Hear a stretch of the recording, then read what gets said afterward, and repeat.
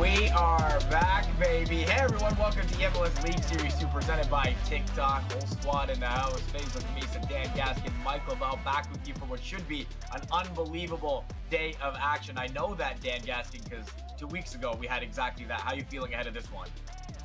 Yeah, I mean, this league never disappoints, and I think we're set up for even more so, especially after the results that I've seen that happen in the coming days or the days prior to this. So it's just going to be another one of those big days where I'm expecting big performances from some of our biggest players. I said big a lot there, but that's okay, because we have King CJ in the league. Yeah, big personality. Mike LaBelle, how you feeling?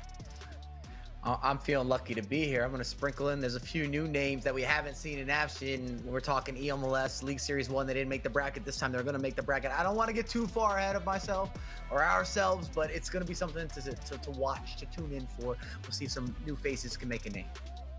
There's something different about you. Maybe it's the hair. All right, League Series 1, as mentioned, just 2 weeks ago. Paolo Neto, of course, the all-time leader, winning his 4th eMLS trophy. He made his 5th straight final. That's across 3 different seasons as well. Dan, he called us out for not picking him. Maybe we should have gone with prior success and done just that.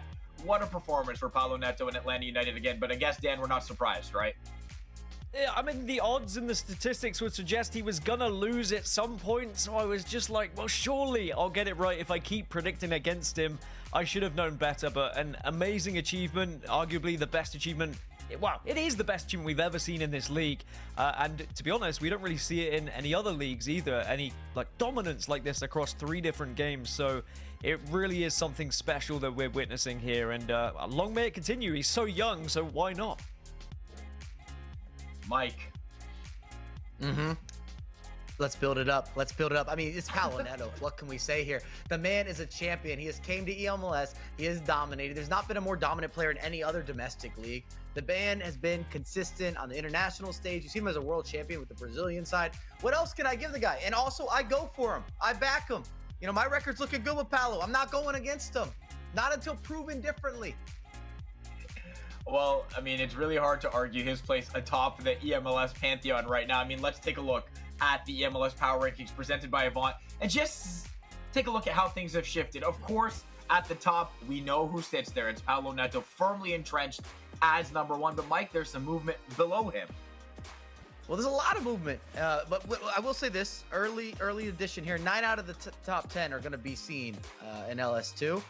You've got the likes of Diogo and Alito, both impressive in LS1. K1 John, kind of a rookie to watch out for. The same with Jafonzo. Gustavo, man, he was putting on a clinic, absolute razzle and dazzle. NR7, current eMLS champion, but I think he needs to show us something today. I'm just throwing that out there. And then we won't see the likes of George Adamu in action.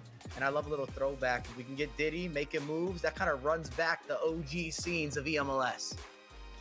And we'll talk more about that when we take a look at the brackets in a hot second as well. But now that you know the players this season, let's take a look at the league format for 2024. You already know, 3 events we've got this season. At both League Series 1 and 2, 12 players qualify and compete head-to-head in a single elimination bracket for a $20,000 prize pool. Then, at our 3rd event of the season, eMLS Cup, all the online qualifier matches are tallied up to form the overall table. The top 4 moving right into the eMLS Cup bracket along with the League Series 1 and 2 winners. The remaining players are going to compete in the in-person eMLS Cup group stage for the final 6 spots. Then, at eMLS Cup in Austin, Texas, 12 players who qualify compete on land in a single elimination bracket with a $35,000 prize pool up for grabs, all in front of a live crowd. You can book your free ticket, come out to the event. If you haven't been there, trust me, it is a party. You can hit the link in the chat to register right away. 1st and 2nd place receiving direct seats to the FC Pro World Championship with a chance to be crowned the undisputed best FC Pro player in the world. All right, today is League Series 2, so let's take a look at who qualified exactly for this event. And Mike LaBelle teased us the fact that we have a couple new faces here, but if you take a look at the groups, you can see talent up and down. Let's just focus on Group C for a hot second. That is very much the group of death. I know that because Lamps and Dulsta, 2 guys that have notoriously been in brackets, have made it to the end, are not gonna make it here right now. That's because King CJ, NR7, Jafonzo were also in their group, and those are the three from C. Moving on, we see Diogo, Diddy Crislito, and Jordy Reyes. First time in a bracket for him. Congrats to the Houston Dynamo player for making it through that group. We'll see him coming up not too far from now. Group B has K1 John, Olilito, Thiago Capo making it in with George on the outside looking in. And Group D, Paulo Neto, of course, Gustavo and Alanavi with Lou and Saucy Sammy on the outside. So that's it. We know the League Series 2 players. The online qualifiers, as mentioned, they happened Saturday, where the top three qualify from each group. The number one seed then receives that crucial first round bye. So Diogo, K1 John, Jafonzo, Paulo Neto, they will get their bye. So those are the players. Let's take a look at the bracket. The League Series 2 bracket has the 12 players competing for a $20,000 prize pool. Just like League Series 1, all matches are going to be one leg, but they have 9-minute halves. So Dan, break us down for that left side. Oh, and it's what a way to start the broadcast as well. Olilito versus King CJ. We actually saw them play against each other in the LS1 bracket. It was a victory 3-2 to Olilito. The winner then goes on to play against Diogo, who of course got to the grand final of LS1 as well. So that is a stacked first half, or first quarter, should I say, of this bracket. But on the lower side, it gets even better. You've got Gustavo versus first time on a broadcast, Jordy Reyes. And even though Gustavo has been in great form, this is Jordy Reyes' chance to shine really in front of the public. So very excited to see how that one goes down. The winner goes up against the informed Jafonzo as well. Even though he wasn't able to get past the quarterfinals last time, he did have to play Paulo Neto. So I think we can understand that. We can forgive him considering Paulo's record. Mike, talk me through the right-hand side. I'll tell you what, Dan, I almost want a little theme music. You see Diddy Crislito against Alan Avi. If this is not an eMLS throwback matchup, original players in the league, when you think eMLS, you think about Diddy, you think about Alan. We're getting that first off, and then whoever wins that matchup goes up against the rookie K1 John that we've already kind of been building that narrative, but I can't wait. I am dialed as a man that's been a part of this league from the very start.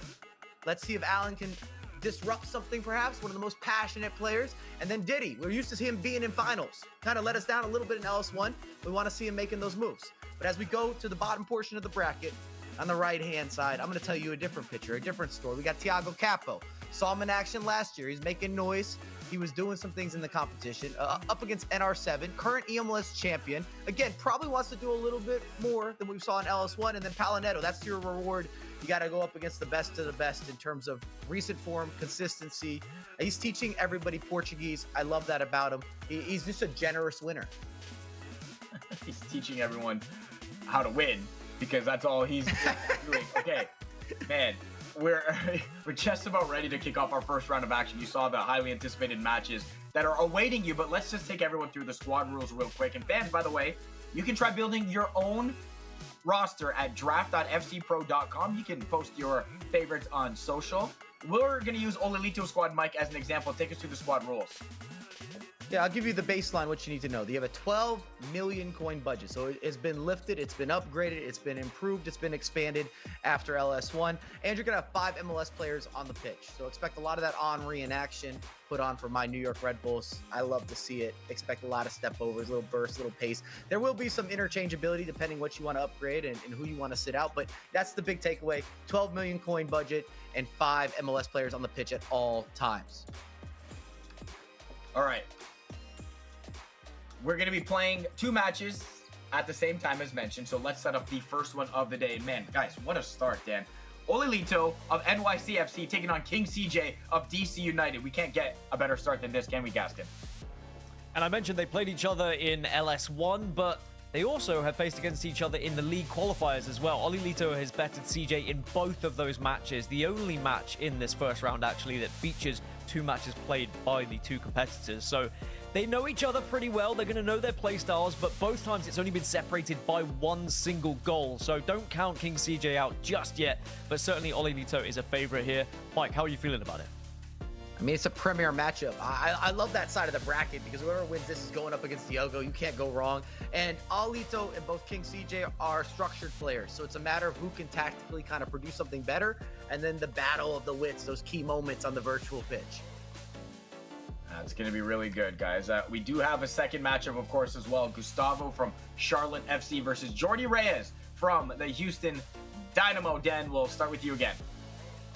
I certainly underestimated Gustavo in LS1, and he proved everyone wrong. I think that he has now turned up and turned into form that we haven't seen in years. And he's going up against Jordi Reyes, who seems to have found form at the right time as well, featuring in his first broadcast. They did face against each other in the league qualifiers. It was a 6-2 victory for Gustavo, so he's a big favorite going into this, but anything can happen on any given Sunday, so we'll see if Jordi Reyes can make something of it. Do you think he's got a good chance here, Mike? What do you think? Well, this is the situation. And respectfully, Jordy's going to need some sauce. He's going to need the dips and the chips if he's trying to best Gustavo. What we saw just a week ago with LS1, Gustavo had the cancellation, a little extra skill, the flair, the Brazilian expression. He looks rejuvenated this season. He signed for a new club, and he has been looking fantastic for Charlotte, and I think he's going to build on that. I might be getting ahead of myself. And again, all due respect to Jordy, but he's going to have to earn it today. Gustavo has put a lot of the competition under pressure. Yeah, you know, you make a bracket for the first time, and now I'm wondering what's in the fish tank that Jordy has in his room there, but that's a question for another day. Instead, it's time for the pre-match predictions. Is that a fish tank? It's a tank of some sort. I don't know. We'll see what he has in the tank coming up. That's his time PC. There's no water in that fish tank. Oh, is that what it was? PC. Is that what it was? Look, man. Look, man. Time difference, okay? It's time now for the pre-match predictions. I think there's a gerbil in there, Faisal. You're good. There's a gerbil in there. You're good. Cool. Thanks, man. Thanks, Mike. Appreciate it. Can't believe I'm siding with Mike here. We all get to make our predictions, of course. It's the pre-match predictions presented by Avant. Chat, you can as well. Mike LaBelle and the chat, by the way, Dan, holding down an 8-3 record. I don't know if that means we should be impressed with him or just embarrassed with our own actions in this, but I think you and I are both set to do a little bit better today. The three of us are going to make our picks. Chat, you can as well. 1 or 2 in the chat. That's what you type to cast your vote. As mentioned, 2 matches going down. We'll start with the first one. Olilito versus King CJ. Dan, what do you think? Olilito's got the better of King CJ twice now in this league, so I'm going to go for Olilito. I'm just going to follow the stats. I like it. All right, Mike. I mean, I spoke to Alito. We went for a lunch and a dinner, and I was told that he would be winning LS2. So that's what I was informed with. And I think it's going to be another one goal separation. Yeah, a lunch and a dinner. That's a serious day. We were very committed. But a lunch and a dinner says that he's going to win LS2. Throwing that out there. That's what he told me. And I think he's going to beat King CJ by 1 goal. That's going to continue as the theme or the trend in this matchup. Wow, our first bribery of predictions there, Faisal. That's what I was going to get there. If you feed me, I'll talk nicely. I mean, you know, the way to my heart and my voice is my stomach. Yeah, somehow, even without the bribery, I'm thinking Toronto FC every time they come up. Anyways, we'll get to that match a little later on. Listen, in the interest of being different, and of course, because he's super talented, I'm just going to go with King CJ here. Dan mentioned how close the matches have been. We've seen what he's been able to do on big days, on big Sundays. I have a feeling he's going to turn up in this one. Chat seems to lean the way of Olilito right now, almost 3-to-1 ratio there, 73% to 27%. We'll see who is correct in that instance. We do, like I said, have 2 matches going down. So Gustavo versus Jordi Reyes is our second one. We're still going to make our predictions in chat. We want yours as well. Same deal, 1 and 2 in the chat to cast your vote. Mike, we'll start with you here. I mean, I kind of gave you maybe a little bit of that insider information where I was leaning. I can't go against Gustavo. I mean, I'd love to see Jordy have that underdog story. I'm happy to see him make a broadcast. I've never really seen him on a broadcast. None of us have. So this is a big moment for him. I just don't think the Gustavo that we've been seeing. You saw the hoodie was already pulled up. You don't want to see that. Gustavo with the hoodie up, that's the problem. We're going with Gustavo. Hoodie Gustavo is something different. All right, what do you think, Dan? I wasn't taken out for dinner or bribed in any way, but I definitely underestimated Gustavo in LS1 and maybe even disrespected him, he may feel. So I'm going to go for him, and I feel like he's going to have another good day. Yeah, I'm really happy that Jordy made the broadcast, one of the great guys in the league as well. They all are, to be fair. But I do think until, again, Gustavo has shown that he can't do it, and until Jordy shows that he can do it, we're going to pick the safe one here and go with Gustavo. Although, again, like most of these, I'm anticipating a close match of chat. Overwhelmingly leaning one way here as well. Gustavo, the big favorite. Why not, based on his performance just a couple weeks ago? So, since there are matches going on at the same time, here's how you can get your most optimal coverage. You can stick around right here, twitch.tv/MLS. We're going to be showing you coverage of both games, but we are simulcasting each match separately as well. MLS 2 and MLS 3 if you don't want to miss a second of your favorite team's action. Dan and Mike throughout the day, you'll also get to nominate action for TikTok's moment of the day. Could be goals, could be saves, could be celebrations. You guys somehow get the autonomy to decide that. And with that said, it's time for you guys to take it away with the call. Dan and Mike, let's have a great one. Thank you so much, Faisal. It is Oli Lito versus CJ that we'll kick things off with. And of course, New York City FC versus DC United. I mean, Oli Lito is not even there. So at this point, let's talk about CJ for a little bit, Mike. He was the one who was disappearing from his screen in LS1, but he seems focused. He seems ready. And I think we might have gotten ahead of ourselves a little bit. Everyone across the booth took Alito, but we're acting like King CJ can't cause this upset, can't make moves, hasn't been one of the biggest threats in eMLS, also representing the US in terms of different competitions. Andy's the tallest man in the competition. If we ever had to stand next to each other, King CJ will tower over you. I know you've kind of teased that a little bit, but if you don't understand at home, he's actually, I don't know, 6'7", 6'8", 6'10", I don't know. A lot taller than everyone else.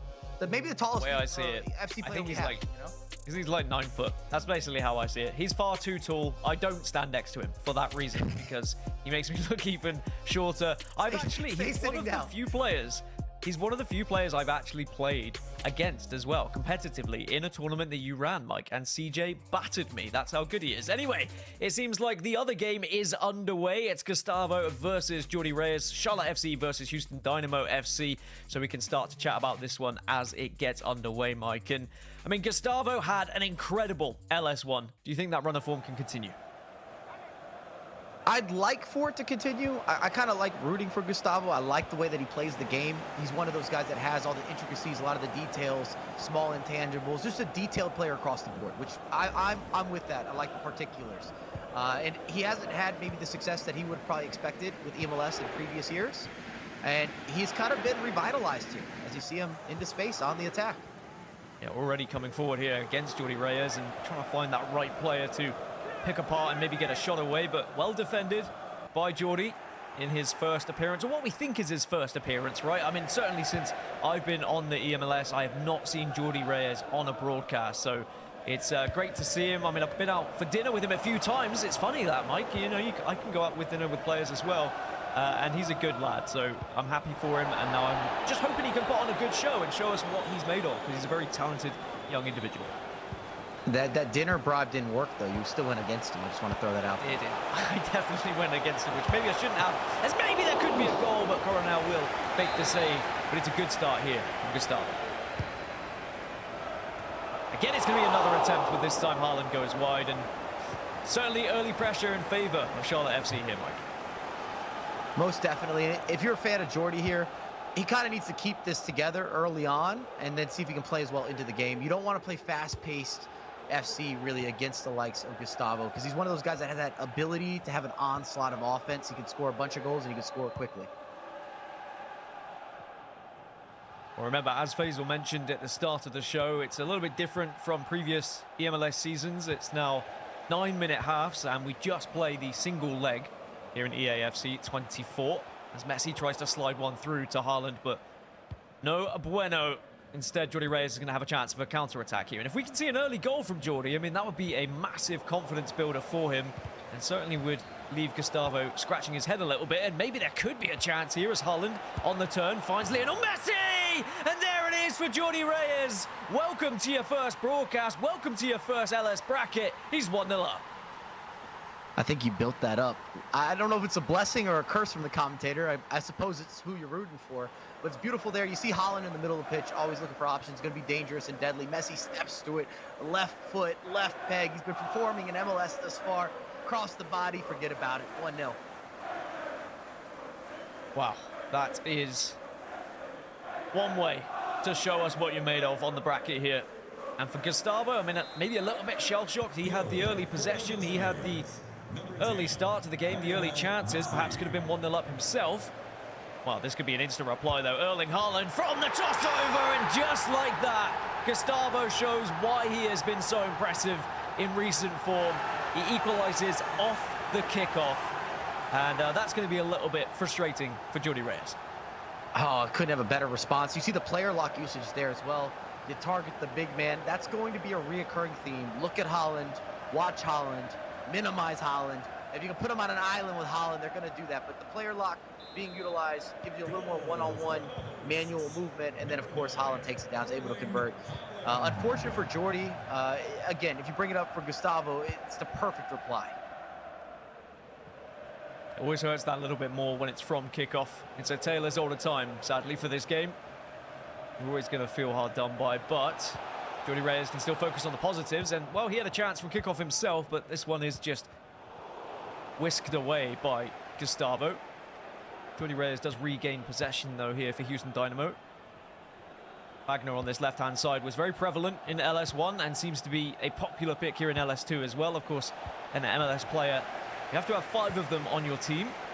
And he seems to be one of the active ones that people are going for. Is now Frank Ribery, someone we didn't see much of last time, but we might see plenty of today. Fights Lionel Messi, but Rio Ferdinand challenge. And the reason that you see so many goals scored and conceded from kickoff, well, at least a couple of the reasons. One, after you score a goal, you often switch off. I think we're all guilty of that. If you play a lot of FC, you know that feeling. And 2, your team's often a little more flat-footed. They don't have the same spacing, so if you're able to get a key penetrating pass, it might be open in a way that it wouldn't be when you have that classic build-up. Well, there is going to be an early goal the other side in the other game, and it's going to be Oli Lito getting the first one. He's on the board against King CJ. Meanwhile, on the right-hand side, you can see that Gustavo still applying pressure. So Oli Lito finding the lead again against CJ, as he's done a few times, actually a couple times this season. So CJ is going to have to reply. DC United going to have to work out how to get back into that game. But Oli Lito showing his dominance yet again. I mean, he's been a great addition to this league, Mike. No doubt about it. Maybe the marquee signing. I don't want to take away from anything because we have the return of Didi Crislito, Jafonzo. All I do is keep hearing about him. I was talking to Levy earlier today. He said Jafonzo has been a menace online, and he's expecting him to get kind of a breakthrough. So I look at some of the new signings. Even K1 John, what he performed at the end of last year and then coming into this year, I don't think we've seen the best of him. I don't think we've seen him his prime, and he was already performing at an upper echelon last season, really having that break-off. The league just seems to be getting better and better. Yeah, breakout, but I knew what you meant. There's another Labelism in that spine. But the league does just seem to get better and better every season. And I'm sure there'll be even more players next season wanting to get signed. But you've got to be signed first. And Oli's still 1-0 up. On the right-hand side, though, Gustavo is still applying pressure against Jordi Reyes, hoping to maybe find a goal to take him in the lead. But with 26 minutes gone, we are getting further into that game, whereas it's still the early stages on the left-hand side between Olito and CJ. But 2 big games, 2 important games, especially when you look at who they have to face when they get into the quarterfinals. I mean, you've got Diogo and Jafonzo waiting in the quarterfinals, who at the moment have been so good so far as Messi plays one into Haaland, and it is going to be a lead here for Gustavo and Charlotte FC, and it could be a goal on the other side as well. Chances floating everywhere. You see that early goalkeeper movement. You just wait for a half second. Haaland tucks it home. You see the instant replay. Allison, no man's land, can't do anything with it. Just well done, extra pass from Gustavo. I don't think that game is anywhere near done with goals. Expect a lot more, a flourish, if you will. Yeah, I mentioned it in the pre-show. Gustavo beat Jordi Reyes 6-2 last time they played up against each other. So he knows how to score against him. As speaking of scoring against someone, CJ's just got one back against Oli Lito as well. Of course, it's the man, the myth, the legend. It's Erling Haaland, who we're going to be seeing a lot of today, just as we did in LS1. I don't think we could be more complimentary. The one-man show. We saw him at FC Pro this year. As people kind of learn some of the new meta, a lot of the back post crossing, and again, just isolating Haaland and letting him do his thing. Obviously, with the big upgraded items, too, if you've got the chance to get your hands on a Team of the Year or the Dynasty, or even his regular gold, you can still get away with throughout a weekend league. He just is a game changer. The dynamic is different. You have to adjust for what he's bringing to the virtual pitch. He's unorthodox. He's got the size. He's got the power. He's got the pace. He's dangerous. He's decisive. He's everlasting. a little bit of everything. And I just saw him bully Rio Ferdinand off the ball as well for Gustavo, although it is Jordi Reyes on the attack on the right-hand side of your screen. Does have the opportunity to maybe hit a counter here and get back into this game as Mbappe's found the ball, but he's offside, so it allows me to just focus on the game between Olilito and King CJ for a second. This is new, Mike. I'm quite liking this. Play by playing 2 games. Keep them both up. This is just keeping my brain active.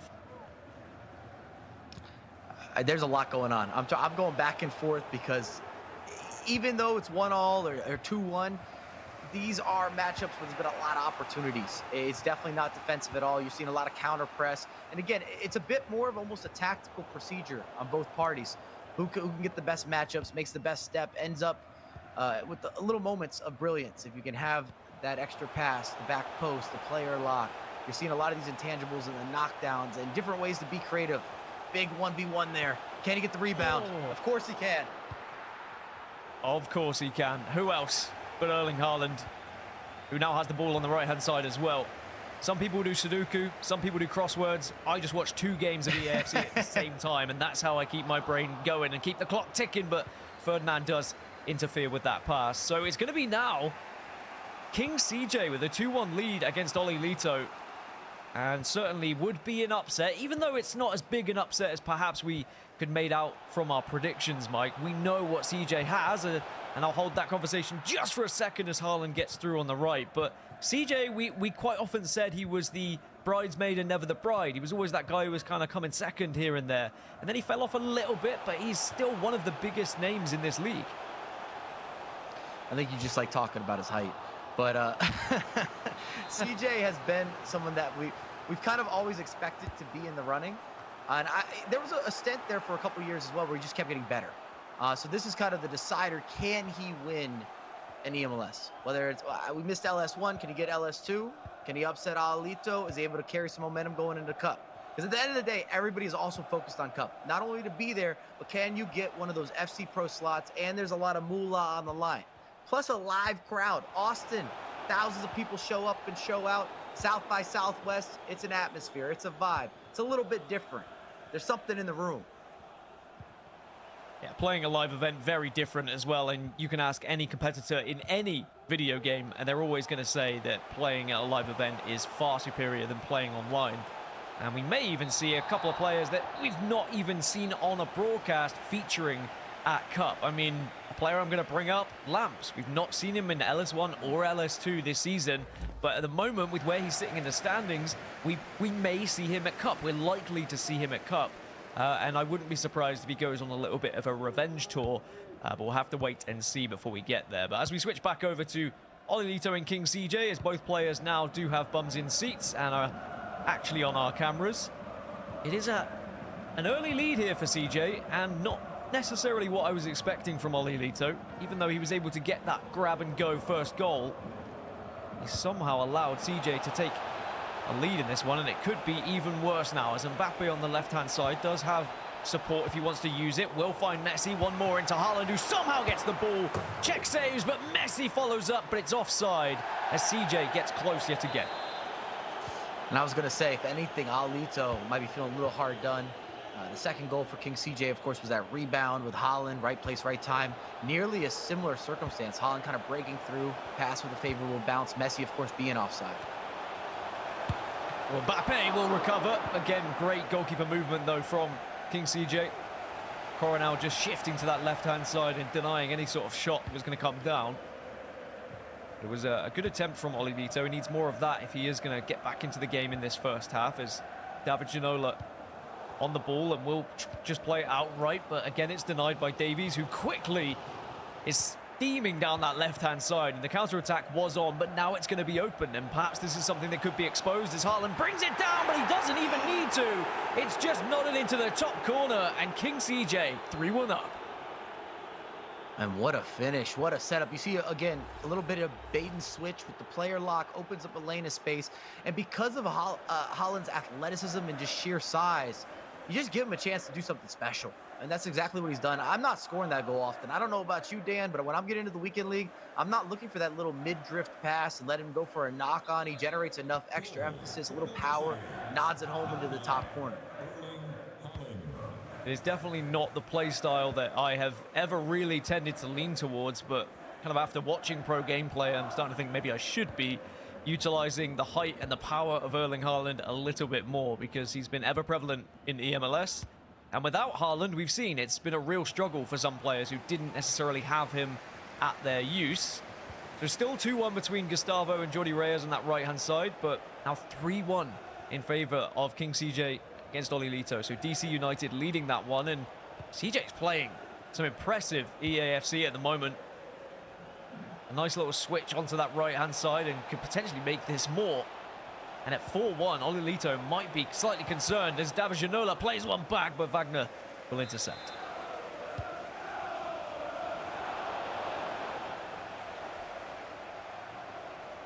Mike, I'm very impressed with... You got to be...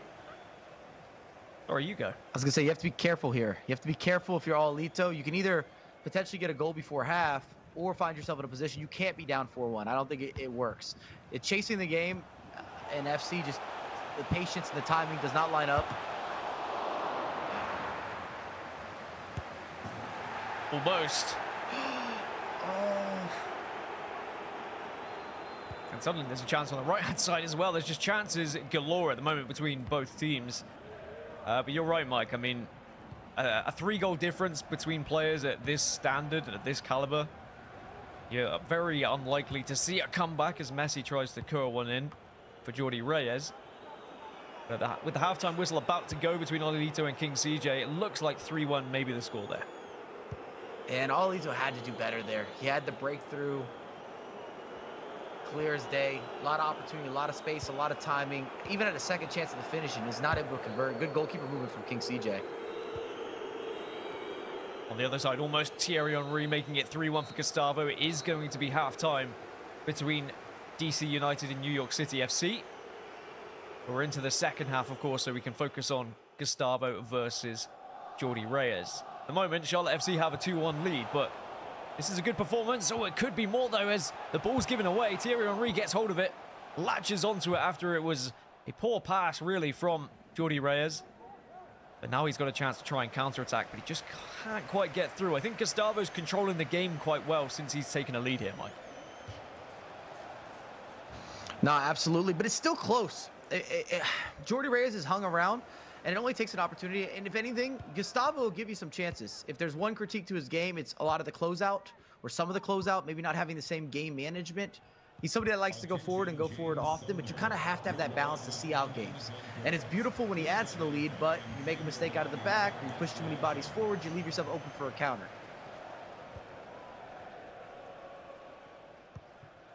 Gustavo would like to make this 3, though. 2-1's too nervy a scoreline, really. You don't want to have to just get into those latter stages and hope that your opponent doesn't find a cheeky goal. Speaking of, there's Haaland, but can't quite get the header on target. So a nice little break in play and a chance for both players to go into their tactics screen here. Jordi Reyes, I mean, he's got 25 in-game minutes to get back into this game. Mike, do you see him potentially getting an equalizer? He's got plenty of time. I was just going to reiterate, if you recall, or just if you don't know at home, the halves are longer. These might be single elimination, but you got more time. So when you see that 65th minute, it's not clicking down the same way. So you don't necessarily have to go into a all-out team press or a constant press. You could still take your time, make the changes, make the adjustments, line up your second or third formation choice, and then go into the second portion of the game. I always feel that how you see out these matches is really what separates a lot of the good players and the great players. So more time than usual for Jordi Reyes. I say than usual, I guess they're probably used to it now after competing in LS1 and all of the league qualifiers that they've been playing against one another as well. They played, what, 22 games or something now against each other in the league qualifiers, so that is a lot of FC to be playing as Ribery steals the ball away. Messi will find one more and potentially could try and get a shot away, but I don't think wants to shoot at the moment. Is looking to try and find that extra pass. Somehow still has possession. Messi into Henry and almost makes it 3-1. Fantastic save from Coronel, it's got to be said. You see some of those ball rolls, just looking for re-angling. Short corner to Messi.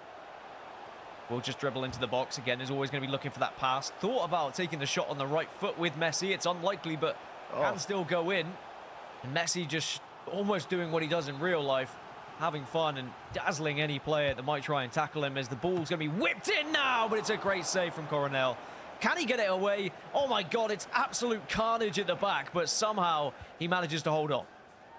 It's not how you draw it up. And I mean, you see Gustavo going direct corner kick. You saw the step overs before with Messi, a couple cancellations, just trying anything to get in that offensive zone, that bread and butter. It's all about angles. I always look at FC, especially offensively. Can I get to the spots? Can I unlock spaces? Can I do it in a deceptive manner? Well, we're back underway in the other game as well. 10 minutes have gone in the second half between Olilito and King CJ. And now only 18 minutes left between Gustavo and Jordi Reyes. As Jordi Reyes is actually through. Messi to Henry, but the pass does not get there quick enough. And that was the chance you have to feel for Houston Dynamo FC to get back into this game. Sadly, though, the ball just wasn't able to escape out of the feet as quick as he would like. I'm looking at this Olito game as well. We've got Gustavo and Jordi Reyes. As you see this Jordi into space, not able to finish. Coronel's been consistent. And then you're also counting the minutes a little bit if you're a fan of Olito. How soon does he have to get the next goal? Because I know King CJ. You know King CJ. He could see out a game. His spacing and understanding of the game, the structure, the tactical approach, something that he's known for. And if you don't start putting him under pressure, he'll start slowing down the clock, using that to his advantage. He's known for some of the game management, has that in his locker. Definitely has it in his locker. We've seen it time and time again from King CJ, controlling games, and that's why we don't necessarily see as high-scoring games on his stats record, because he will close out that game sometimes rather than going for broke and looking to try and pummel his opponent. Instead, he just slows it down, calms it down, and will win the game by a couple of goals. But what we didn't see previously between CJ and Olilito was CJ holding a 2-goal lead against his opponent. So this is kind of uncharted territory. We'll have to see whether Olilito can respond and how he's going to respond. You can see he's in the tactics screen at the moment, as is Jordi Reyes. Jordi Reyes has a little bit less time to work with. But I do feel that chance that Jordi Reyes had for Houston Dynamo, it may have been one of his few chances that he's going to get in these final moments, and it might be one that just went begging. And he's had a few chances, it has to be said. Gustavo's given him opportunities, and Jordi's gotten some big saves, some big breakups, some big defensive stops.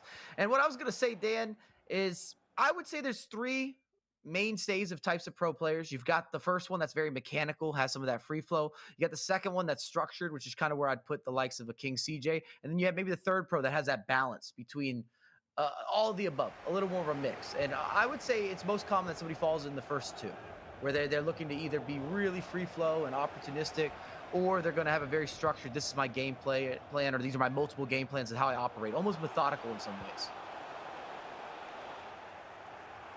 Gustavo attempts the through ball, but Wagner, as always, is quick enough to intercept. And now he can launch a counter-attack as both games now underway. It's Jordi Reyes trying to break through with Thierry Henry on the right. Also, I will say the colors very similar between these four players, which makes it even harder for my brain. But Jordi Reyes and Houston Dynamo coming forward. Kevin De Bruyne manages to get past two, but can't beat the third. Certainly chances are there. And Gustavo does have to be careful here, Mike, because things could very easily go pear-shaped if Jordi Reyes is able to get through on goal. Yeah, the danger with Gustavo is you've had your chances to see this game out, and it hasn't happened for you. And I always bring that up because there's something about FC that has a way of punishing you or being kind of cruel if you don't take your opportunities. Oh, speak of opportunities, almost. Olilito was able to find the back of the net from distance there with Kevin De Bruyne. But I think that says a lot about kind of the play styles that you were talking about, and maybe the frustration that Olilito's going through here.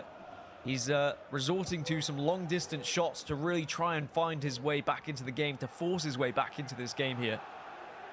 But CJ holding strong, and here we go. He's starting to hold on to that ball a little bit more, dilly-dallying a little bit, but that's just going to eat away at that clock. Hey, love it or hate it, it's smart. It's part of the game, and you want to use the clock to your advantage. It's in your best interest to make that your best friend, to put your opponent under a little more pressure. And if you have to chase, if there's too much of that, there's just more room for mistake, error, it's frustration, and your mental. And Alito might be counting how many opportunities he actually has left. If that had gone in, I mean, that would have been game, you'd have to feel. But with it still only being 3-1, there is still time for Olilito, but it's kind of crunch time now. This is where you have to throw everything in the kitchen sink forward. Any substitutes that you have available. I mean, we saw the team sheets earlier of Olilito, and I think it was Steven Gerrard he had on the bench, right? And Thierry Henry. So there are a couple of players you can bring on for some fresh legs. I think maybe the question is, what all does he have in that kitchen sink? He's got some spoons, some pots, some pans. He's going to need the a last lot. two is washing up. You know, that's a big thing. CJ looks comfortable with the switching of the pitch. You can see both his fullbacks are overlapping, which just gives him even more width, taking up space. And the danger in this is that he should have outlets. He should have free outlets. If anything, Alito's going to have to start bringing in that constant pressure that you kind of started to tease a little bit. A lot of risk, high reward. It's got to go for it.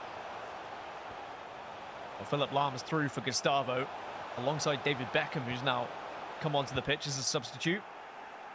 Kevin De Bruyne, though, will make the challenge for Jordi Reyes, who is now launching a counter-attack, and could be one of the few attacks he has left in this game, so has to try and make it count. Olilito also doing the same. So both players who are searching for goals are the ones who are leading the attacks at the moment. See Olilito through with David Ginola. Hasn't quite got the shot away yet. On the right-hand side, Messi's trying to get the shot away for Jordi Reyes. Both players desperately trying to find any sort of breakthrough, and Olilito does get his. He's the one who finds success, but he's the one who needs 2 goals. It's 3-2 now between New York City FC and DC United. And how this is set up for the ending. I mean, both these matchups, you see some of the player lock, that manual movement. Again, Messi on the left peg, you know what he's going to do with it across the body. Game on. Gustavo, though, has been able to get the ball to Rooney. Messi's able to find it, but Jordi Reyes clinging on to any sort of hope that he has at the moment. Desperately trying to search for a way to get this ball out of his own box, and does so. And we'll get a chance of respite because it's going to be a pause. But it's Gustavo and Charlotte FC who still have the lead 2-1 going into the last few moments. Yeah, this is almost a little bit of bag of nerves, if you will. It's a matter of who can handle it better. If you're CJ, you're trying to hold the ball, but if you get a chance to go forward, you've got to push it. I don't think the game works if you just go side to side. You've got to look for those angles, maybe that extra cross. Again, try to isolate Haaland. He's been the main man for you, all the knockdowns. I think he's sitting on a hat trick right now for King CJ. 13 minutes remaining for Olilito to try and find an equalizer. We saw very little extra time in LS1. It wasn't until the latter stages, actually, of the LS1 bracket that we got any extra time on our screens. But perhaps we could get some here if Olilito does find a late equalizer. Or maybe it could be Jordi Reyes. I mean, less time on that side, so we'll focus on this one for now. We can see the conclusion of this game, which could end here with Messi into one more, and will find it. That's game. It's done. Gustavo's going to be progressing. Charlotte FC, they go 3-1 up. And he's got to feel relieved. I'm telling you, you've been watching this. You've been dialing in on the double screen, the 2 screen, the split screen. Gustavo's had a lot of chances, a lot of opportunities. And that's why I talk about the danger. If you don't finish those, there's something about the game. You can just feel it coming, that there's going to be a reply, a rebuttal, an equalizer, if you will. And we haven't seen this before. Wayne Rooney on the board. Was not actively used in LS1.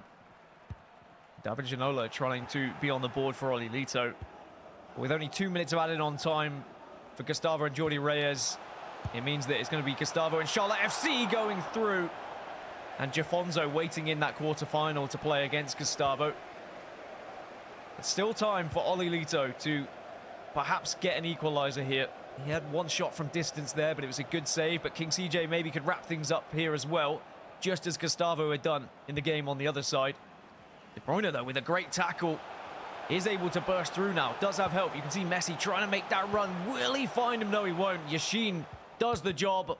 All the meanwhile, Gustavo's just put a 4th goal into the back of the net. It's Wayne Rooney again as Olilito's trying to find that goal himself. So Gustavo rubbing extra salt in the wounds for Charlotte FC. But it is Olilito still coming forward but can't make the pass.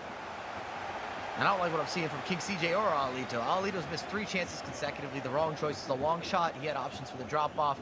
The 2v1, he missed time to pass. And then you just saw, again, an early shot on a big mistake again from King CJ with one of the outlets. Now Erling Haaland, he's through on goal here, and this could wrap things up for DC United. But Cech gets down quickly off his line and will make that save, which keeps things alive for Olilito. And then confirmation on the right-hand side. Charlotte FC will be progressing. It's a 4-1 victory for Gustavo. He carries on his form from LS1 into LS2 and will find himself in the quarterfinals against Jafonzo. Now, though, what does Olilito have left? Remember, when we looked at the power rankings, Olilito, he pushed himself up into the top 3. He might be falling out in the first round here. That's not really what we would expect. I don't think he has enough time. It's a corner kick. I think we're in the 88th, 89th minute. King CJ should take this short, resurface, maybe a couple swings side to side.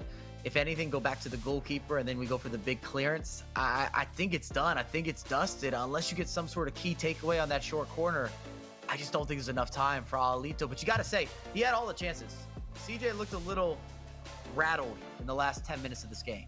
Some of those clearances, some of the little lobs, he's trying to be maybe a little too precise, and the mistakes were made, and Alito did not capitalize. Pretty sure that that is a 2021 bottle that CJ is sipping out of as well from the qualifiers back in 21. It even said 21 or 23, but I think it might have said 21, which is brilliant. I mean, hold on to... They're like heirlooms at this point, so definitely hold on to them. They're valuable. But he is trying to hold on to the game right now, and it's just... You can see a deep breath as he awaits what changes might be coming from Olilito and New York City FC here. But it is going to be a corner to CJ. Now, you'd have to imagine that he might just try and play time here, play it short. Even though corners have been so good so far in eMLS at actually finding a goal, you have the opportunity to just play it short, play it back, recycle play, and then kind of eat away at the time. Here's Henry. Plays it back to Mbappe. This is what we expect. Play it in the corner, hold on to it. How much added on time do we get? This is going to be a big indicator of the game. 2 minutes. So maybe one chance for Olilito as Mateus does get the ball. And it has to be now. He pings it forward to Evander. Mbappe's making the run, but instead will go left to Vinicius Jr. Does have help with Messi, who's also running and darting through the middle, but Vinicius is being jostled. He's being carried a little bit as Messi, though, retrieves, but it is going to be offside. And that might just be time now. CJ holds on to the ball. He starts to celebrate. He says calm it down as he plays it out as King CJ and DC United are going through to the quarterfinals. And it's all smiles for the man who is 6'8". We need to find out his actual size, Mike, but the big man does go through. We don't know his height. He's just growing. I don't know. Depending how he's doing, it's all over the place. What a performance, though, from King CJ, and quite rightly smiling because Olilito is a very difficult opponent to be facing in the knockout round. And that means DC United and King CJ will be progressing to play Diogo in the quarterfinals. So from one giant to another, it's going to be a mouth-watering matchup when we get there. Wow, what a start to League Series 2. Faisal, sorry, I didn't even talk to you, Faisal, throughout the entire game. All good. I didn't feel like I needed you, but now I need you. No. Now I need you. I got you, bro. I got you. I mean, look, guys, what do we say every week, right? What a way to start this off. What a way to go. Every matchup feels like a heavyweight matchup, and I'm not just talking about the size of these players physically either, Dan, as you like to allude to. It's a fantastic start there. A really, really great game between King CJ and Olilito. And to be fair, I know the scoreline was 4-1 in that other matchup as well. But Jordi Reyes had his chances. He absolutely held his own against Gustavo, who separated himself near the end there. And it sets up a couple great quarterfinal matchups. But guys, the big matchup was Olilito and King CJ, Mike. So what ultimately made the difference there for the big man? I think being clinical. Also, King CJ did an excellent job utilizing and maximizing Haaland in the first half. Gave him that advantage. Remember, he was up 2 goals, held on to that. I think the last 10 minutes were a little sporadic. I don't know if either side could really celebrate it. Olilito missed chances. King CJ made some mistakes. Either way, you saw it out. You saw big smiles, large and in charge. We're just going to keep with the height references. We'll continue that on. And if anything, I think I owe him an apology. Maybe we all do. I think we all went all Alito and King CJ. We didn't all go all Alito. No, we didn't. No, we didn't. Oh, my bad. Sorry. I just wanted, I was just skipping past you there for a second. But Usually do. either way, the job was done by King CJ. Myself and Dan maybe owe an apology to King CJ. He got the job done, and he flipped the script a little bit. We always talked about Alito, 2 previous matchups, won by a goal. This time, it's going the opposite direction, a momentum shift. I love to see it, and it sets up a great matchup against Diogo in the quarterfinals. And Dan, that second matchup, Gustavo, Jordi Reyes. Ultimately, though, we all felt Gustavo was going to prevail, and he did with a couple separators at the end there. Yeah, he did 4-1, maybe a flattering scoreline for him in the end where Jordi was sending everything forward to try and get the equalizer, but we, have to tip our hats to Jordi. It's the first time we've seen him on broadcast, and it was a good performance. He got that goal, he took the lead. We were thinking it could be the Cinderella story, but Gustavo demonstrating why he's one of the most informed players at the moment. He responded instantly. It kind of sucked all life and momentum out of Jordi's performance. And then from that point onward, Gustavo controlled the game. He dictated the pace, and it allowed him to progress. But now he faces Jafonzo, which is a very difficult test. And I think this is a better matchup for Jafonzo than he had in LS1. Of course, he had to face Paulo Neto at this stage. This time, maybe we can see him progress a little bit further. All right, on the other side, we have Diddy Crislito getting set to take on Alanavi, and NR7 getting set to take on Thiago Capo as well. First set of games, first set of drama, no surprise here. We're going to take a quick break. Up next, so we continue the first round here at the eMLS League Series 2, presented by TikTok.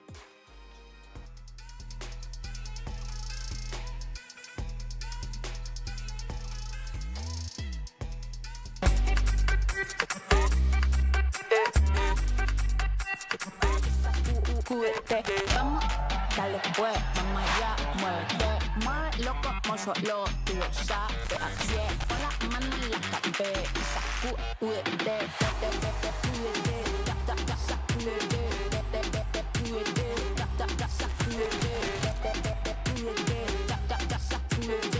sacúdete, mira, sacúdete. Do you know if you have milk right now? Do you know its condition? Are you afraid to look?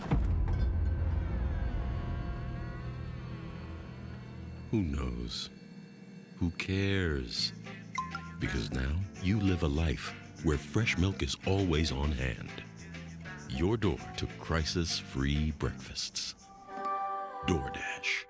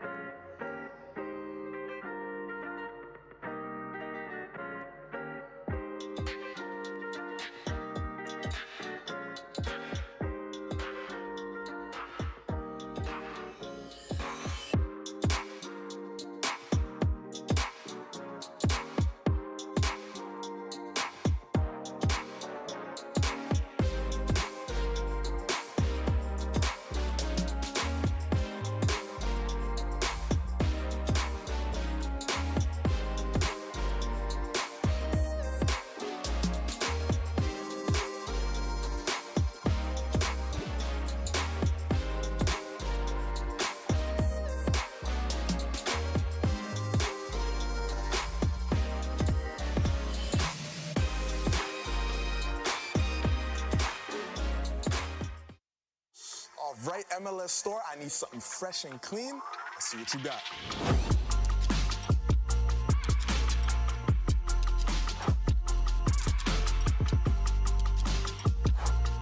I need that in my size.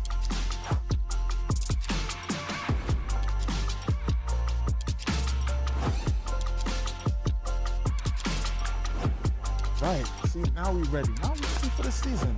Looking clean. Nice.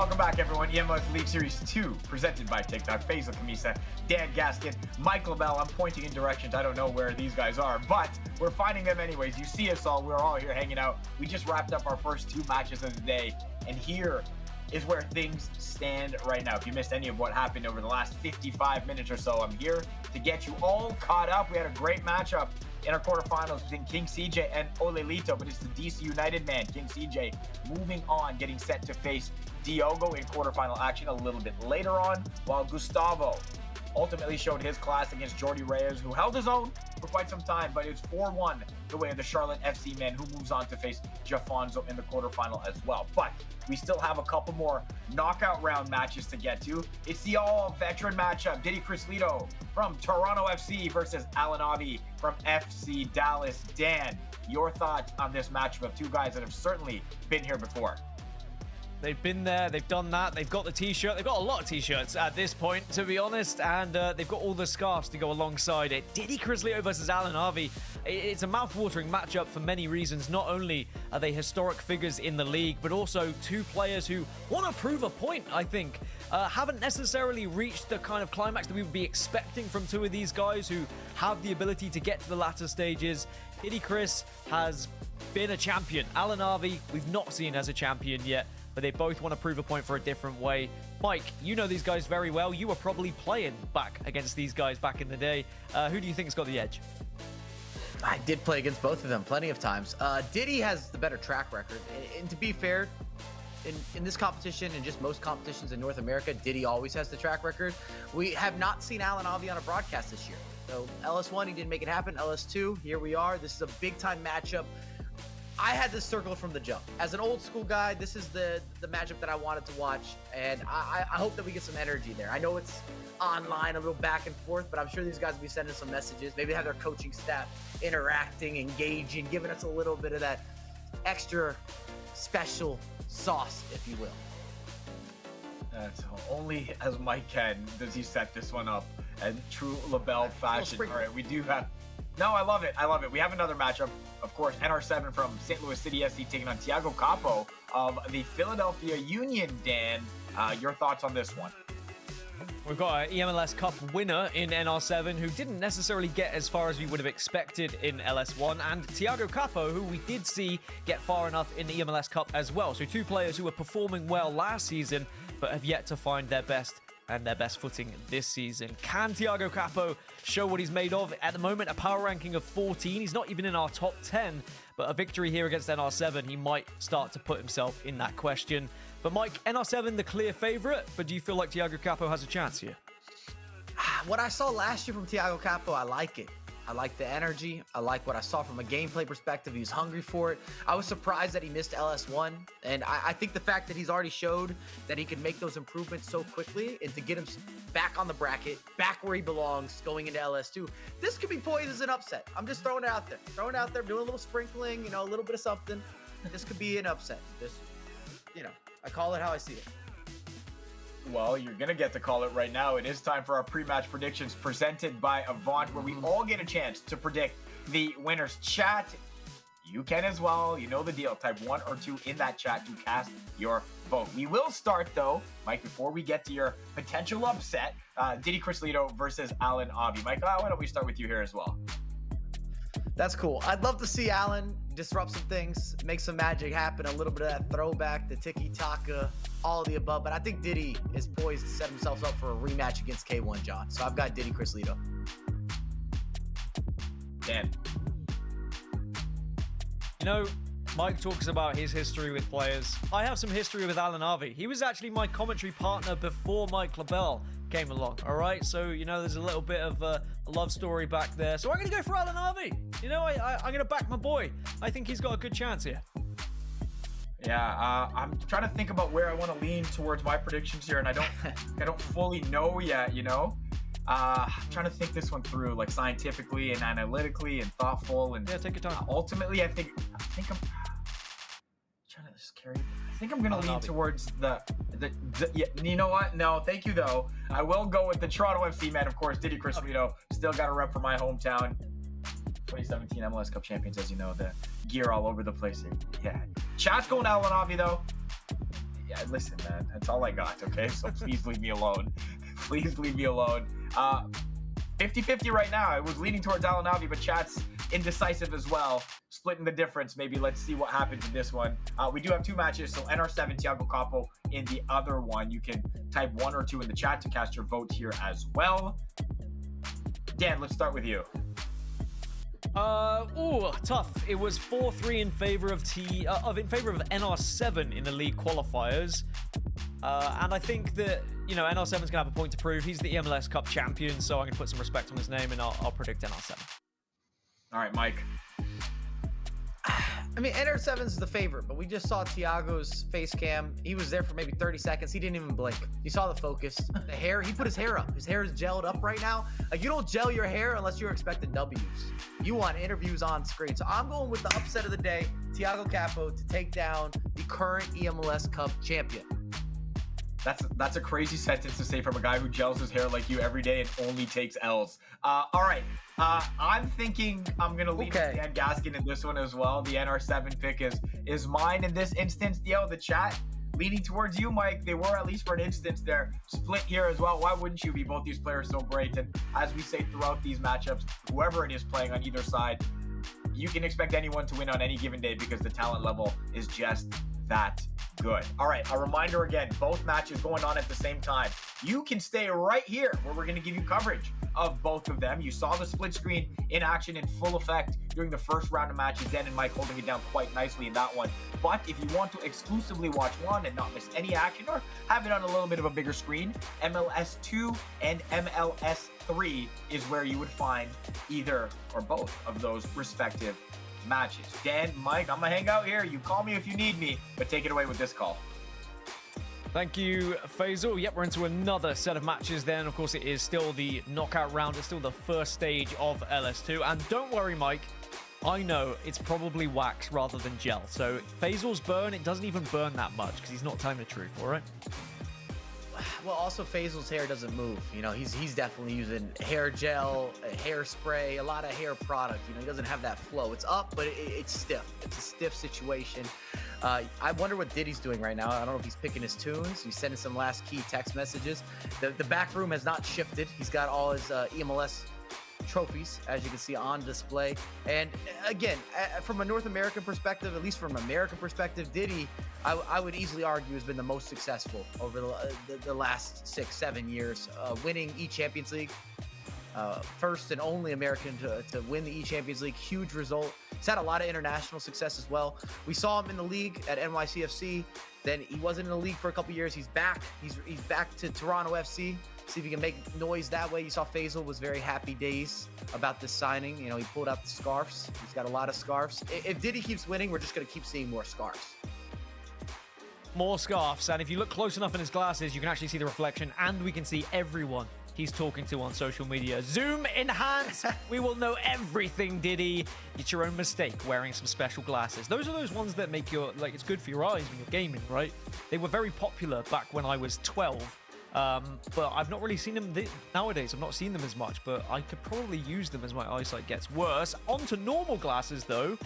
Here's Alanavi. I mean, we haven't seen him on a broadcast this year. You spoke about it, Mike. His stream's been popping off lately, though. I think he's one of the key figures in the North American pro scene. Do you think he's got a good opportunity to win this one?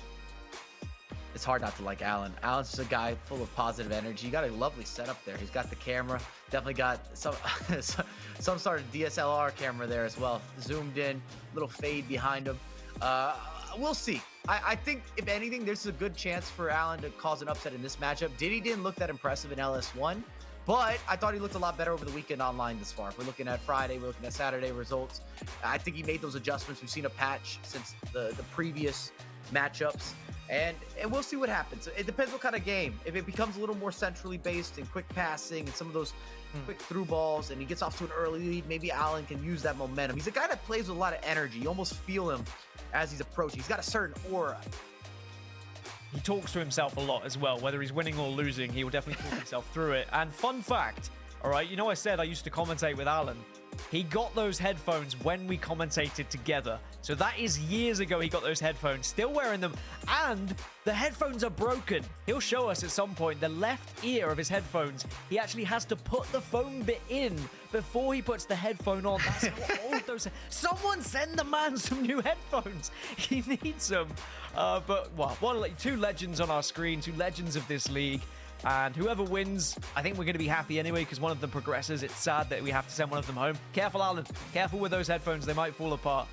But as the two players get ready, it's fun for us to kind of talk about their history here, Mike. And you're right, Diddy Chris Lito, we know what he's capable of when it comes to the achievements that he has. Alan maybe doesn't have the same achievements behind him, but that doesn't mean he's out of this game. Yeah, Allen's persistence and consistency's got to give him some credit. I will say this, he can be a little bit of a streaky player. I know I just talked about consistency. He's always in the market, right? He's in the conversation, but he can get hot. We also saw him play really well at an E-Champions League as well, getting himself to the finals. He made it into the final 8, which was a surprise for many, but he was able to make some moves. We've seen him in eMLS as a constant. And especially if you see him in Austin, which I would like to say is likely that'll make himself into a bracket or get himself into a bracket. He's going to pop off. He's going to be noisy. He's going to yell at you. He's going to get in your face a little bit. Controllers could be thrown. Monitors could be tossed. A lot of smiles also could be provided. I'm just building all sorts of narratives here around Allen, but I'm with it. Even Allen and I have a kind of famous match where I accidentally broke a jar. I don't think you would have seen this, Dan. It was a little more behind the scenes, but I did break a jar that I thought was plastic, and I slapped it off the table. It was indeed not plastic at all. Broke a glass jar in one of my matchups. Fun fact. Since you're giving out little gems, there you have it. I've witnessed a lot of history between you and Alan Harvey as well. In your own apartment once, when Alan had a broken leg. I remember you getting particularly frustrated with Alan because he was kind of jabbing you a little bit for you were losing at Weekend League, Mike. So that's one of my funnier stories that I have of you two. But that's the kind of history that we have with these players, and we know them very well, and they know each other very well. They actually played against each other in the league qualifiers already. It was a 6-2 victory for Diddy Chris. So Alan going into this knows that he's already been topped by Diddy this season, but sometimes that's a good thing. Sometimes you can learn a lot from that. Alan would have been able to perhaps study that footage. He streams all his games, so he's going to have all that footage available to him, and perhaps he can go to the drawing board and maybe learn something from that loss. And maybe this is the qualifier where we see the old school gentleman make a little bit of a run. We've already seen, I know King CJ didn't start when Alan Avi or Diddy started, but he was kind of in that next up, the next call, if you will. He's already made that result, got a win against Alita. We just saw at the top of the broadcast. We know that at least Alan or Chris are going forward here, so one of them will have a chance to make that name. Maybe it's just because I'm a historic guy. I like some nostalgic vibes. If we can have some of the old school Americans making runs, happy days for me. Even if I go against... On the other side, Nicholas Razek and Thiago Capo, they're underway. It's St. Louis City FC versus the Philadelphia Union. And it's going to be NR7 kicking from left to right and already finding a goal as well. That's one way for the eMLS Cup reigning champion to get started here in LS2. It is a goal right from the get-go. About as horrific as a beginning as you could have asked for Thiago Capo. I took him for an upset. He is going to have to show some serious heart, some serious backbone to get himself back into this and maybe to take some stride. Because if anything, and Rasik is saying it's another day in the office. And I know that he wasn't happy with his LS1, even though he made the broadcast again. Guys like Rasik, they haven't become champions because they're looking for second place. It might sound a little cliche, but we've seen him on the international scene even before he came over to eMLS. Serious results. We've been there from winning tournaments. He's always in the conversation. He's making runs. At one point, we were almost saying he was guaranteed a top 4 finish at any tournament that he was a part of. Yeah, he really is a player who knows how to get the job done and knows how to get to the latter stages of these tournaments. And he's got an early lead to work with here, but that doesn't mean it's game over for Thiago already, because he's coming forward and trying to show a bit of dominance of his own. Lahm keeps the ball in. Ribéry into Messi. Great turn, great finish. Absolute magic from Lionel Messi. And perhaps a TikTok moment of the day already, just with the sheer confidence and control we just saw. And you see, doing the most was a little good fortune. Great build-up, works down the sideline, gets a bounce off the cross attempt, but then he keeps that composure. He resurfaces. He recycles, he finds the extra pass, and if anything, it's kind of been the Haaland and Messi show. I'm not saying that should be a surprise, but just from the offensive characteristics, capabilities, the conversion rates, the way that they're being used and really utilized, and the ingenuity they're giving you around the box, and maybe it's a little bit of that. You got a gladiator and a maestro approach. You've got this big body that's unorthodox with a Haaland, and then Messi has all the footwork you could ever ask for. But just like that, only 7 minutes gone, and it's already 1-1. Both players from their first attack, really, able to get a goal. Can Nicholas Razek also do it again from kickoff? Yes, he can! As easy as Ham will get the goal and make it 2-1, and it's just a nod of approval from NR7. Again, another day in the office. I'll tell you, if this is what we're going to see today, I'm not mad about it at all. If we can get 10 goals between the two of these gentlemen, no complaints on my end. I'll sign the petition, or I'll co-sign the position. You see Mia Hamm in action. She is so dangerous. I hate going up against her. A really missed an opportunity to say yes, you Ham, when she scored, but we live and we learn with commentary, and I'll save that one for next time. You can see on the left-hand side, Didi Chris and Alan Harvey are underway as, it's knocked down to Thierry Henry, but sadly, no goal can come from it, as it is going to be a corner instead, a second bite of the cherry, but 0-0 in the game between Didi Chris Lito and Alan Harvey. But all these corners flooding in, Mike. We know that corners are dangerous, and with corner after corner, there's always that chance that a goal might just end up shortly going in, but it's not going to happen. And sometimes that's the separator. We're looking at the pro side of things. The margins are so small between winning, losing, a draw, having a big result, having a close affair. And a lot of it's being able to finish and being able to take those half chances, if you will. Oh, well, that's not a half chance. That's a full chance for Thiago Capo. Makes it 2-2. Frank Ribery. And we're going to be seeing a little bit of Franck. He's absolutely smashes it in there from distance. This game looks like it could be a goal-scoring feast like you were talking about.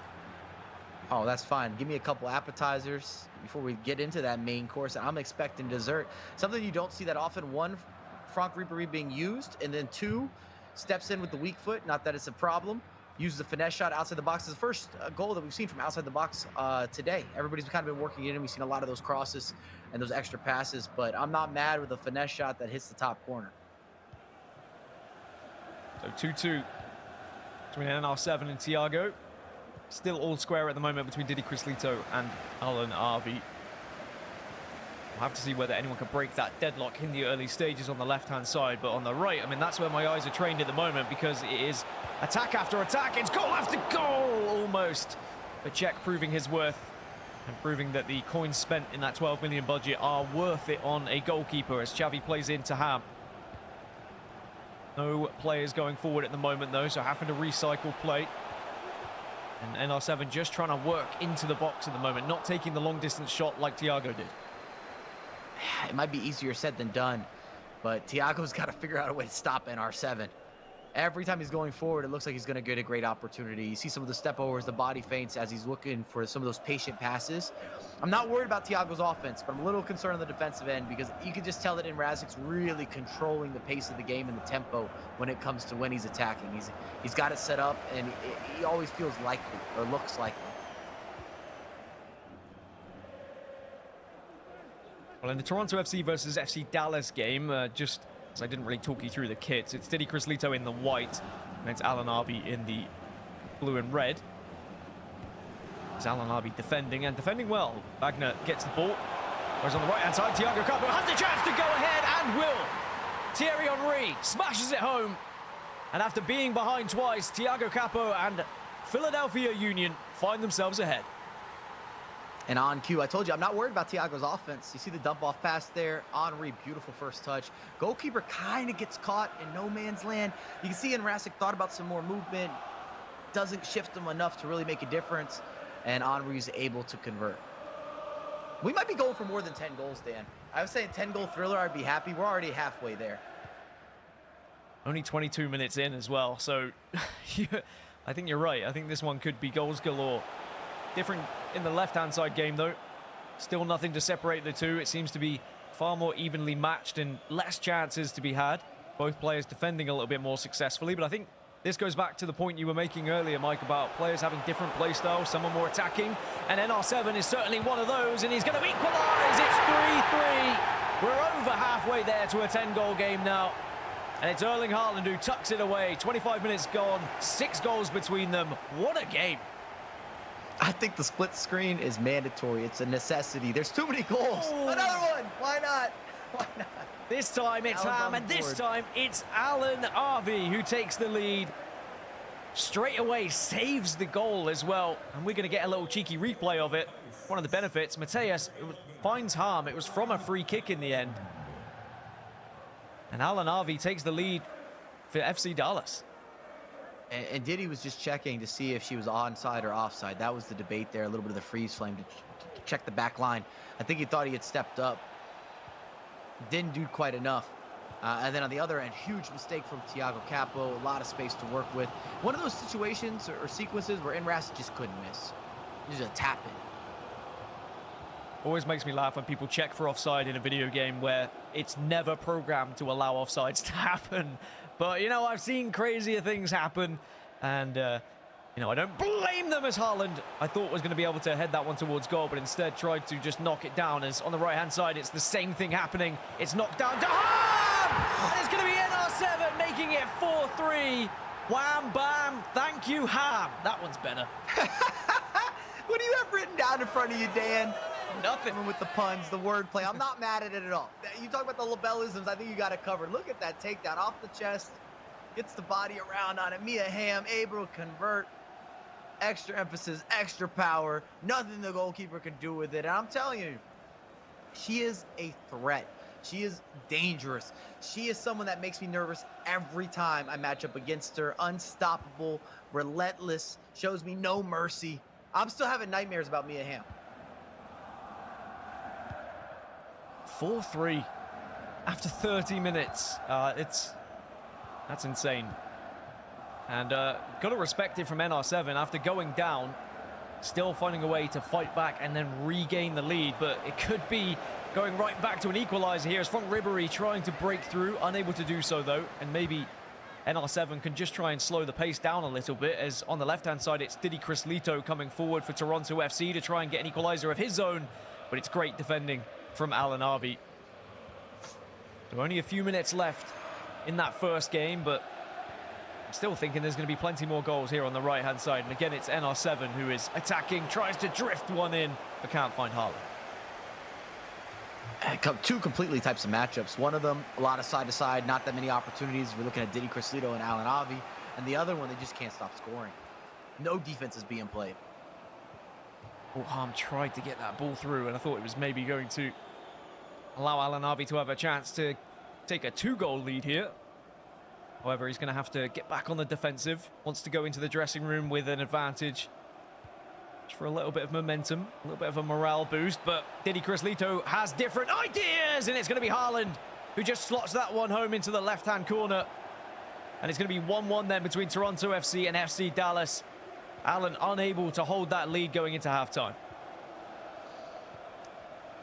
It's a good build-up, little extra pass. Who else? It's got to be the big man. He just takes up so much space. He's a presence. In many ways, I feel like you know it's coming and you just can't do anything about it. Sometimes you just have to roll over and show your belly. Accept what's going to happen, because he is inevitable, is Erling Haaland.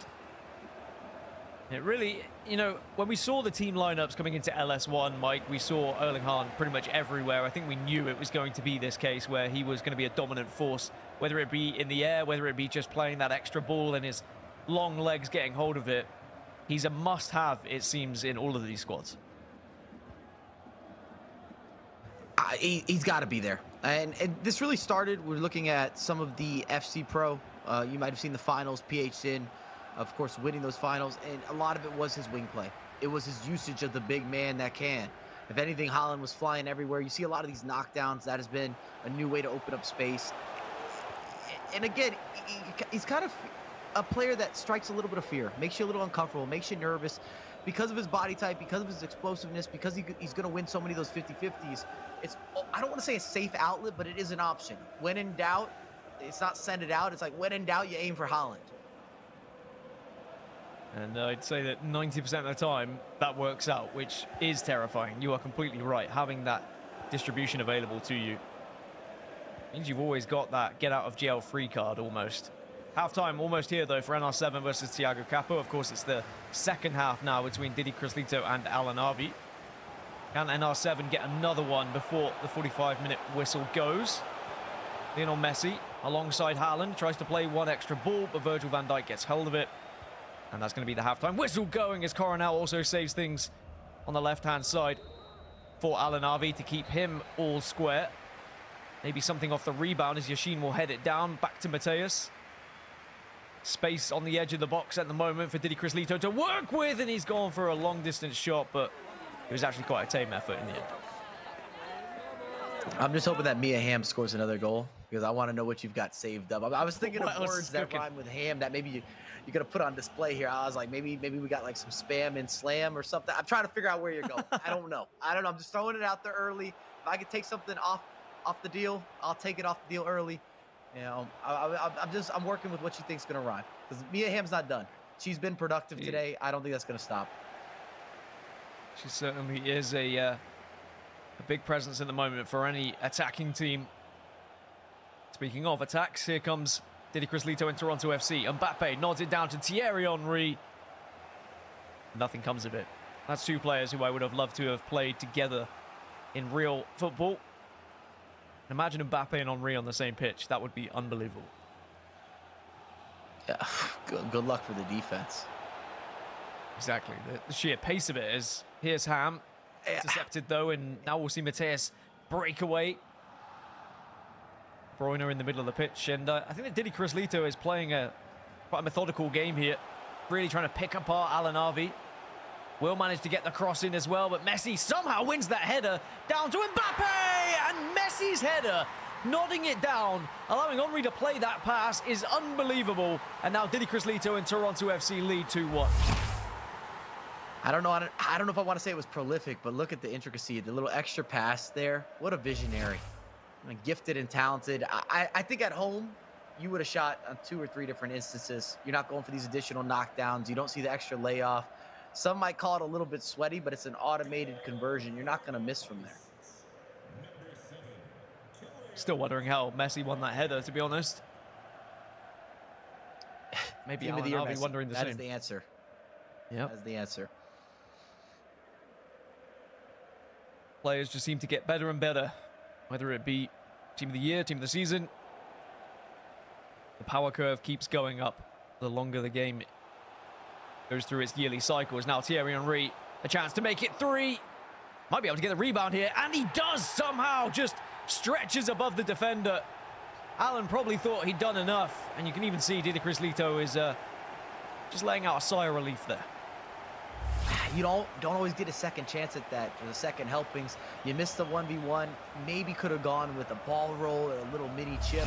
It bounces back. Henry climbs the ladder. He elevates. Man's on a rocket ship, showing some of that proficiency. It's just determination, and gets ahead to it and knocks it home. It's not the prettiest of goals, but they all count the same. And it puts Allen in an uncomfortable situation. That 2-goal spread, and the clock's starting to work against you a little bit.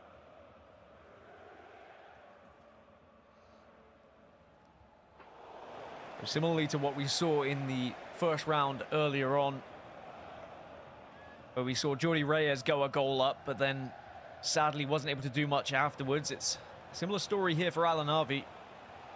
Takes the lead against Didi Crislito, but Didi now has a 2-goal advantage, although it could get cut down here if Mbappe can hold on to the ball. However, he cannot.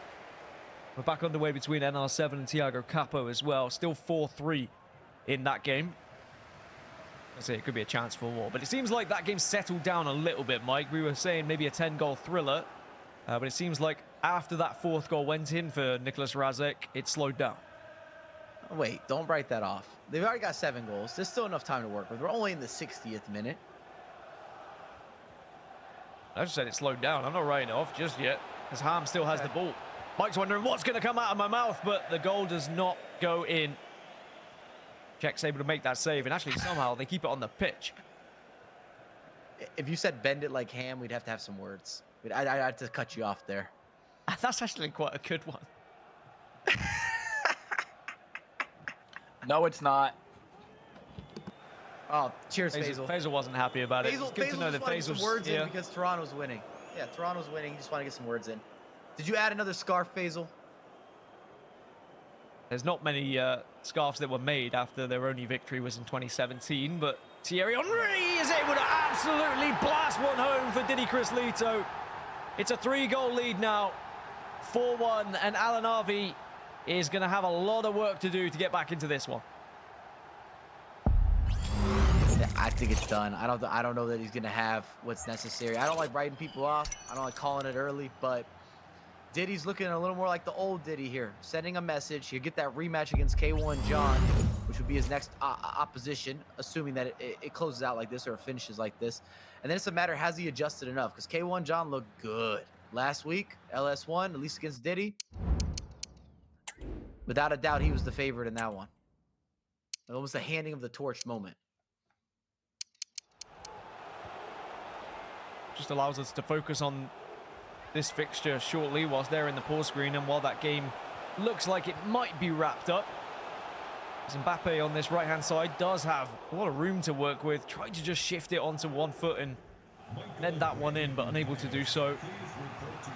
Good pressure from NR7, but Thiago Capo keeping this close is also good for him. You don't want to allow NR7 to get too much of a lead here, especially with only 20 minutes remaining. I still don't know which way this one is going to go. Capo's got to score next, Dan. It has to happen. I don't think, again, same as the situation. You got an experienced player. You've got a multi-champion when you're dealing with Inrasic, including carrying that eMLS torch from last season at least in Cup. You know, most important of the competitions. You got to make him feel a little bit of pressure. You got to put him under something. This pressure could come now, but the pass intercepted. It kind of went a little bit wayward. Thiago Capo trying to force a few things now as Harm-Through does have Haaland alongside it. Erling Haaland could maybe put this one to bed, but good defending from Thiago Capo. And in the end, it was actually ball bounced off of Haaland, so it was going to be a goal kick, a chance to pause and a chance to just check on these tactics. Yeah, I was surprised by that. I thought there was a deflection there, but I'm sure Thiago will take a moment to breathe here, make some of those adjustments, some of those changes. And this one here, you think it's got to be done. I mean, Diddy, almost 75th minute, a lot more space to work with.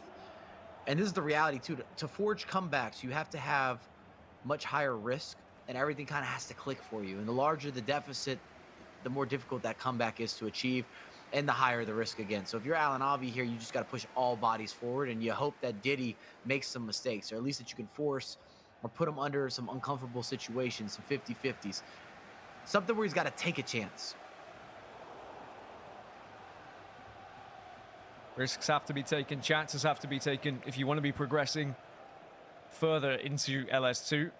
Remember, this is still only round one. This is still the first knockout. The winner of this goes through to the quarterfinals. So still plenty of action here in eMLS League Series 2 as Thierry Henry just knocking this one forward, knocks it across to Mbappe as well.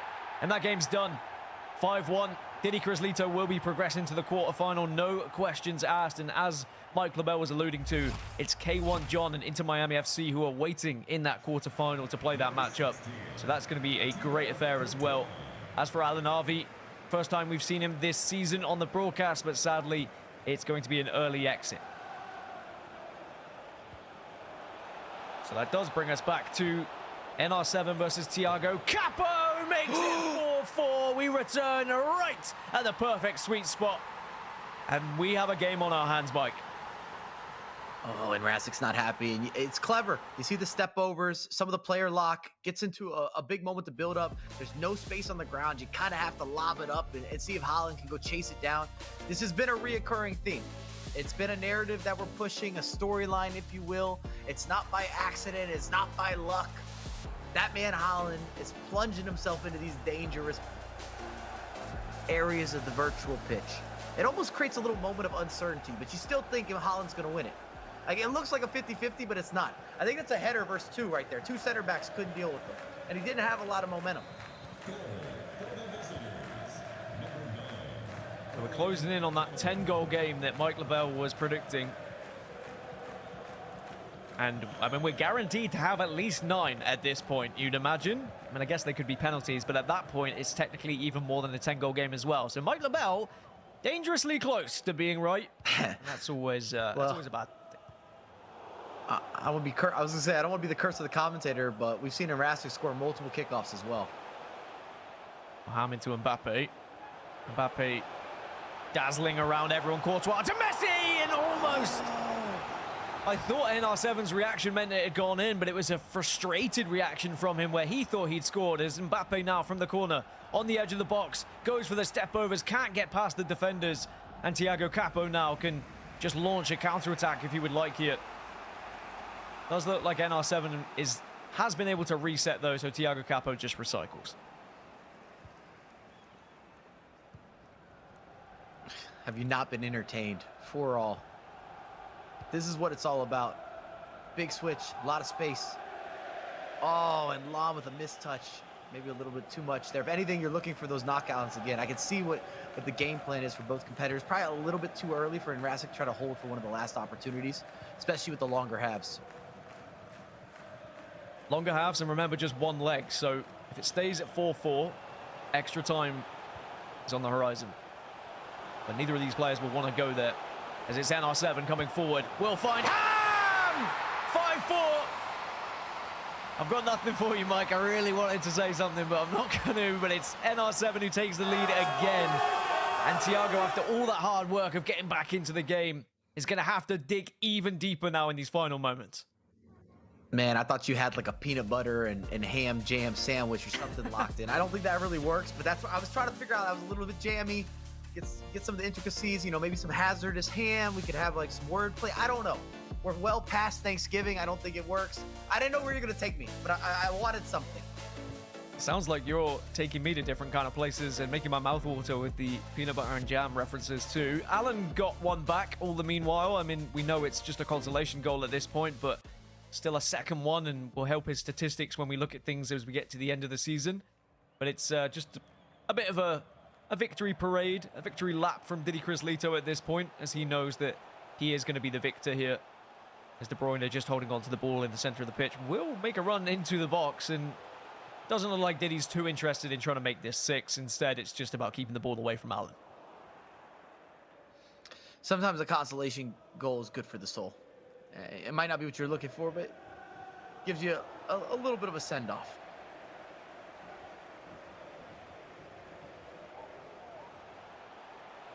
Just 3 minutes. Well, I say just 3 minutes. That's more than we're used to seeing for Alan Arvi.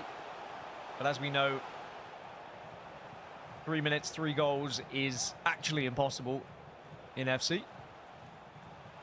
Even with the extra time that we have. And oh my, De Bruyne almost trying to put on a little bit of a show for us to try and make it 6 for Didi Crislito. But I'm sure that Faisal is smiling in the back at the moment with Toronto leading this game and Toronto FC progressing. Alan trying to make something in these final moments just to try and make it look better. And there we go. Thierry Henry thought he had scored. It's going to be offside, so even worse there. But NR7 versus Thiago Capo. 5 minutes left for Thiago to get back into this one and find an equalizer as the final whistle is blown between Toronto FC and FC Dallas. And confirmation that Toronto FC will be progressing into the quarterfinals. Don't worry, Faisal, we don't want to hear from you. I heard you tried. 4 minutes remain, Mike. And NR7 has a chance here. Look at Messi going. Instead, though, plays it out to the left. Evander holds it into the middle. Like, so much space as well on the left-hand side that you can work with. Into Courtois. Oh, he didn't take the shot. He wanted to get the pass. Did not trust the usual goalkeeper, Courtois. Thiago's building maybe towards the last attack here. I think he had a chance for a counter. Not nearly as much space here. It's going to take some of those additional passes. Could be the last attack that he has, you're right. Mbappe. Any sort of help? It's Philip Lahm this time. Oh my goodness, what that could have been. Erling Haaland with the overhead bicycle kick. I thought it was going to be something special. It had me almost leave my seat. Winning that ball back, though, means that it's still time here. Oh, no, but what an interception that could be for NR7. Potentially a game-winning interception. And, oh, we're going to have a disconnect here, Mike, so we'll have to see what the admins say about that one. As far as I could see, there was only 1 minute left, but we'll get confirmation as to what happens there. Frustrating for the players, of course, but usually it'll be a position where we'll resume from that moment, and it was about a minute left, and you can understand why NR7 a little bit frustrated, Mike, but I'm sure it's not going to matter too much. Still rerunning those bicycle possibilities. Give it to Holland, let him go acrobatic. Of course, has that play style as well.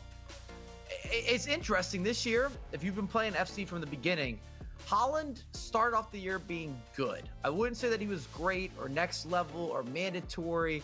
He wasn't a requirement. He wasn't a player that changed the game dramatically, but after a few months, some different patches, different game styles, a lot more switching of the pitch, this access for space and the ability or the want to cross. You now need someone to get on the back end of those crosses, and Holland is the perfect athlete with the best attacking positioning. Maybe just sheer athleticism. I'll build that from the athlete stance. He just gets to everything. Well, as these players just get ready to get back into the game, and we will be resuming from that same time moment where they were, we'll bring Faisal back in. And Faisal, we can start to talk about how this bracket is lining up, because we know one of our players, well, actually 3 of our players now that are progressing through to the quarterfinals, confirmation that Diddy Crislito is going to be going through. Yeah, exactly that. And it was a very, very good game from him as well. I know he was down early, but really, guys, when he started that second half, he came out with some sort of mission and really made sure he separated himself quite early in that game. And it's good. I think it sets up a really good matchup between him and K1 John as well, just adding to the other 2 great quarterfinal matchups we already have set on the left side of that bracket. And what I imagine is a minute away or 2 from NR7 moving on as well. But Mike, I gotta say, is something about that start of the second half that really impressed me with Diddy Crislito. I don't know if you guys noticed, Mike, in particular, something he separated himself with by adding to the goals there. It's so much around isolating those matchups. I think he's done a really good job with Henry on a couple of the knockdowns, the extra passes. We've seen some of the tactical adjustments. He's going to need those against K1 John. If you recall, just over a week ago, I don't think he looked good in that matchup. I thought K1 John looked much more superior. So I'm happy to have that rematch, all things considered.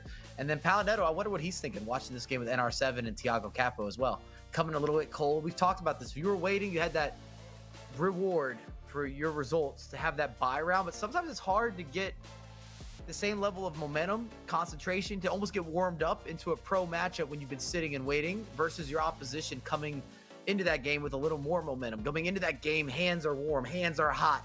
Just had a big win, a big result, confidence on the up and up. Oh, it sounded like you were going to say a little bit more there with the way your inflection ended on that sentence, my guy. If you give me more, I'm ready to go. I tell you right now, I think Jafonzo, is going to disrupt things. This is his turn, man. I just got a feeling.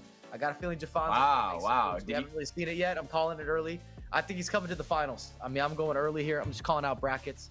I don't think he can go against Palinetto until proven differently on the right side. Yeah, I'm just ready. I haven't gone to brunch. I haven't talked to him a lot. I haven't given out any hugs. We haven't been having a lot of conversations. I am seeing what he's tweeting. I'm over there. I'm watching the Twitter sphere.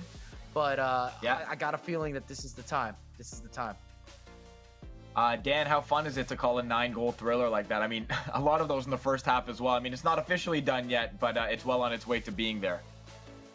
Yeah, it's always great when you see 2 players who aren't afraid to go forward, and sure, it leaves you a little bit vulnerable at the back, but it creates for very exciting games. And yeah, not quite done yet. We'll get the resolution shortly, but NR7 had possession. There was about a minute left, so if it resumes from that point, you'd imagine it's probably going to be NR7 progressing, and it means that we would get an eMLS Cup rematch between Palinetto and NR7. Of course, NR7 toppling Palinetto in that final. The only time we've ever seen Palinetto lose in a final in the eMLS is against NR7. So that is going to be a mouth-watering matchup if we get it. I think we underplayed the fact that that was a potential second-round matchup here today, only because maybe we're not trying to jinx these things, you know? Maybe we don't want to get a little bit too ahead of ourselves, and we don't want to undercredit the other players and the other opponents in this matchup as well. But we look like we're going to be on our way to a matchup that stunned everybody in Austin, Texas last year. By the way, a reminder, Austin, Texas, 1 week from today is eMLS Cup. If you haven't considered being there, or if you're going to be there for South by Southwest and you want to be part of a fun party, make sure you get your free tickets for that too, by the way.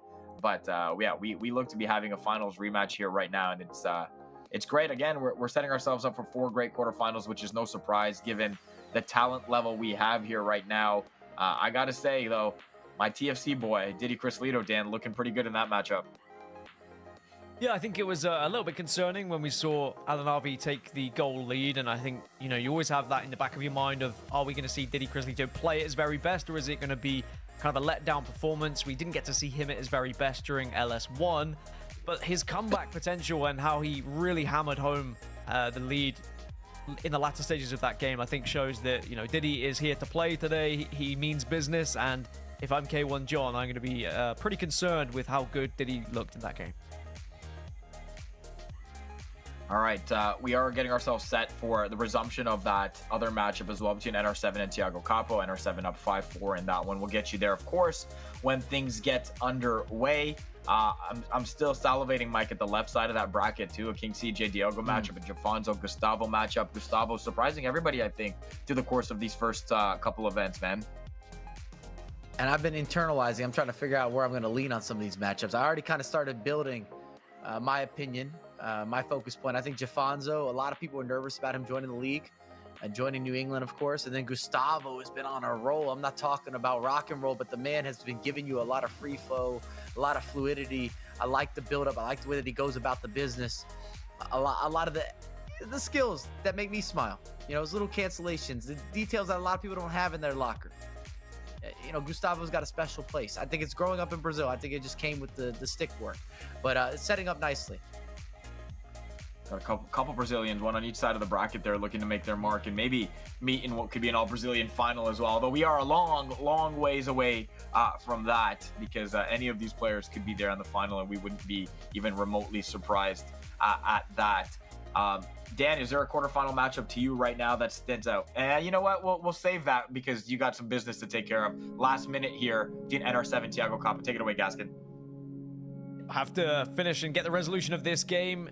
NR7 has possession, as he did when we jumped out of it, and there's going to be 1 minute of added on time as it was when we jumped out of it. So now it's just a matter of holding on to the ball for NR7, and it's probably going to be an anticlimactic finish, which it will be, and NR7 wins the game 5-4, and it is going to be St. Louis City SC progressing. So NR7, the reigning eMLS Cup champion, will have an eMLS Cup final rematch against Paulo Neto in the quarterfinals. But it's sadly the end for Thiago Capo and Philadelphia Union. Great to see him on broadcast. We know what he's capable of, but sadly it's an early exit, Faisal.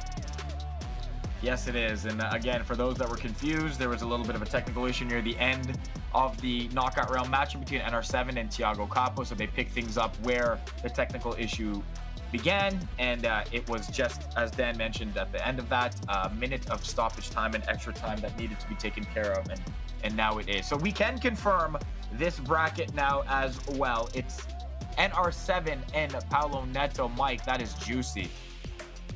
Abso-freaking-lutely. Sign it up, lock it in. I'm not mad. Again, today that's been my saying. I'm not upset. I'm not mad. There's no matchups that really go wrong. eMLS, the competition level, it just keeps getting to higher and higher places. We got a lot of international talent, and this is one of those matchups. We got Brazil going up against Germany.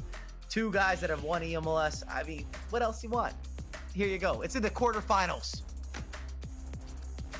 All right, because we set up everything so beautifully during the course of that break, I can now remind you that MLS, the season, is back on the pitch. You can watch every match with no blackouts. All of the action returning to MLS Season Pass on the Apple TV app, so go and subscribe now. On the other side, well, here we go. It's the top 4 seeds getting set for their first action of the day. Quarterfinal action here at eMLS League Series 2 presented by TikTok on the other side. We'll be back in a quick sec.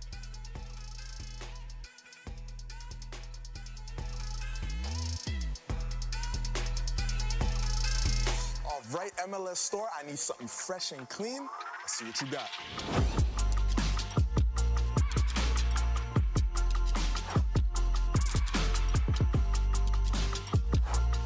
I need that in my size.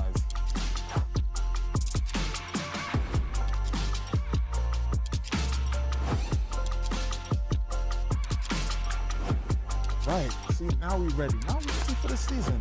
Looking clean. Nice. Your batteries are dying. Because all of your batteries are dying all the time. You could let that stress you out. Or you can come to realize that this is no longer a problem. Because you can just instantly order some new ones. Your door to unlimited power. DoorDash.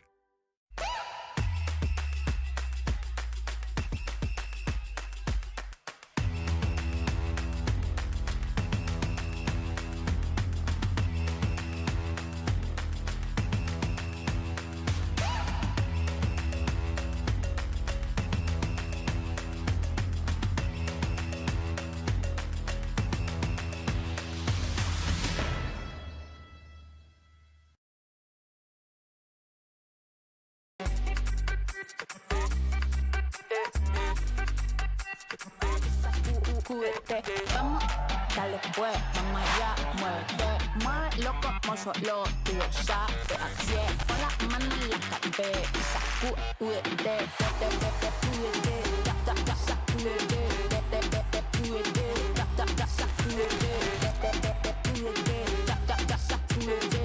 sacúdete, mira, sacúdete. Do you know if you have milk right now? Do you know its condition? Are you afraid to look? Who knows? Who cares? Because now you live a life where fresh milk is always on hand. Your door to crisis-free breakfasts. DoorDash. All right, MLS store, I need something fresh and clean. Let's see what you got.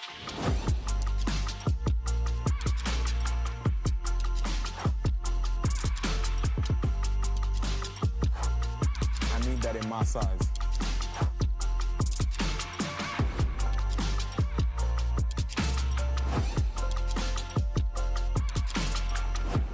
Right. See, now we ready. Now we ready for the season. Looking clean.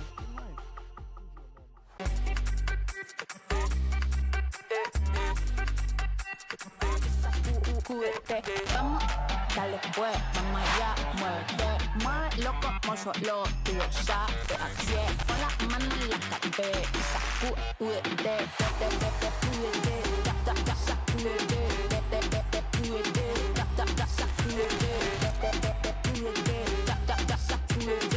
sacúdete, mira, sacúdete.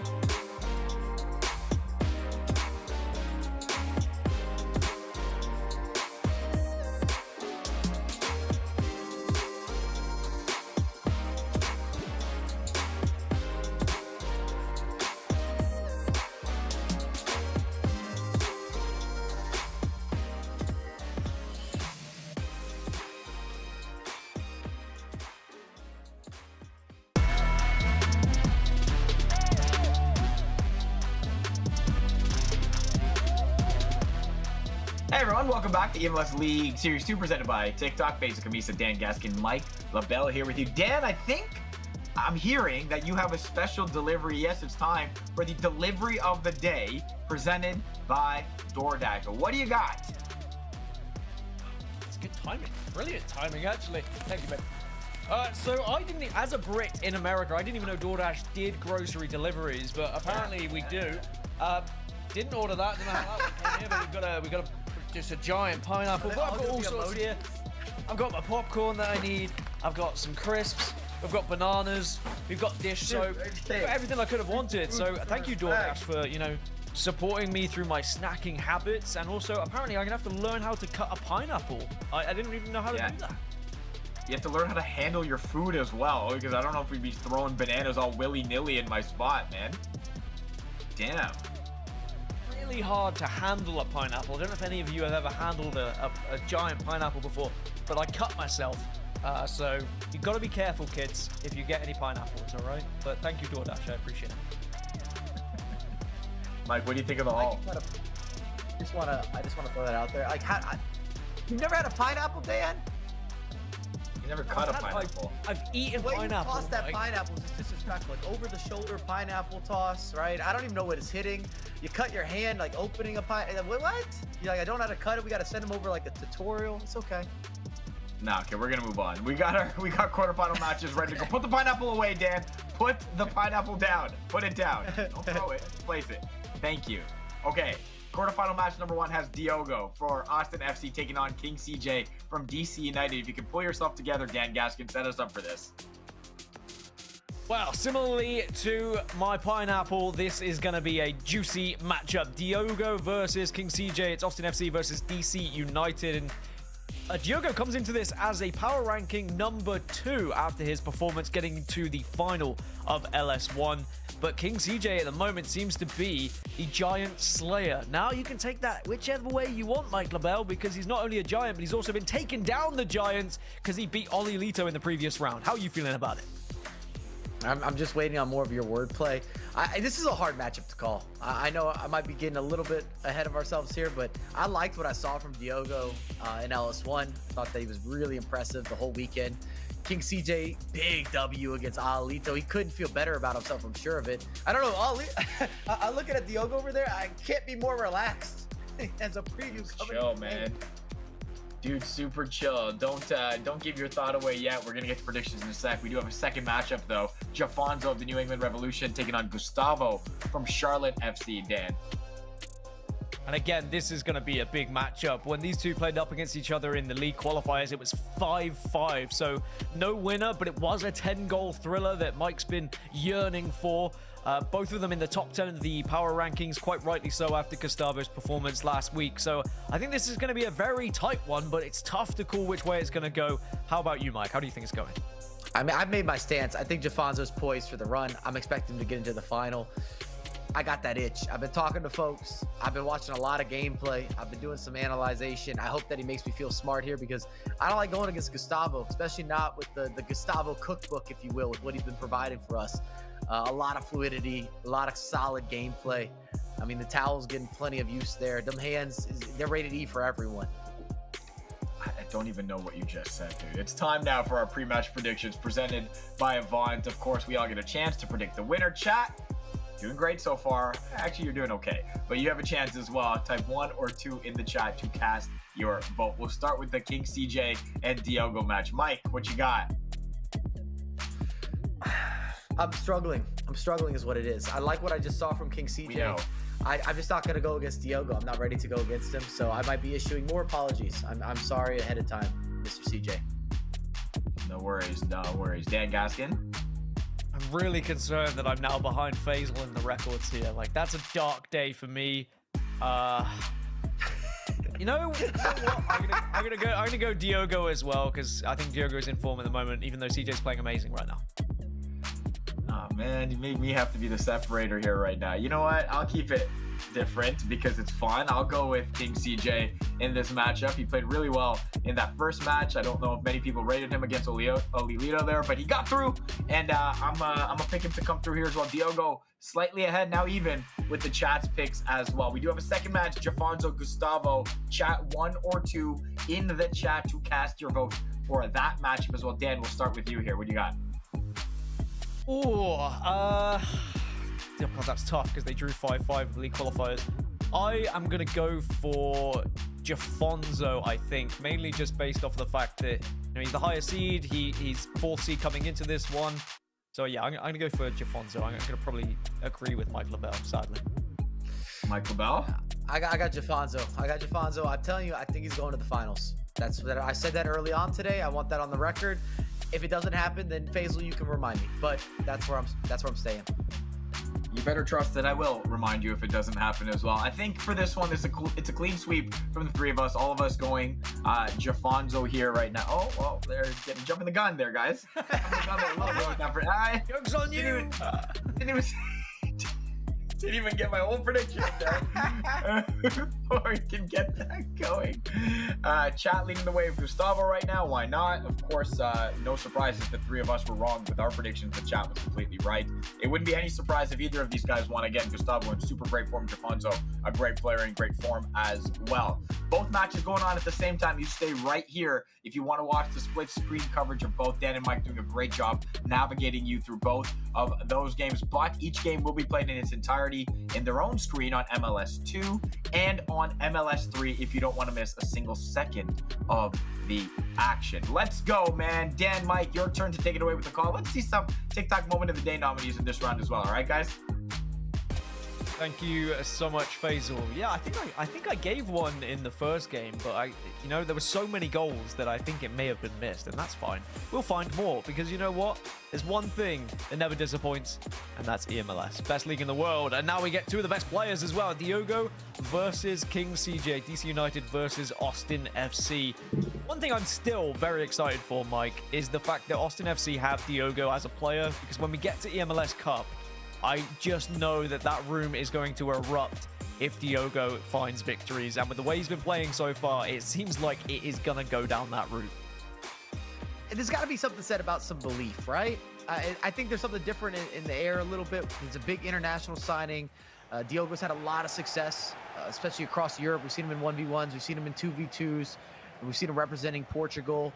And I'm not saying it wasn't there when we had Ex Verde, but there's definitely something in the air. I think there's a little more confidence, a little more resilience, a little more success, maybe a little more veteran status as well when you're looking at some of the international plays where you say, okay, you throw a crowd out there cheering for Diogo with a home field advantage. This guy can make a run, a real serious run. Well, can he continue to make the run in LS2? It's the first game we're seeing him today, but he had the bye in the first round due to his performance in the group stages yesterday. And it's Diogo coming forward already. Xavi and De Bruyne are in the middle. Haaland somehow finds the ball. I thought it was going to be a quick opener from Diogo, but a great save in the end as the ball goes out of play. It's going to be Diogo kicking from left to right in the light green, and then King CJ from right to left in the black kit. And we will have a two-box with both games, but at the moment we've only got the one. Don't get too confused, Mike LaBelle. I know you're probably going cross-eyed trying to look at these at the moment, as Ginola does try and loop one through, but the ball doesn't find its target.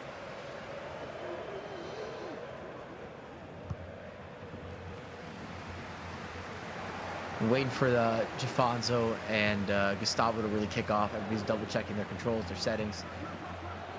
Almost a mandatory. Little extra. I'll jump in here and say Jafonzo's already scored, guys. So I'll just provide that update for you guys right now. Yeah, I've got you covered here. Jafonzo's got one. And we got one here too, Dan. We get goals anyway. It's what happens when Faisal talks. We've already known this, Faisal. This is what happened in LS1. As soon as you jump in, a goal goes in on the other game. It's Erling Haaland again. So we've got two games. It's 2 1-0s. And it's Erling Haaland just doing Erling Haaland things. So Jafonzo 1-0 up against Gustavo. And it's King CJ 1-0 up against Diogo. We asked for goals. We demanded them. We're not looking for clean sheets. It's not been happening. There's been a lot of action, more than just surface value. And something that's kind of been nice, we get early goals. And I like that because it forces both players. One more. Why not? Double dipping. Jafonzo. Sorry, I was holding off there, Dan, and we're going to see if it developed. It did develop. Mbappe into the right place at the right time. Little ball roll, a lot of class on the grass. Yes, I use that saying just because Dan is motivating me to bring out everything in the woodworks. And it's a simple finish at the end of the day. Cornell, excuse me, left for dust. And nothing he could do with it. But I was going to say, I like these early goals because it forces everyone to go forward. It forces you to feel the pressure, and you want to rebuttal. You want to be on the board as quick as possible. You don't want things to linger, if you will. I don't think I've heard class on grass since I played a Sunday league team with that name. Maybe a fantasy football name as well. That's one of the OGs for sure. So I appreciate that reference, Mike. I see it every weekend still, to this day. To this day, Dan, every weekend, class on grass all day. It's just one of those, and it might be more as well for Jafonzo. Can't quite get that final pass, though. So he has the 2-0 lead against Gustavo at the moment, and such an early 2 goals as well, so that's going to be difficult for Gustavo, but he does have plenty of time as Haaland leaps above the rest of the pack, but is not able to head it goalward for King CJ. But just as CJ did against Oli Lito, he's able to find a lead against one of our better players in the league. As Thierry Henry drifts it to the back post to Haaland for Gustavo, but he doesn't find anything either, as now Lam coming forward for Diogo, cuts it back. Haaland gets under it, and Haaland puts it away, and Diogo ties things up 1-1. Trust in Haaland. He's a prospect. He's everywhere. The guy's a magnet. It's got to be said. Offensively, he gets to everything. It doesn't matter if he's in the right place, the wrong place. He's there. The resilience and maybe just the attacking know-how from Haaland, it's something different. It's a different gravy. And again, I'll reiterate, it wasn't like this for 3 or 4 months of the game cycle. It's more of a recent pusher with some of the updates, some of the patches, some of the changes to the game. And I will say this, Haaland did get a few upgrades in there as well. We saw the Team of the Year item. We've seen the Dynasty item. We've seen the Champions League item. I mean, I can keep listing them off. I think he has 5 or 6 items already. He's a cover star, and he's got something boosted. Feels a little different than some of his, I was going to say compatriots, but some of his peers on the virtual pitch. Certainly, I mean, love it or hate it, that's the meta of FC24 at the moment, is crossing to Haaland, or at least certainly when you've got restrictions that find you have to build a team around a budget and you can only work with so many players. Haaland is a must-have, and the back post header just seems to be so deadly. Reminds me a little bit of the old El Tornado cross meta a few years ago, where you had to adjust your playstyle to actually start crossing the ball a little bit more, because there's a lot of players who don't really like to cross. They want to play it on the floor, they want to play tiki-taka, you know, they don't want to play like Stoke City FC. Instead, they want to try and play the more beautiful game. But when the game allows you to do it in this way, you have to just go down that route. And sometimes it is Route 1 football of trying to find the head of Erling Haaland. And Diogo's done just that. He waited for Haaland to make the run, and he found the forehead of him. And now he might find Messi as well, as Coronel makes the save. Equally on the flip side, Thierry Henry's now through on goal for Gustavo, but the keeper comes out, and that's going to be a penalty. Van der Sar only gets a yellow, though, so at least it'll be 11 versus 11. Gustavo does have a chance to get one back here. Thierry Henry, but it's saved, and Jafonzo keeps his 2-goal lead. I was going to say, Dan, I think you might be giving too much credit to Stoke. And there's still plenty of build-up play in order to get those opportunities before you aim at the commanding presence of Haaland. And it just, he's been so assertive. It's kind of, I don't want to say it's remarkable, but it's almost unbelievable. It's hard to fathom how not open he looks, and then you lob it up there. And what you're seeing is a big shift, is a lot of L2 crossing. So if you whip in with the L2 with the crossing command, it gives you a little more of that lob, and it just gives you more time for a player that's large and in charge, and again, has this prevailing demeanor like Haaland to really challenge on every single one of those. I call them 50-50s, but they seem like 80-20s at this point. If it's Haaland going for the chase down. 25 minutes gone between Jafonzo and Gustavo. 30 minutes gone between Diogo and CJ, as CJ tries to find Haaland, but Lam able to just kick that one out of play. Will be a corner, though, and we know what corners can do, but Coronel, he will grab it, and he'll hold on to the ball, and Diogo can reset here as Gustavo trying to find a goal back. That's going to be a real shame that he missed that penalty. He knows what an easy opportunity that was to score. Can he make up for it here in this attack? No, he can't. Wagner, we have to get hold of it.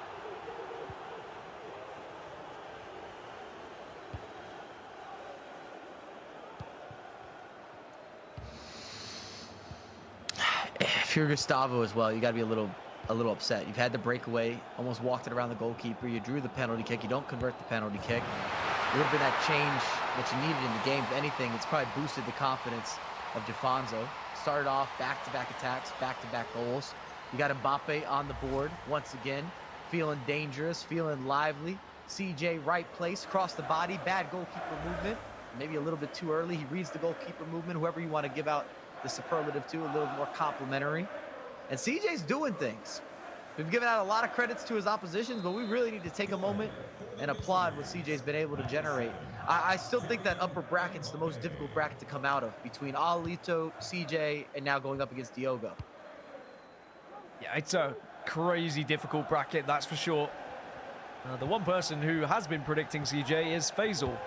Although he keeps saying, oh, well, you know, I'll only do it to be different. He needs to own that, right? He needs to be saying the real reason why, and we know it because CJ, an unbelievable player, and we should be putting some respect on his name. He has a 2-1 lead. 35 minutes gone in the game, and Diogo's going to have to try and find another goal to come back into this one. Both these games quite close. I mean, it's slightly back and forth, but there's a lot of possession in the midfield at the moment. A lot of interceptions that are coming through.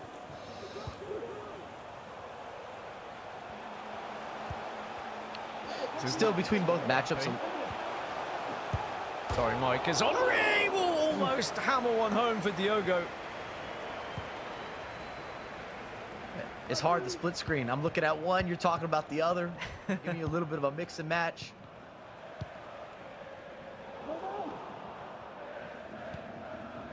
Yeah, both games, they've been very competitive, Mike.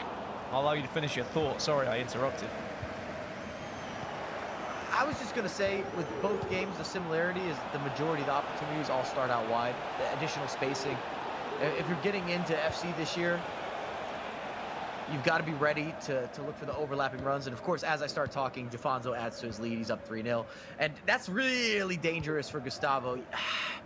It worries me. We haven't seen a game really have that breakthrough yet. You could talk about Diddy, but a lot of his goals came a little bit later in that second half. But we have not seen somebody this dominant in the first half and adding to it. Can Diogo also get an equalizer before half-time here? Kylian Mbappe has the ball. Step up to finish as well. I mean, perhaps a TikTok moment of the day just for the fancy footwork in the box, and it could be a very important goal as well for Diogo. Just immune to the tackle. This is beautiful. A couple extra step overs, and at the same time, what Diogo's doing is he's looking at the other players to see if a defender moves, a midfielder moves. It's amazing micromanagement here. It doesn't happen, so Mbappe's lane opens up. He's able to convert. It's a beautiful goal. What a finish. The extra skills. A lot to incorporate. Maybe form the LLC of some kind of goal-scoring machine. I don't know where I'm going with that, but I love to see it. We love to see it. It's 2-2. I just love to hear you talk, to be honest, Mike. Doesn't always have to make sense. That's what I've learned as a commentator. And, certainly, you started Diogo this with Mia Hamm. It's your fault. I know it's my fault. You know that? I've we were really doing. You know, we were on the board.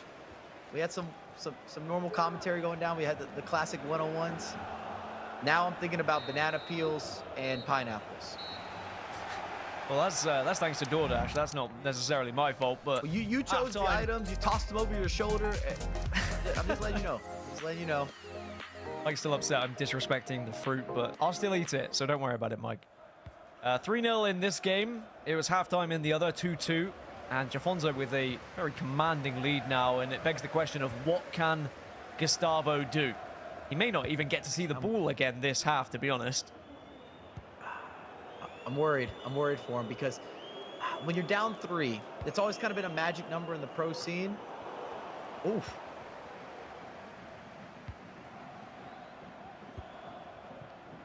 He does get the ball back. 1 minute of added-on time. Maybe we can see another goal just before halftime as we did in the other game. Kevin De Bruyne into Thierry Henry. Turns back on himself, but maybe turns a little bit too far, and that'll be the halftime whistle here, Mike. Let me resurface. So where I was going before, a rare mistake from Jafonzo on a switch of the pitch. I was going to say 3 goals is kind of that security measure. We've commentated over many games together. Dan, you and I, we have shared this booth. time in and time out.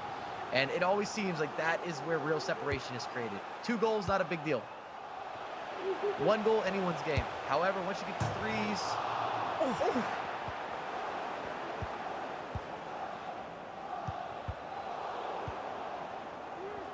All right, I was going to say, we might have seen the show Threes is Company or Three's Company.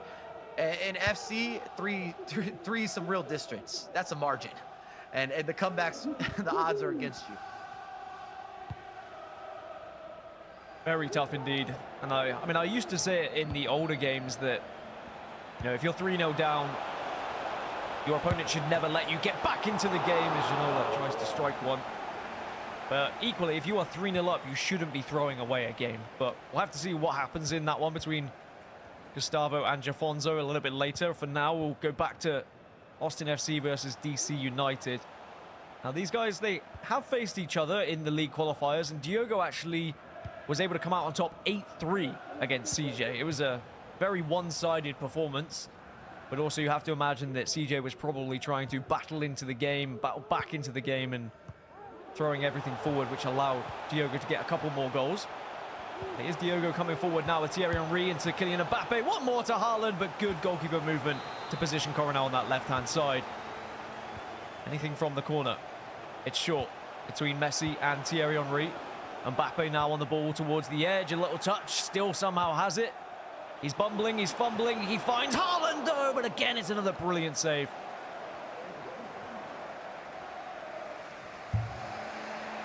Tell you, 2-2, but they're knocking on doors. I see a celebration on the other screen. I think Gustavo might have conceded just based on this reaction. The fans that are popping up and down. Yeah, there you have Ginola across the body. And I tell you what, Mbappe maybe into a Xavi here, but again, it's Coronel. I mean, earlier you said it was some poor goalkeeper movement, right? But the 50-50 guess, it can look so bad when it goes wrong, but when it goes right, it looks so good. And you look like a genius. And both of these players are starting to maybe make those guesses correctly and moving the goalkeeper at the right time.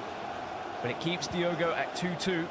And now he gets a chance to try and go down the other end and get one right back. And that's what happens in FC. It's Erling Haaland from one end to the other. 3-2 now to Austin FC. I think I'm going to make a production request as well. We're going to need that left matchup right there, that 3-2 affair, that Diogo versus King CJ on the main stage. I'm going to need that full screen. The other one's 4-0. We'll come back to it if Gustavo starts getting crazy. But I need to see what's going to happen here. And if you recall, too, King CJ just had an easy opportunity. This is where I talk about FC being kind of cruel. Didn't read the goalkeeper movement, and then Diogo comes down, counterattack, lobs it up. Haaland, I think his neck just keeps going. I mean, he's got the extended, you know, super soaker neck with the double pump. Not the super soaker again. Like a neck like a giraffe, for sure.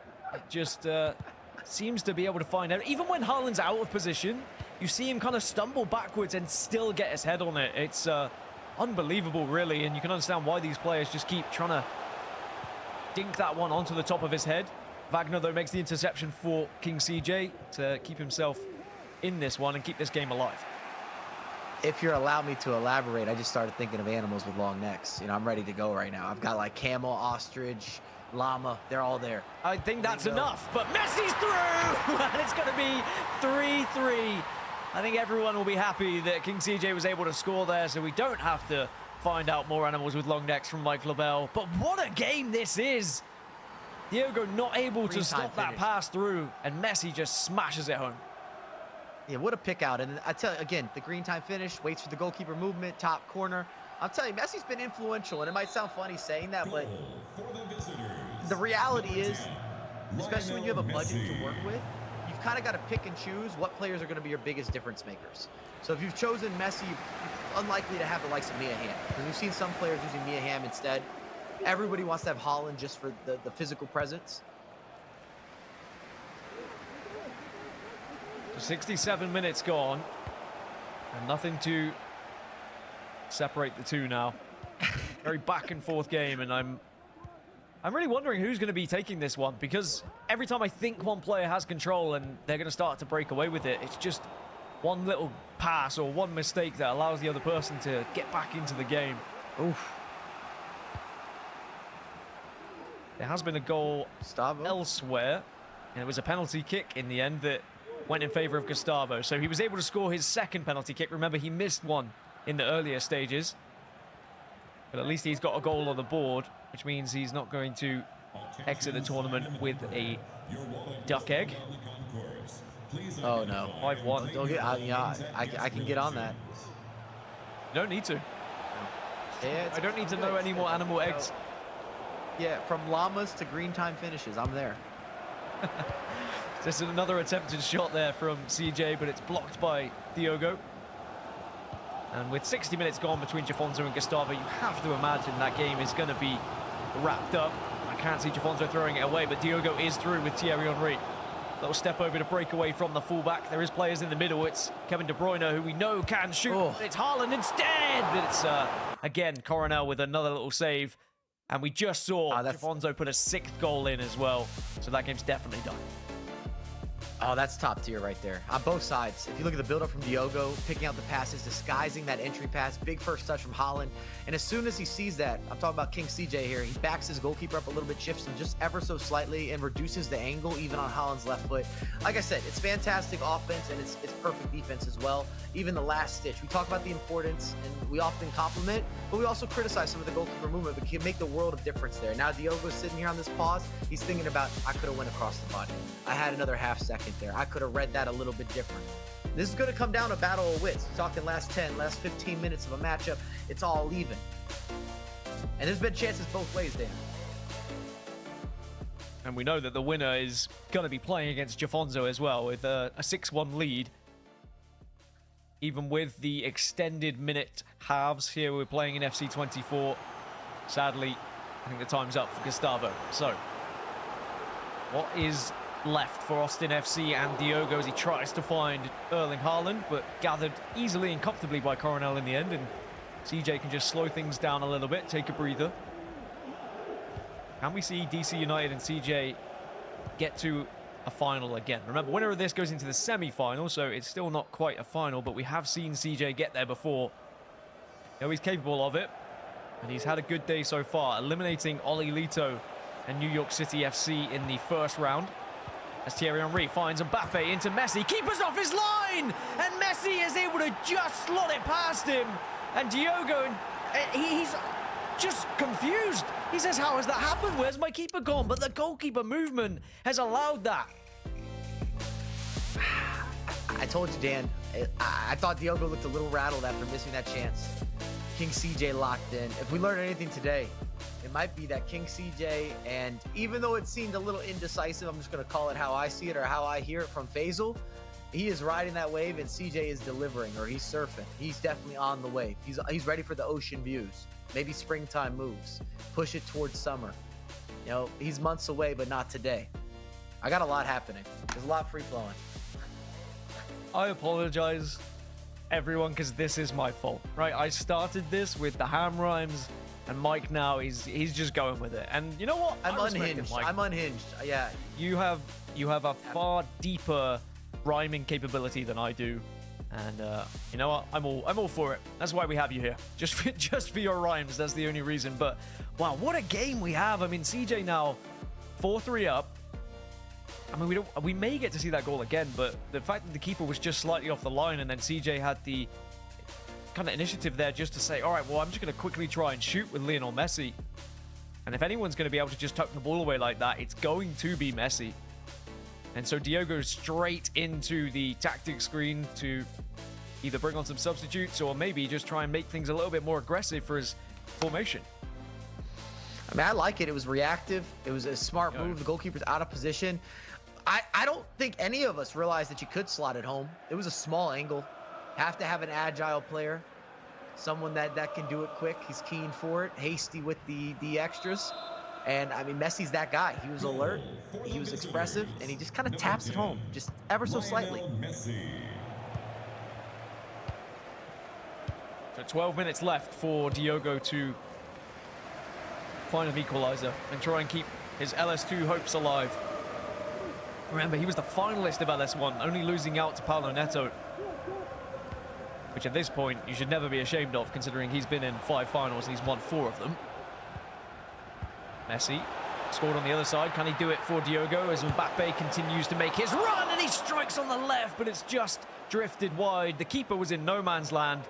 That was really an opportunity for Diogo. And that's the disadvantage of not having a lefty in that position. Had to take it on Mbappe's weak foot, it showed. Just a little bit overclocked, but you had to go for the power to have a chance to beat the goalkeeper. It wasn't as if he could have taken some of the extra gas off. He had to have that. Ooh, he had to have that extra fuel. This is risky.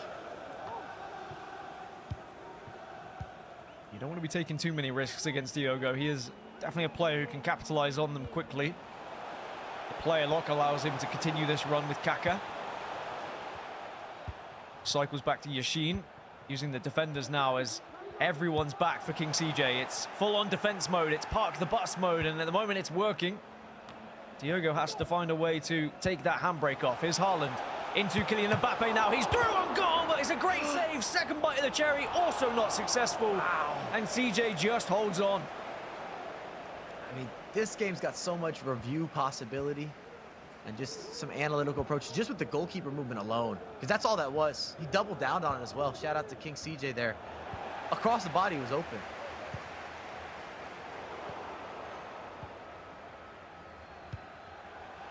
Four minutes. There is not much time, and suddenly the pressure. You're going to be feeling it if you're Diogo, and maybe even more pressure you're going to be feeling after this attack as Haaland plays it back, but not able to find the pass he was looking for. And that does open the doors here for Diogo in Austin FC. De Bruyne. Support now from the right-hand side. Lahm is streaming forward. Haaland also making that run through the middle. Mbappe doing the same. But it's Kaka supporting on the right-hand side. Back to Xavi now. Into Mbappe. Surely this is a chance, but Coronel off his line. Still alive, though, but well intercepted by CJ. And now he's just going to have to probably kick this one out. Did it go out for a corner? Oh. No, it goes out for a goal kick, I think. Diogo he's not even able to get hold of it.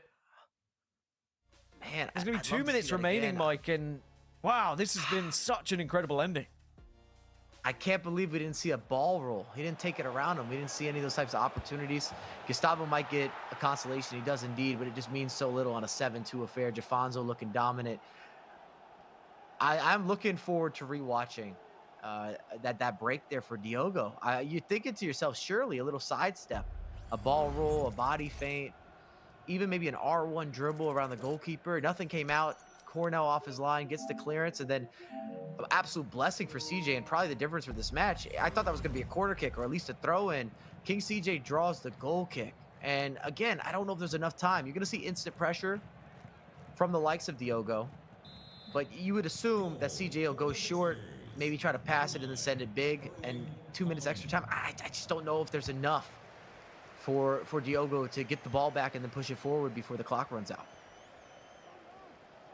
Well, there's only one way to find out, and that's see how it unfolds. We're going to get the confirmation of the final whistle in the game between Jafonzo and Gustavo as well. And it will be Jafonzo progressing. Sadly, for Gustavo, there's not going to be as much of a run here in LS2 as there was in LS1, so Charlotte FC will be heading home. But Jafonzo this time is going to have the opportunity to play in the bracket a little bit more. Didn't have to play up against Paolo Neto in the quarterfinal, as Diogo shooing someone away there. See how he's like, hey, I'm focusing. Get out of my room, get out of my space. You understand why. He needs to focus up. As we saw it, he's going out for a goal kick. Only 2 minutes remain. Can CJ hold on to the ball here? And it's more difficult than it seems sometimes to hold on to possession, especially against some pro players, but that time is going to tick by very quickly. But Messi with the interception, but Courtois can't take it down. That was the chance right there. Henry now, just dribbling it back to his own corner.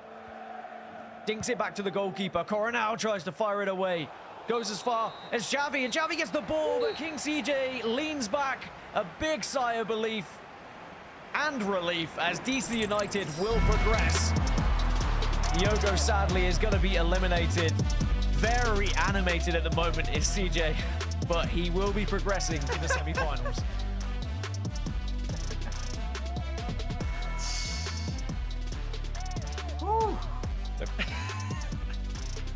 They don't teach that. They don't teach that. Hey, I'm happy for King CJ, but I'll tell you, the last 10 minutes of both the last two games, his closeout play, it hasn't been good. Can we all agree that hasn't been right? Some of these passes out you guys know what he's so dangerous. You know what he's saying right now? He's like, Mike, Dan, you got to start picking me, guys. You got to start picking. I can't believe you guys are not picking me right now based on these results I'm seeing right now. Man, oh man, oh man. Now he's pointing at the sky. Games. He's looking up to us. Okay. No, he's not, man. He said, that's where I'm going to put you guys if you don't start picking me, you know? That's it. That's it. Man, Dan, that's one of the great games I can remember in some time, man. Chances each way, back and forth play, missed opportunities turning into goals. What a game we had there, Gaskin.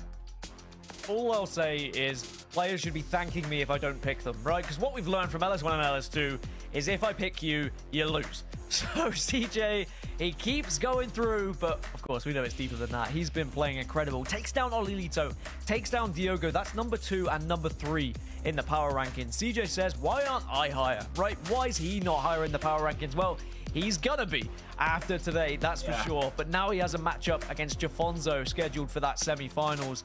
DC United, they're on a roll today. Yeah, they are. My quick thought on Jafonzo, overwhelming against Gustavo. Well, it makes me look good. I said I'm still expecting him to get to the finals today. I'm going to carry that same type of energy, so I'm happy that he delivered for your boy.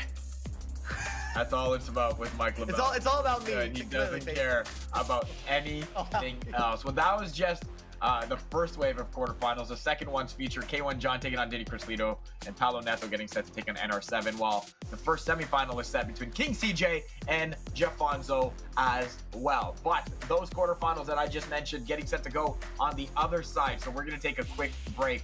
Up next, we continue the quarterfinal round here at eMLS League Series 2, presented by TikTok.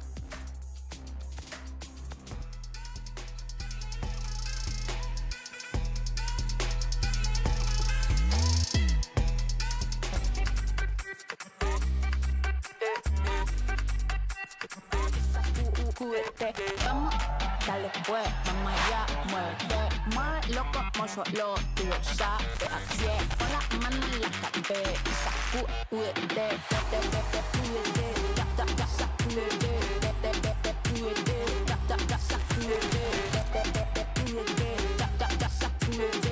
sacúdete, mira, sacúdete. Do you know if you have milk right now? Do you know its condition? Are you afraid to look? Who knows? Who cares? Because now you live a life where fresh milk is always on hand. Your door to crisis-free breakfasts. DoorDash.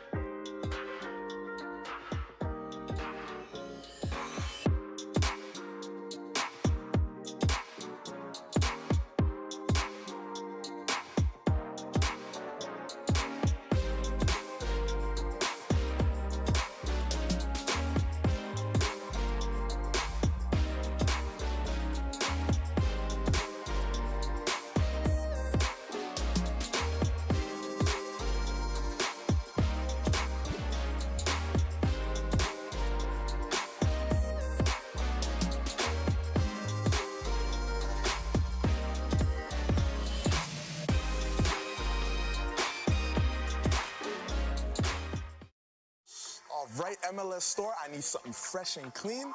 Let's see what you got.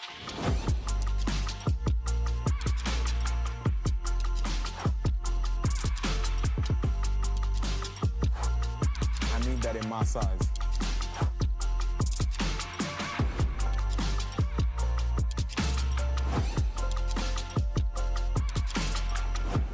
Right. See, now we ready. Now we ready for the season. Looking clean. Right.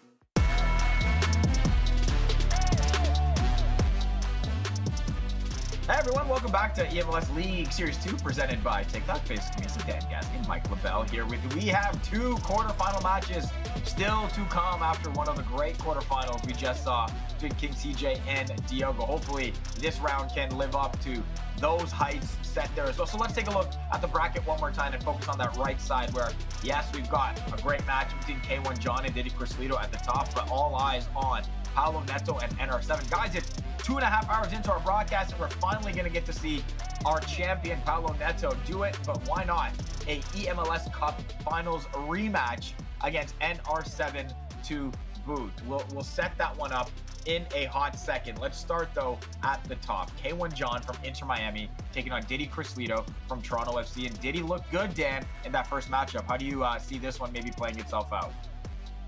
Diddy did look very good. That is harder to say than you would think it would be, but when you look at their previous results, K1 John has taken down Diddy both times. They faced against each other not only in the league qualifiers, but also remember this was an LS1 round 1 matchup between these two guys, and it was a 6-3 victory for K1 against Diddy. So Diddy will be looking to get some revenge here, and if he's playing like this today, there's no reason why he can't find that revenge, Mike.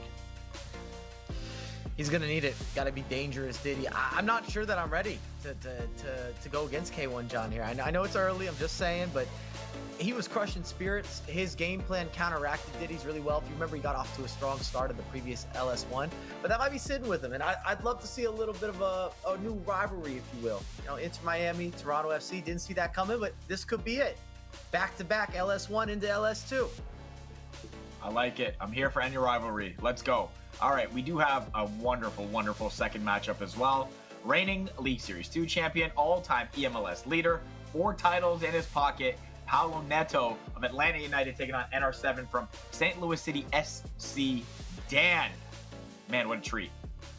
Wow, the eMLS Cup rematch. Remember, it was 9-6 to NR7 when we saw this match happen last year, but it's a different game now, and Paulo Neto since then has got, of course, into a final and won said final in LS1. 5 finals in a row, only losing to NR7. It's a tough one to call if you look at kind of historic matchups between these two and the goals that are scored between these two, but Paulo Neto is the informed player, so he becomes the instant favorite. But, Mike LaBelle, NR7 may just be that one player that somehow gets under his skin. You know the margins are always slim, but I'm not going against Paulo Neto. Every time you send it to me, I'm just saying Neto, Neto, Neto. You've gone against him. You saw what happened to you. But if there's a guy to do it, if there's a man for the job, it is NR7. And I'm looking forward to this. You guys are looking forward to this. People at home are looking forward to this. You're going to be locked in. We're giving you dual screen. I didn't even know we we're getting dual screen today, but production's like, hey, we've got it. We're giving it to the people. I like it. You love it. We're appreciating it. There's a lot of action going on. The commentary's all over the place. I'm here for that type of goodness. Maybe also because I'm part of the commentary team, but I'm here for that goodness. I was just gonna say, Mike, like, you can't be saying, oh, the commentary's all over the place when you are part of the reason. It is exactly That's good, though. that, man. It's a lot happening. Like, Dan, he's keeping it structured. I'm keeping it lively. That's definitely not the adjective being used to describe you in any way, shape, or form. But we appreciate it nonetheless because there's only one Mike LaBelle. All right. It's time now for the pre-match predictions presented by Avant. We all get a chance, of course, to predict the winner. Chat, you can as well. 1 or 2. Put it in the chat. We're going to start. Yeah, K1 John and Diddy Crislito. Who's perfect today? Oh, me. All right, cool. Mike and I are tied. Yeah, Dan, you're cooking. You're cooking, Faisal. Way behind. Dan is way behind the chat, by the way. Also 11 and 6. So it's T1 for Faisal, Mike, and chat, and 4 for Dan right now. That's where we're standing. So Dan, we'll start with you. K1 John versus Diddy Crislito. Way behind. I'm only 2-1. There's only 2 behind. It's not even way behind. That's a lot, man. That's a lot, bro. I don't know if it is. We'll see what it's like at the end of the season. Anyway, K1 John or Diddy Crislito. I feel like Mike's going to go with K1 John, so I'm going to go with Diddy Crislito here just to try and catch up. And you know what? Diddy's playing well today. Mike? It's fair logic, Faisal. It's fair logic. He's not wrong. He's not wrong. My heart would love to see Diddy do this, so I'm okay if it happens. But what I've seen with this matchup thus far, K1 John's kind of got his number. He's looking like a bogey player. I got K1 John. All right, then I'm going to stick with Diddy. Even though I got the Messi jersey on one side and the TFC stuff everywhere else, it's going to be Diddy Crislito for me. K1 John, the overwhelming favorite for the chat right now, 70%-ish versus the 30% for Diddy Crislito. There is a second match, Paulo Neto versus NR7, 1 or 2 in the chat for you guys as well to cast your vote in this one. Guys, he called us out, right? Like he said, you got to stop going against me, boys. Like, I don't understand why you guys don't think I'm going to get this done, because all I've done is shown that I can do this. So, Dan, where are you going with this one? At this point, I just don't know my mind tells me, like, surely he has to lose at some point, and if anyone's going to beat him, it's NR7. But you know what? All right, Paolo, let's see how this goes. I will predict Paulo Neto and Atlanta United FC to win this game, and he's going to continue his fine form. If he loses now, it's all my fault. So there we go. Paulo Neto, and if he goes for 3 of these eMLS scenarios this year, I think we all should get a beach trip to Brazil on Paulo Neto. That's, again, another weird call out by you. But yeah, for sure that's going to happen, man.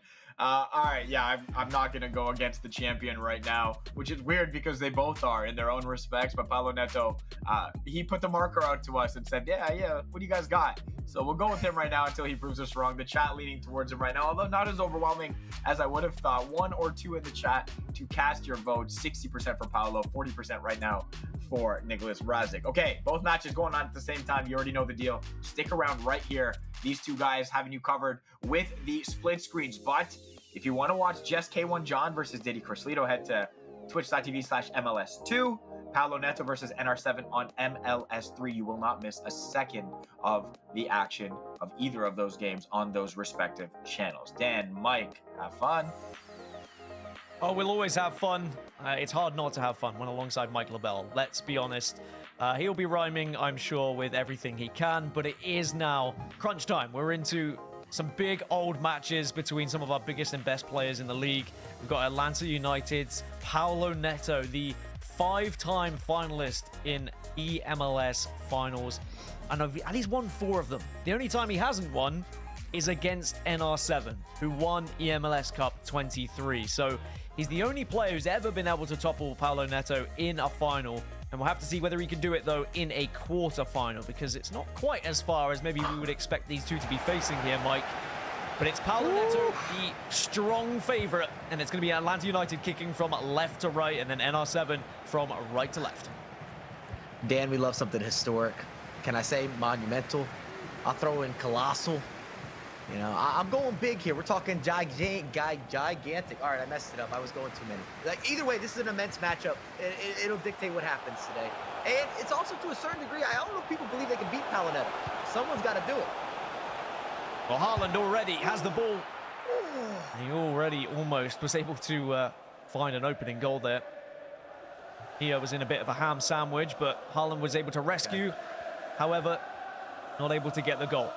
Coronel now playing around with the ball a little bit is NR7. You've got to be careful against Paulo. We know that he really does threaten you with his pressure. So you have to be careful where you're playing that ball. And you saw that early cancellation as well with Haaland. That was nice. It didn't work out for him. Maybe he did a little too much, but it was still nice. Well, Mbappe almost was through. Tried to find that extra pass because the defenders are quick enough nowadays. It's not as simple as just tapping it forward with Kylian Mbappe. You need to have a backup plan as Lionel Messi receives the ball on this left. Haaland waiting in the middle, but instead goes right back to the edge of the box. And for some quick tiki-taka passing, Mateus, though, couldn't get it to Mbappe. And it's certainly a quick start to this game, but no goals just yet. But look at this pressure. NR7 is having to really focus up at the back. That's the 101. That's part of the package that we talk about Paulo Neto.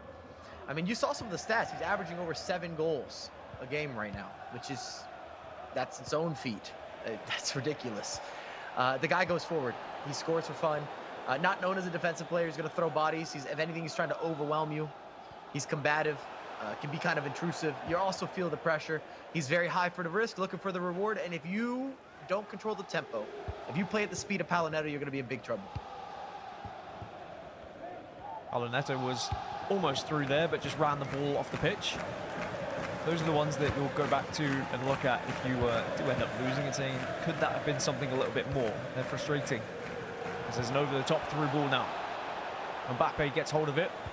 Remember, we've got 2 games on at the moment as Messi will be tackled, but somehow still gets the ball. Somehow is going to get a second chance, and somehow has put NR7 1-0 up here against Paulo Neto and Atlanta United. Big read there as well. You love to see that. You get a little bit of a mistake. Friendly bounce, waits for the goalkeeper to move it, hits it on the near post. Messi always going to convert from there. You see Coronel moving over. Scootin' Bootin wasn't timed properly, and it's against the run of form or the run of the match, and that's kind of what we love to see. Anything can happen. When you talk about the virtual pitch, anything can happen. When you're talking eMLS, anything can happen. We don't have predictable action. I know we talk about Palinetto and his success story, but all those games, all those matchups, always hard-earned. A lot of adversity, as we have the opener as well for K1, and Holland in the pink unit celebrates. Just see a replay of that one on the left-hand side as well. Again, it's Haaland leaping over all the defenders who may challenge him. There's a foul there, we thought, or I thought, there is going to be a corner instead. It's Paulo Neto. Is he going to try and find Haaland in the middle of the box here? You can see keeper off his line, but Haaland can't quite get the header and can't direct it goalwards. But you could see how the keeper was here, there, and everywhere. You've got to try and stop that ball from being easily floated into Erling Haaland. Otherwise, sometimes it could just be a free goal. I mean, even if it's not open, it could be a free goal with what we've been seeing. Oh, wow. Speak about free goals. Wasn't expecting that. 2-0 now to NR7. And St. Louis City SC find themselves 2-0 up against Atlanta United. And I hate to say I told you so, but the curse of Dan Gaskin may just be coming to fruition. Early stages, though, of course, but 2-0 in one game. 1-0 to K1 John in the other. And both my predictions are losing. I was going to say, I think this is your fault, Dan. Like, this doesn't happen when I go for Palinetto. When you started joining the party, you wanted to get with the pitcher, the big picture, the winning side, the winning team. You know, Mayweather or Neto over here. Yeah, you joined it, and you see what's happening. Entirely my fault. Although we have seen Paulo Neto go a couple of goals down historically and then claw his way back into the game and then end up dominating. So don't count him out just yet. Here's Haaland, though. And suddenly into harm. And then here's Mbappe, and it's going to be 3 of the best for NR7. 20 minutes gone. And this is now looking to be like a little bit of a rout. You've got to be careful here if you're Atlanta United. And on the other side, Henry almost able to find one, but Mike, 3-0 to NR7. And the only thing that's good here is that Palinetto has some time to work with. Otherwise, it's been an onslaught. Putting him under pressure. He's chefing up right now. I'll tell you what, NR7 looks fired up, motivated. Also looking like the champion that we had seen previously. This is eMLS Cup in Racing. Yeah, this is the NR7 that perhaps we were expecting to see during LS1, but he never really showed up as Didi Crislito makes it 1-1 with Haaland. He's able to get on the score sheet on the flip side, as now NR7's coming forward again. Messi has support. It's Mateus who's going to be in the middle. Back to Messi now. Will he try and go for a long-distance shot? No, he's just twisting and turning some more and will eventually get shut down. But NR7, I mean, this is no easy feat. You're going up against Paulo Neto, who has made it 5 finals in a row. He's won 4 of them. He's looking for his 6th straight final in eMLS. But at the moment, it looks like he may not even get close to it with how NR7's playing. I don't know if Palinetto is going to be able to stop him from scoring either. I'm looking at the defensive spacing and the switching of the pitch and actually some of the micromanaging just players. A lot of 1v1 matchups. Means a lot of space for Idrasic to work with on those counterattacks. I don't think this is done with 3. So if anything, Palinetto needs to get himself on the board, and I'm talking ASAP.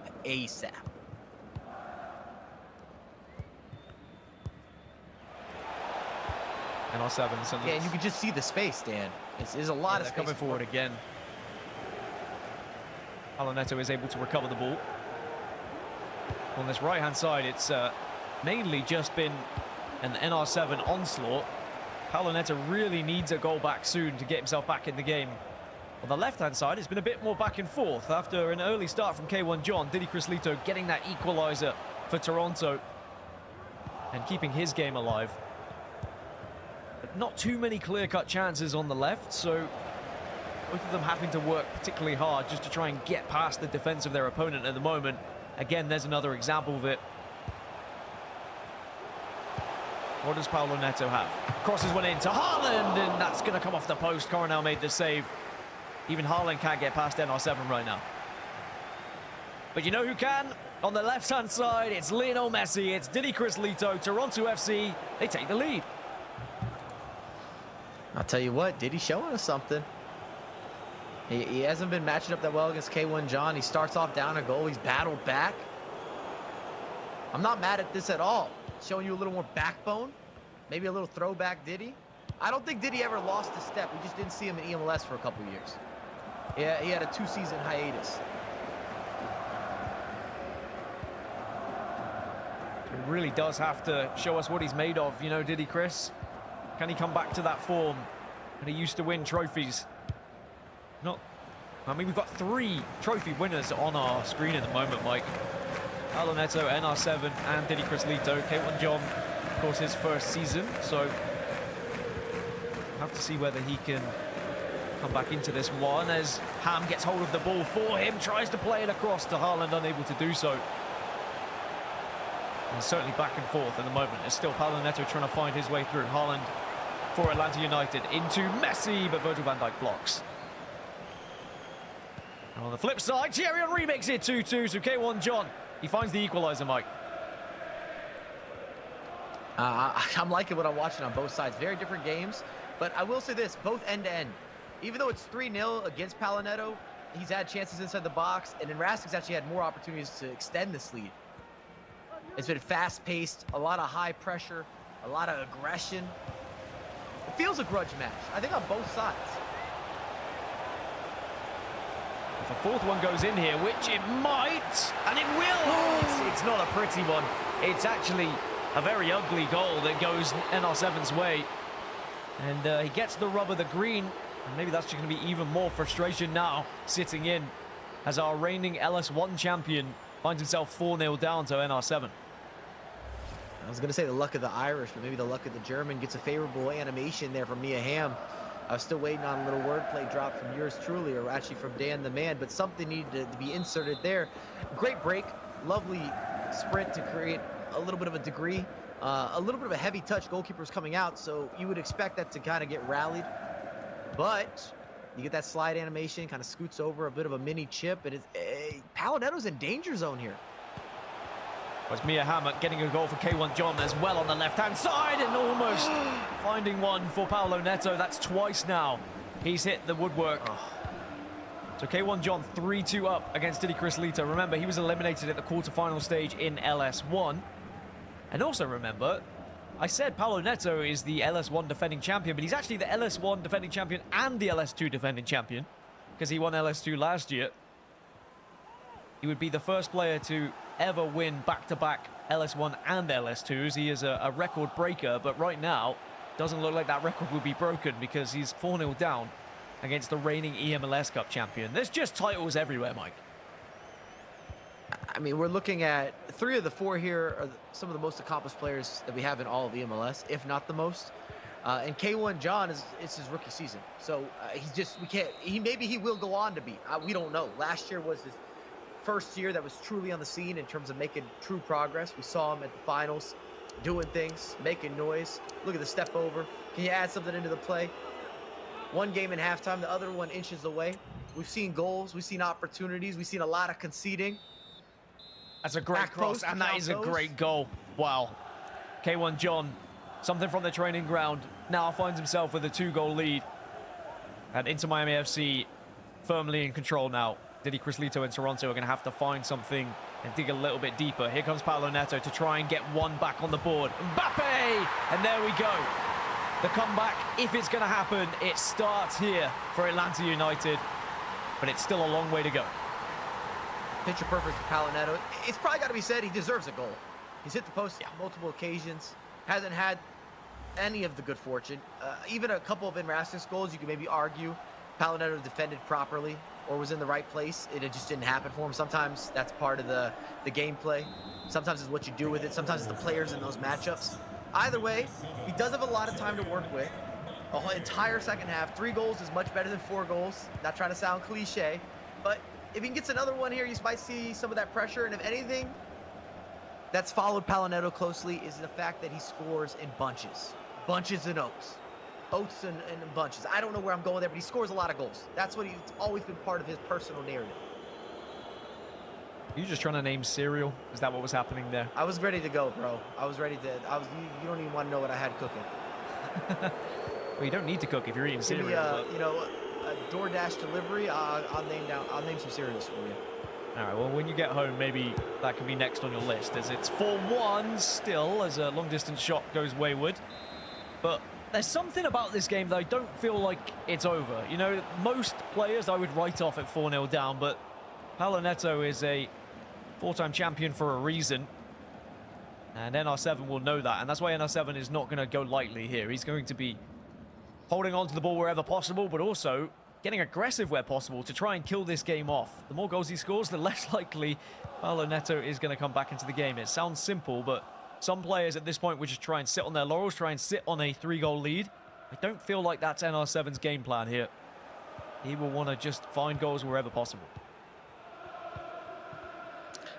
I just don't know if Palinetto's going to allow you to like hold the ball. Even the way that he's playing defense, you can go on to score more goals.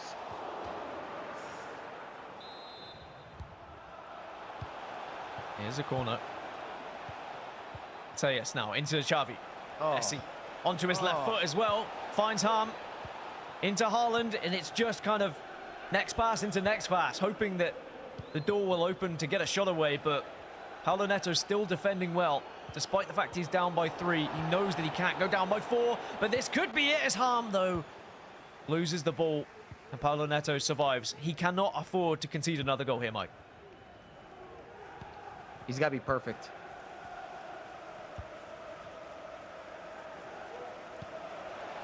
Wagner plays one over to Erling Haaland. There is players in the middle as well. Can he get it across? No, he can't. It's going to go out. A goal kick? A goal kick. It's a goal kick. Paolo's not getting a bounce, is he? Doesn't seem to be getting much. Someone who is getting something, though. I see Kylian Mbappe strolling away with fans celebrating in the distance. And likelihood is that means K1 John's found another, which he has, into Miami FC. 5 goals to 2. And it looks like K1 John might be able to get further in LS2 than he did in LS1. And it could be the end of the day for Didi Crislito if he doesn't find something soon, as Palinetto also equally searching for something. You're completely right. It hasn't really been Paolo's day. You've got to remember he's hit the post twice.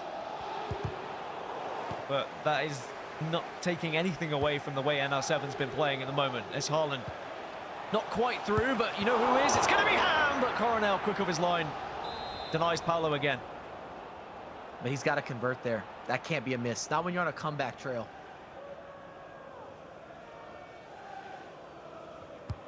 What can he do from this corner, though? Again, it's Haaland as the aim, and actually it's come off the crossbar. He saw the keeper was off his line. 3 times now he's connected with the bar or the post. Meanwhile, Haaland on the flip side for K1 John, looking to try and find a 6th, unable to do so.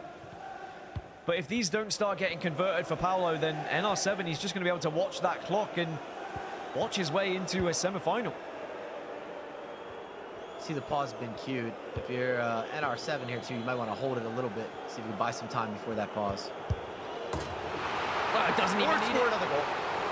Doesn't need to buy the time. A goal goes in both games. It's 6-2 for K1 John, and it is 5-1 for NR7. And maybe we're going to see our 5-time finalist eliminated at the quarterfinal stage here. This is not what we were expecting. However, I did warn everyone. This is what happens when I make a prediction against the reigning champ. Wow. I mean, 2 incredible games, but 2 very high-scoring ones, but not necessarily as close as we would have expected, Mike. And we usually don't see that type of correlated alignment. But I believe that the old lady is singing. That's all she wrote, or that's all he wrote. This one's done. The novel, you could put it into the books. both ways. I mean, if you're Palinetto, even the strongest of demeanors, down 5-1, you hit the post 3 times. I don't see it. And then on the reverse side as well, you're down 6-2 against your bogey player, 4 goals separating you. And K1 John, for whatever reason, just matches up well versus Diddy. And it's unfortunate for Diddy maybe that this has been a reoccurring matchup. Back-to-back LS1 and now LS2. It's going to be defeats against K1 John. Yeah, not only has beaten Diddy in the qualifiers, but as you mentioned, also in LS1 round 1. Here's Ham for Paolo Neto, not able to get further than Mateus, though. 23 minutes remaining for Atlanta United and Paolo to try and dig deep and find something. As Ham on the flip side almost makes something for K1 John. It's a 4-goal difference between both of these games, Mike, and a similar time on the clock for both of them. And if it wasn't Paolo, I would say that these games are both done, but you should never count out Paolo Neto with how he's played. I just don't think there's enough time, Dan. Even if he gets to start and to make magic happen, he's pulling rabbits or goals out of the hat. I just don't think there's enough clock to work with. And we're assuming that NR7 also falls apart. A lot of things have to happen for Paolo to get back into this game. The same can be said for Diddy Crislito. This could be the start of it, though, and there is one. As Mike said, though, time is not on Paolo Neto and Atlanta United's side.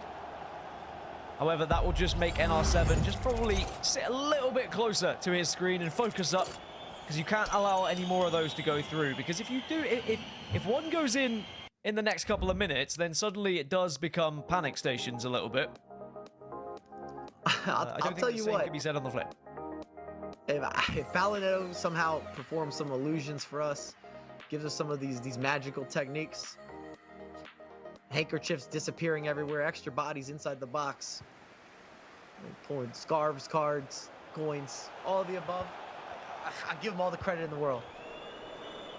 Maybe you'll be the one flying him to Brazil if this happens. I know you were asking him to fly you, but if he pulls this one off, maybe you're going to have to be the one who does it instead, because it would be an incredible comeback. But, I mean, we're talking like it's possible because it's Paolo, but still has to find 3 more goals in the space of, what, 17 in-game minutes, which is doable, but improbable at this point.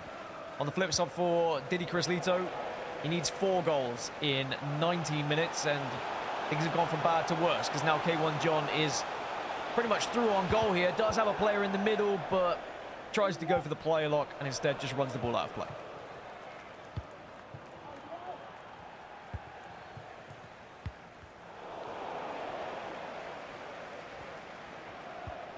So we kick things back off between Paolo and NR7. I wonder if Nicholas Razak will just start to think about possession a little bit more to deny any sort of comeback possibilities, but we know that Paolo doesn't allow that to happen, as Paolo does reclaim the ball, regain possession, and will drive down this right-hand side again as Ham into Henry, tries to get the second pass to Erling Haaland, unable to do so. Potentially another counter-attack here for NR7, but instead he will slow it down, and quite rightly so. You just want to eat away as much time as possible. On the other side, K1 John still holding the lead. Diddy Crislito is trying to break through the defense, but in the end, the shot comes down to nothing. It might not feel like it, but Rask's did really well there. Couple plays, didn't give up the ball. I mean, you're dealing with so much pressure in your face from Palinetto, and he's alleviated that. Make sure if he loses the ball, he's going forward. He's already into the final third. It just forces Palinetto to have a full attack of build-up. Here's one of the attacks you were talking about, but one player who can match up well against the brute strength of Erling Haaland is Virgil van Dijk, and he does a fantastic job there for NR7 to just push him off the ball. Good work, though, by Paolo Neto to win it back. This could be a goal here. There is players he can use, but he turns right instead. Ham was actually free in the middle. Perhaps he thought that pass was a little bit too predictable, second-guessed himself.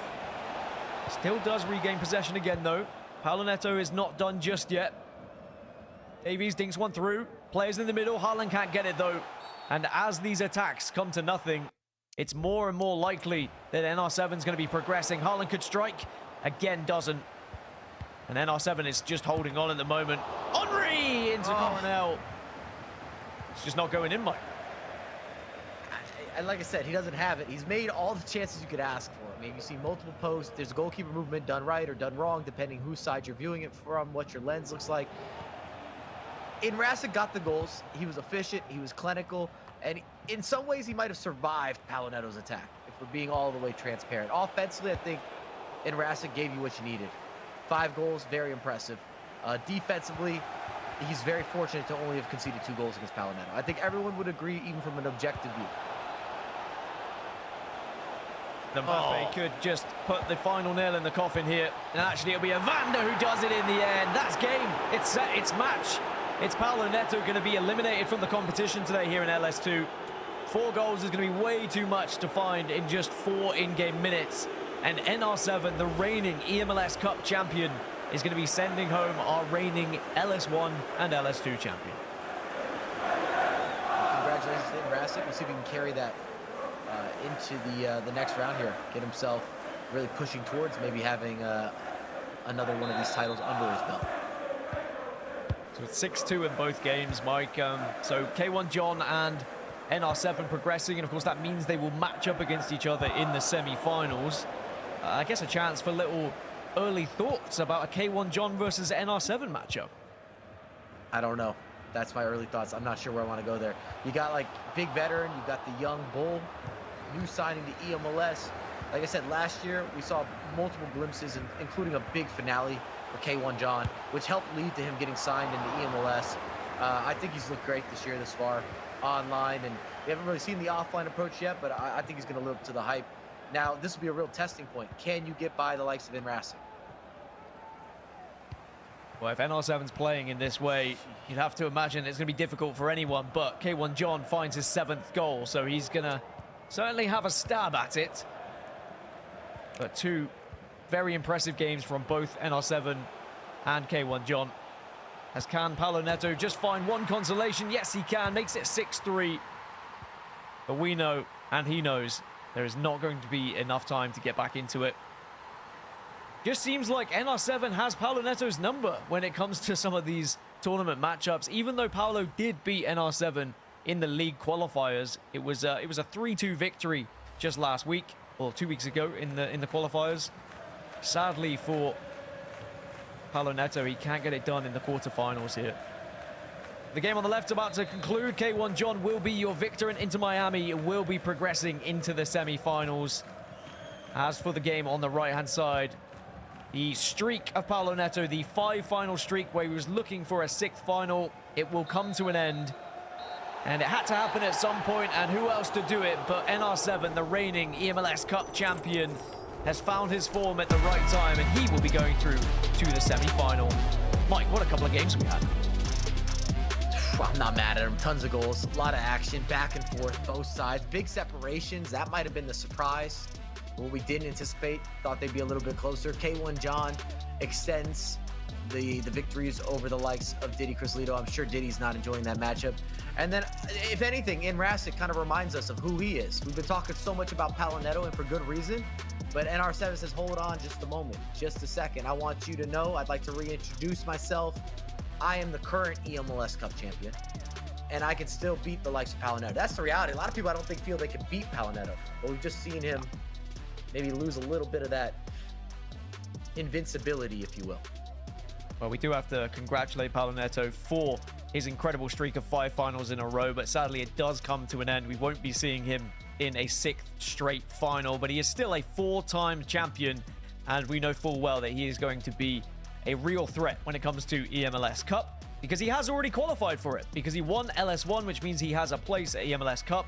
But that does mean it opens the spot open now for someone to win LS2 and guarantee their place at the eMLS Cup as well. Perhaps it could be NR7 as the reigning champion. We'll have to wait and see. Faisal, I told you I'm cursed, and I told you it was bad news if I start predicting people. Look what happens, man. We give you some trust. We give you some responsibility, a little bit more. We said we can add it on Dan's plate. He's got a lot of food to put on that plate. Why not put some responsibility on it as well? no, man, we overfed, and this is what happens. Let's not take anything away from NR7 by any means. He was unbelievable to start that game. And Mike, I think you said it clearly when you said, given that Paulo Neto had his chances, hit a couple posts there, he survived it, and he did what he needed to separate himself and add just a big enough distance where it was never overly stressful by any means, but he certainly deserved it, guys. And he's done it before, he did it again, and he's showing that he should not be slept on, if anybody was in the first place, over the course of the rest of this and eMLS Cup coming up 1 week from now. What a great matchup there. And for Diddy Crislito and K1 John, Diddy got out first, but it was K1 John rolling ahead 7-2 in the end, and he kind of did overwhelm the TFC man. And now he sees himself in the semifinal as well. That's one of them. King CJ and Jafonzo is the other one. So let's talk K1 John a little bit. And Mike, we'll start with you. I know you weren't ready to give your thoughts on the entirety of that matchup. You don't need to do that right now. But how impressed have you been with, over the course of the last 2 weeks, what K1 John's been able to do? If anything, I think he's solidifying his position as not only a competitor, but a favorite in eMLS. And I think those were some of the questions coming to the league, new signing, last year really being his breakout year. Wasn't in eMLS, of course. Now more tournaments. Can you go back to back to back to back? I'm just giving a bunch of backs, but can you run up the same type of form from the previous year? And the answer's been yes. He's taking down Diddy now twice. Can he build on that? He's in the semifinals against NR7. This is the next testing point. And shout out to K1 John. I feel like the way that in which he's done it has been impressive, from Friday to Saturday to these Sunday bracket runs. It's progress as well. A couple weeks ago, falling in the quarterfinal, just like Jafonzo did, but both of them on opposite sides of the bracket, both of them in the semi-final as well. And that's what's coming up next here at eMLS League Series 2, presented by TikTok. We're going to take a quick break, and then it is the semi-final matchups with the three of us. See you soon.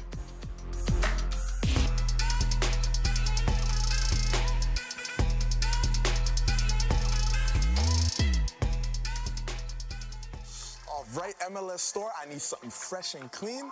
Let's see what you got.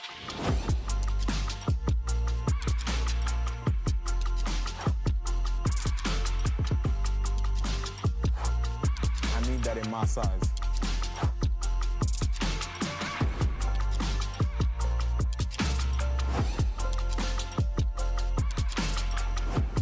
Right. See, now we ready. Now we ready for the season. Looking clean. Your batteries are dying. Because all of your batteries are dying all the time. You could let that stress you out. Or you can come to realize that this is no longer a problem. Because you can just instantly order some new ones. Your door to unlimited power. DoorDash.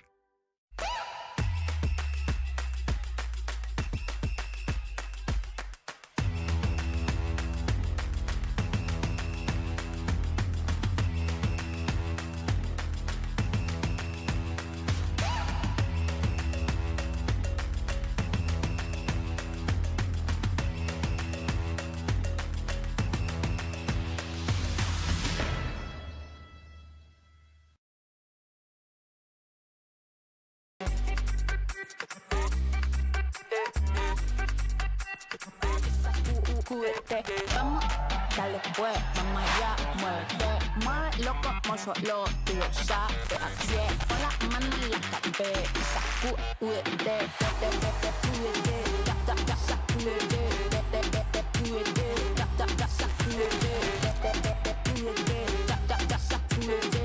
sacúdete, mira, sacúdete. Do you know if you have milk right now? Do you know its condition? Are you afraid to look? Who knows? Who cares? Because now you live a life where fresh milk is always on hand. Your door to crisis-free breakfasts. DoorDash. All right, MLS store, I need something fresh and clean. Let's see what you got.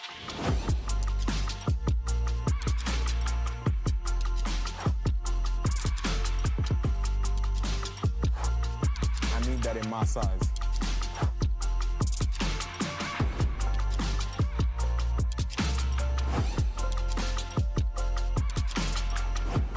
right. See, now we ready. Now we ready for the season. Looking clean.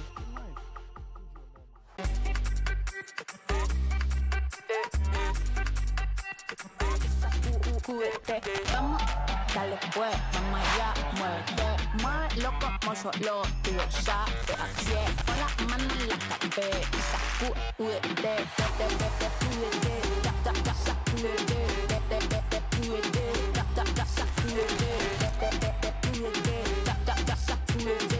sacúdete, mira, sacúdete.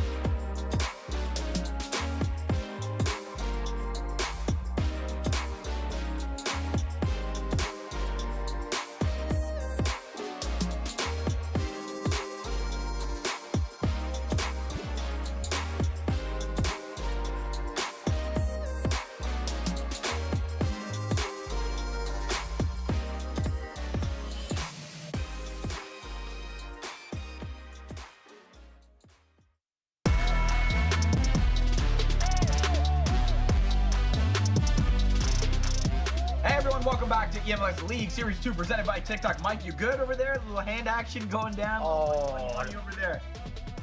The vibes are right, brother. We're in the Let's all do it semifinals right now, man. Yeah, all right. Let's all do it. Yeah, Dan, Mike hanging out with me. Okay, I just said, give him a little something.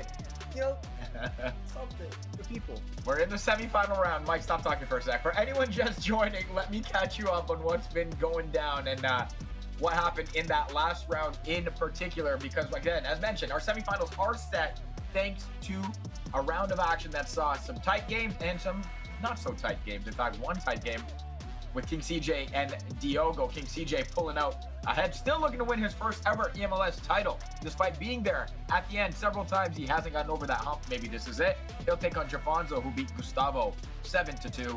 K1 John, first year in the league, impressively beating a former champion in Diddy Chris Lito 7-2 in his quarterfinal matchup at NR7, winner of Cup a year ago, almost to the day, taking down Paolo Neto, who had made 5 straight finals prior to this event, falling 6-3 to the St. Louis SC men. He'll take on K1 John. It's Jafonzo and King CJ getting set to go. So let's set them up, guys. Match number 1 has the DC United man, the big King CJ against Jafonzo from the New England Revolution. So Dan Gaskin, your thoughts on this one? Maybe surprising to some.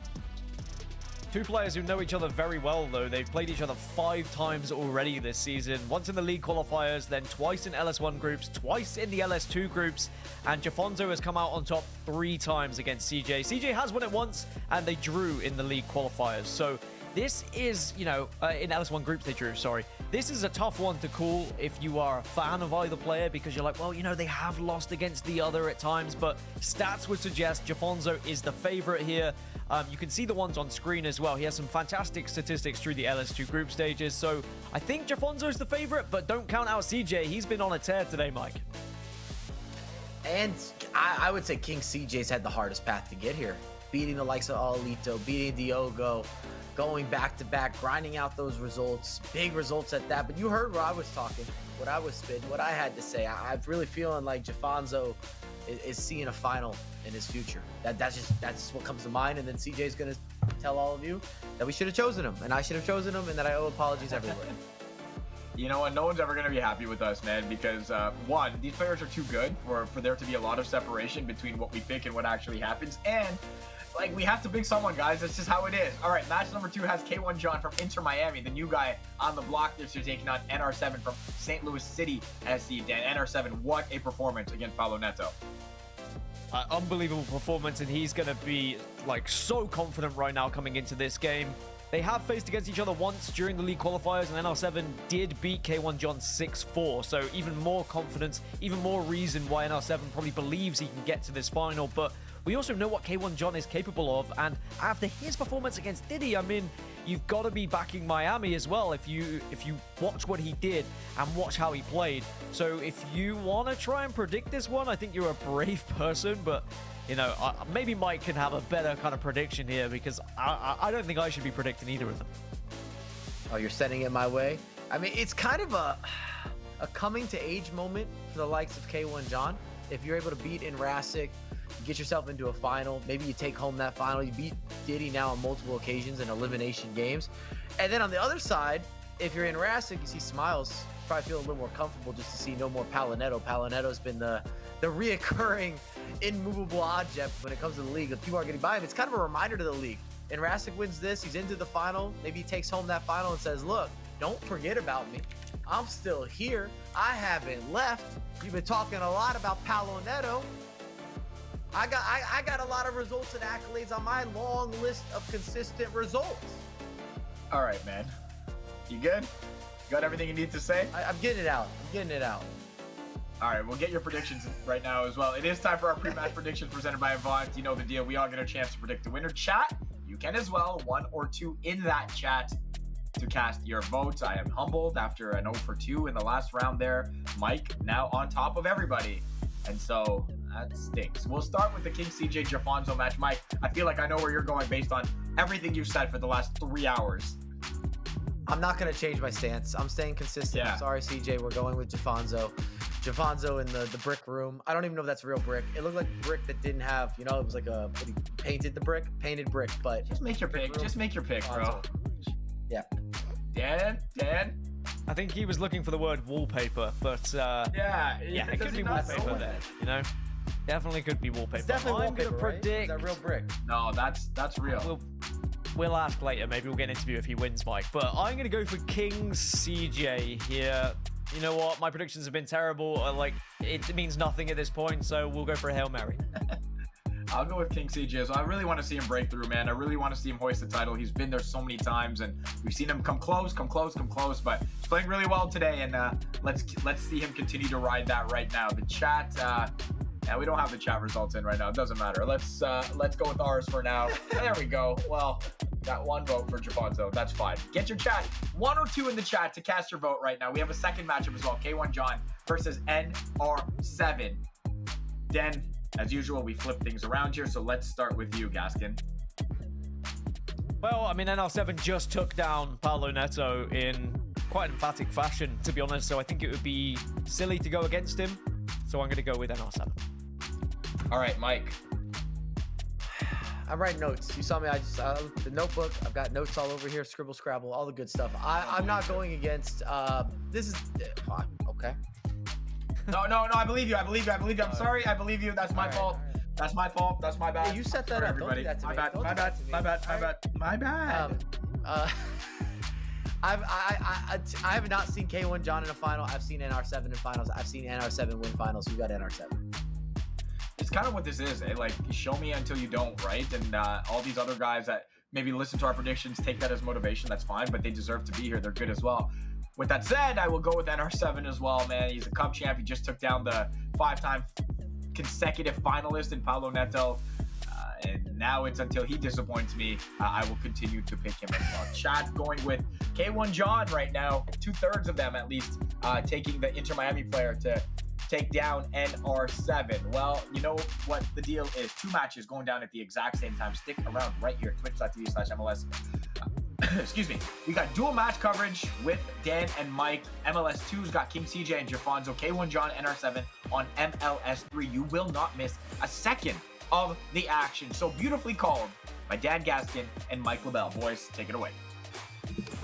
Thank you, Faisal. It's semi-final time then in LS2.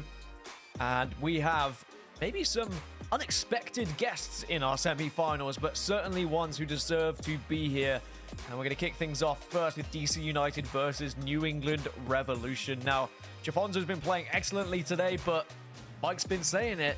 We've seen King CJ go through arguably one of the toughest brackets we've seen in quite some time, taking down Oli Lito in a very impressive first game, and also doing it the same way against Diogo as well, the two new boys to the league.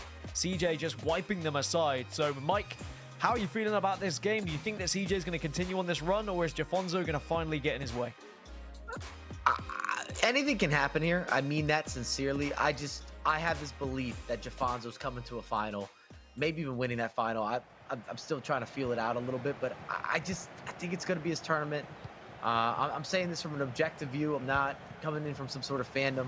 I think what CJ's already accomplished was super impressive. I'd love to see him carry that same momentum, same energy, same result, because he's had such a difficult path to go up against a world champion in All Elito, one of the best players in the world at one time with Diogo. And we've seen him, like I said, in a lot of worldwide competitions. And he's looked kind of back into action, kind of, again, revived with eMLS. Looked great a couple weeks ago with LS1. Big results, man. Huge results. And now he finds himself with the reward of playing against an informed Jafonzo who just battered. I mean, absolutely made some fresh chicken, heated it up. And Gustavo was on that menu. A lot of food references tonight. A lot of food references, but Jafonzo, of course, is going to be kicking from left to right. I think you guys have worked it out by now. Messi plays the ball into Ginola, and he's going to find the back of the net as well. Good timing for us to stop talking about food and start talking about the football, because Ginola's just put on a piece of world-class action for us. And Jafonzo now is a goal up, and CJ is going to have to come from behind. I mean, I could talk about prime steak and premium quality right there. You saw the delivery, and he's been setting the tone. Extra pass, makes it inside. Across the body, goalkeeper movement comes a little bit too late, and CJ finds himself down 1-0. And I will say this, in the last couple matchups with CJ, yeah, he had the battle. There was back and forth, but he typically got off onto the right foot, which it does help when you're going up against some big names. You've got some big matchups. Now he's going to be chasing from early on. Yeah, taking that early lead is so important because it allows you to dictate the pace of play. And that means Jafonzo can do just that against King CJ. And we've got pauses in both games at the moment, and we, of course, get the dual screen action. You saw that K1 John and NR7 had kicked off as well into Miami FC versus St. Louis City SC over there. Glad that Faisal told me it was SC rather than FC, but you know me, I'm an English man. It's natural that I would say FC rather than SC, right, Mike? I'm allowed, surely. That's okay. We'll give you a pass. I don't know if I'm the guy that has the final judgment on that, but I'll give you a pass. In my eyes, you are, and that's all that matters to me. But CJ now has possession and looking to try and find an equalizer. It's quickly back and forth. I mean, both players battling in the midfield, and CJ does recover it yet again. It's going to be swung to the back post to Haaland. Mbappe gets held of it, and CJ is right back into this game. And again, that L2 cross, you find Haaland. He's not even in the best position, wins the knockdown. Often, the defenders don't react quick enough from those first touches, so it kind of creates this moment of being indecisive. Mbappe, good touch, bread and butter location, middle of the pitch, pick a corner, any corner, both corners work, and he converts 1-1. The best response you could have after conceding early. And then whilst that was happening, we get a picture-in-picture of both Mbappe's, and in the other game, it was Mbappe scoring for NR7, who takes the lead against K1 John. So his fine form that we saw in the quarterfinals is carrying through to the semi-finals here. So only 10 minutes gone in both games, but already goals in both as well, as Wagner makes the interception for King CJ here in DC United. My eyes naturally are leaning towards the left-hand side game here, but I think I know full well that K1 John has the potential to get an equalizer, and he will knot it down. Somehow manages to rescue the ball, but Coronel will just scoop that one up. And instead, we can watch CJ and his attack. Lionel Messi makes the strike, but Van der Sar punches it wide. Big cross, big save. Van der Sar again. Important that you move your goalkeeper for these corners, Mike. If anything, we've been reminded tonight how important goalkeeper movement is. Some of the separations between wins and losses, It wasn't necessarily better gameplay or better build-up or better defending, but the actual movement of the goalkeeper last minute that created or made a little bit of a margin for separation on some big moments.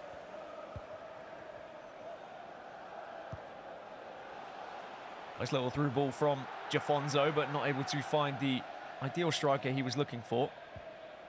On the other side, K1 John has found Haaland, but he's out on the left. This is what he can do, though, Haaland. He can be in the middle, he can be your target man, but he can also make a run as Henry can't beat the defender. And then CJ making the run with now David Ginola. Mbappe is in the middle of the box, as is Haaland at the back post, but it's Mbappe that he goes for, and Mbappe can't beat the defender either.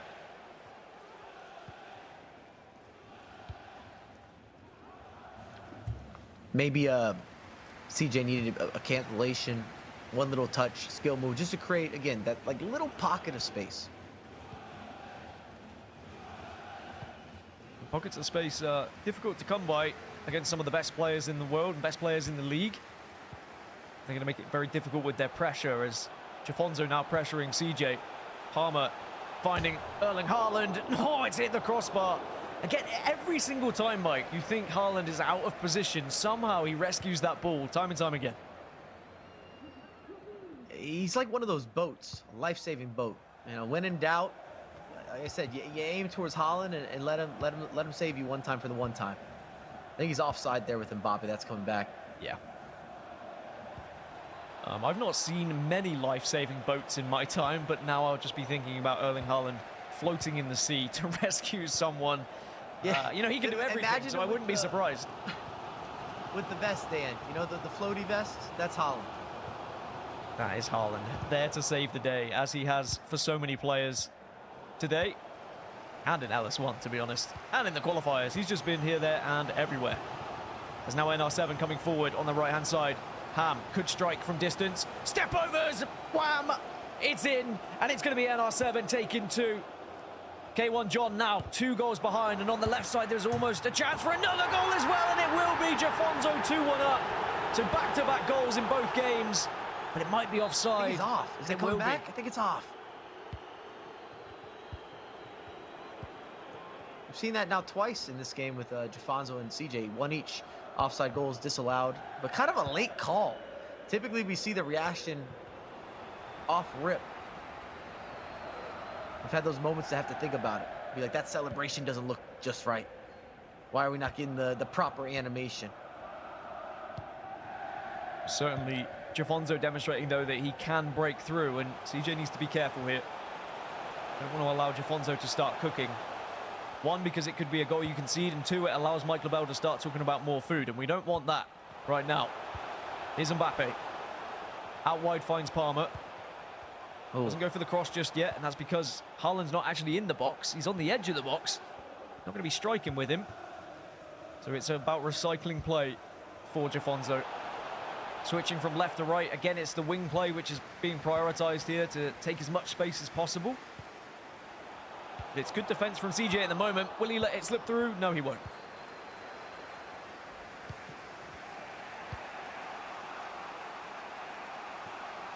Good ball. Here's Erling Haaland. Now a chance for CJ, but Van der Sar saves. But it doesn't matter because Mbappe follows up. The poacher that is Kylian Mbappe makes sure that he tucks that one away. Sends it to bed, and CJ 2-1 up here. If you're Jafonzo, you'll be happy about that. You read the shot perfectly. You scoot the goalkeeper over. He parries it in the most dangerous of lands. As you see K1 John get one on the board with Mia Hamm. 2-1 over that way, 2-1 over this way. Both situations, a lot to play for, a lot of time left, a lot more goals to be scored and conceded. It's inevitable. We don't do clean sheets in these parts. I just want to throw that out there. The land of eMLS, no clean sheets. Of course, one thing that could happen today is we could have a brand new eMLS winner. However, NR7 might just change that. He's the only one who's won previously. And there's plenty on the line as well. Remember, LS2 winner becomes an eMLS Cup guarantee. We already have Paulo Neto there after his LS1 victory. Whoever wins today will be guaranteed to be in Austin, Texas in early March. Here's Messi into Mateus. We'll find Thierry Henry to try and equalize, and he will, because we saw a goal go in for K1 John earlier. And now it's 2-2. He's right back into it for Inter Miami. Could be another goal here as well. And oh, it almost is. Ginola, though, just slightly off target, but the keeper pushed it wide.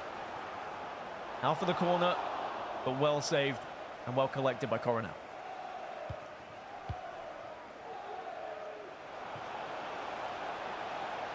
Surely not, Mike. Surely this is not going to be just one of those over-the-top through balls. No, okay, so Haaland is not able to make it from goalkeeper to striker.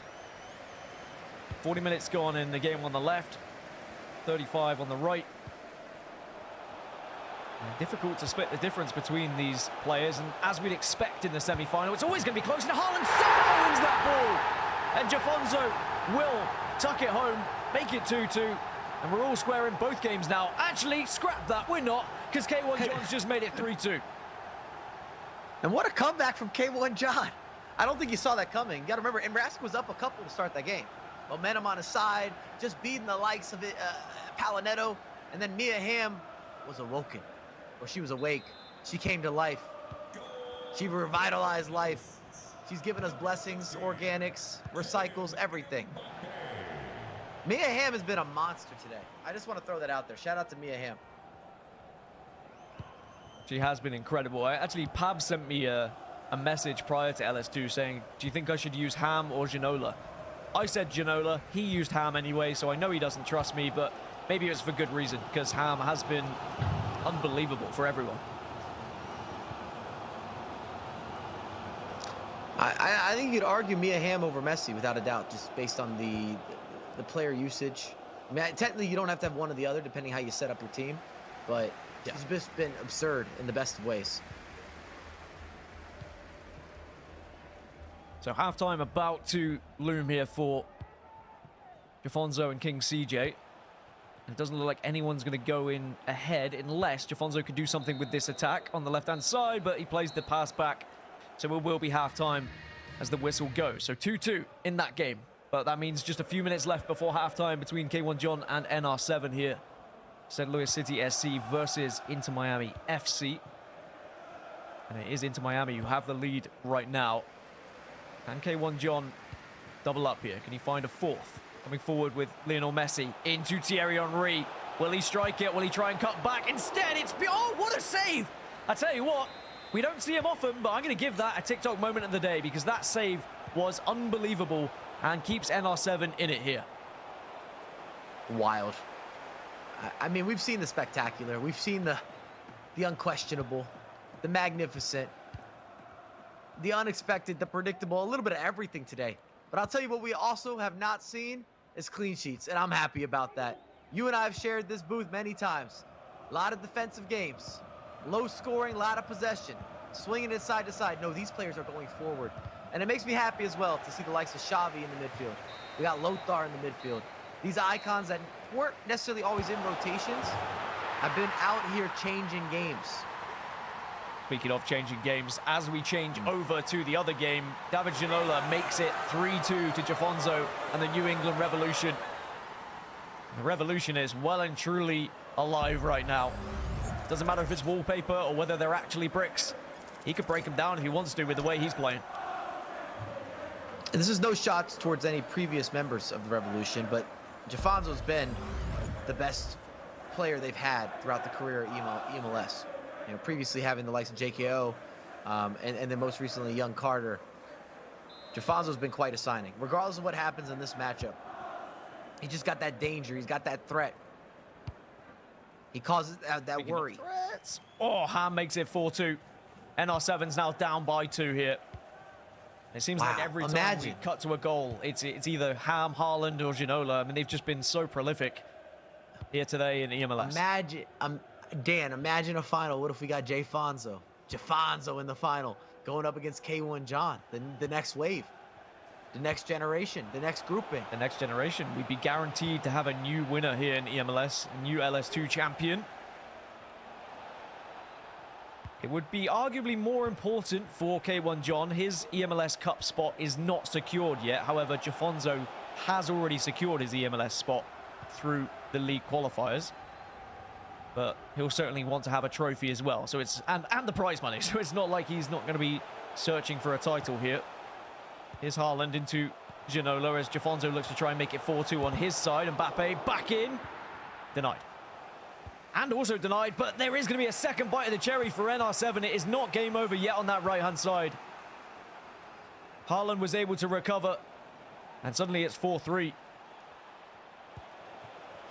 Could be 4-2, maybe on the left-hand side as well, but Mateus defends well, Mike. I mean, you see it. There's some tension here. These games are getting a little too close for comfort, but that's okay. We're not in the game. It's something we haven't seen yet. I don't know if I want to start teasing it so early. We really haven't seen the extra time. We haven't seen the penalty kicks. In fact, LS1 had no penalties. LS2 thus far, no penalties. I'm used to seeing a few of those in the marketplace. Maybe I'm petitioning for one. We did get extra time. I'd be interested. I'd be a buyer if you're a seller. One, right? Well, maybe someone can show us something here and take us to extra time, but there's still, what, 33 minutes left in the left? 37 in the right-hand side game here between K1 John and Nicholas Razek. My eye's still on that one as De Bruyne has the ball in the box and will find the pass, but keeper makes a good save. Again, it is spilled. We are seeing that a lot from Coronel. Even though the saves are made, sometimes it is just palmed away and it allows an oncoming striker just to find that poacher's instinct and get that goal by toe poking it into the back of the net, but this time it does not happen. So NR7 can make a counter-attack and play on this right-hand side if you would like, but I think he's going to have to recycle because there's too many players. And it will be still NR7. It's tough, really, to break through the defense of K1 John at the moment. He's really pressuring well.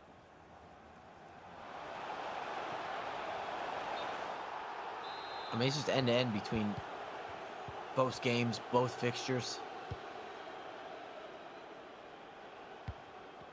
It's tough for both of the players, both games at the moment, really, because it's in a very similar position. It's on a knife's edge. If we see the player in the lead take another goal and go 2 up, then suddenly you start to think about, well, the final should be mine here. However, if we see an equalizer in either game, it becomes so nervy for the opposition. On the left-hand side, Mbappe has the ball here for Jafonzo, trying to make it 4-2, excuse me. Again, it's good defensive work from King CJ. What does he have left in the tank? CJ's been through so much today. Beating Oli Lito and Diogo, 2 of our newer players in the league. But we also have 2 new players in Jafonzo and K1 John. So it's just rookie season players everywhere floating at the moment, performing well. As Haaland on the left has Xavi to work with, can't get through the defense.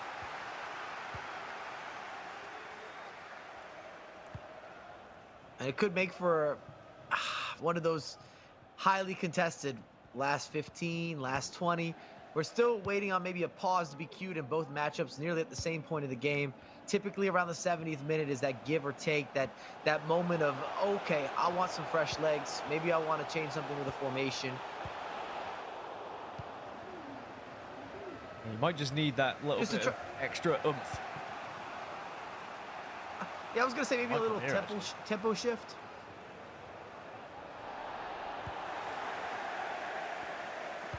Oh, Ham has the ball on that right-hand side and actually somehow finds the back of the net. I wasn't expecting a right foot into the right-hand side there. 4-4. I tell you what, we'll give it a TikTok moment of the day just because I was unexpected. It's a good read. He's looking at the goalkeeper movement. That's what I was going to say. You mentioned it earlier about Cornell not holding on to things. In most circumstances, most scenarios, if you manually move the goalkeeper, you'll get a parry, but the goalkeeper's not catching it. I mean, there are exceptions to that, but generally speaking, you get a little bit of movement, you get a reaction save, but there's a little bit of a toss-up where that could be parried. But it's not likely to be caught. And it's a good read there from Rasek as well, pulling this all the way back to 4-all against K1 John.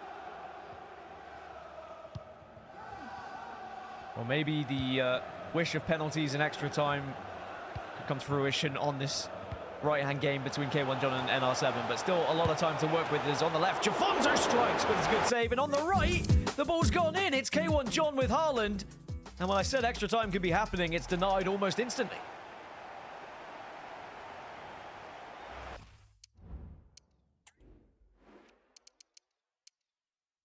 I mean, Mike, it's difficult to kind of put into words how these players must be feeling at the moment with a game and games this tight. You've been there, you've done that. If you're behind and you're in this scenario, what are you trying to do?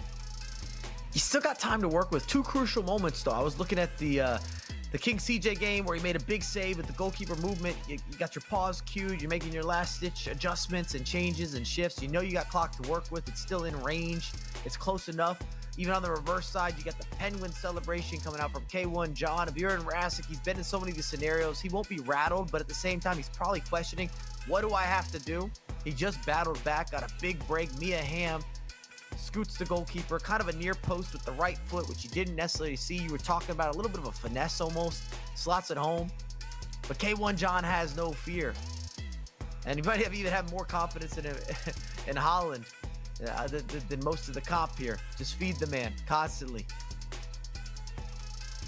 Well, in his attempt in his first season, Mike, we might see K1 John make a grand final, which would be quite something in your rookie season. But the same can be said for Diogo in LS1. He was able to make it to the final as well, and it's why we've kind of stopped calling them rookies, to be honest, because we know full well that they have history, that they are incredible players.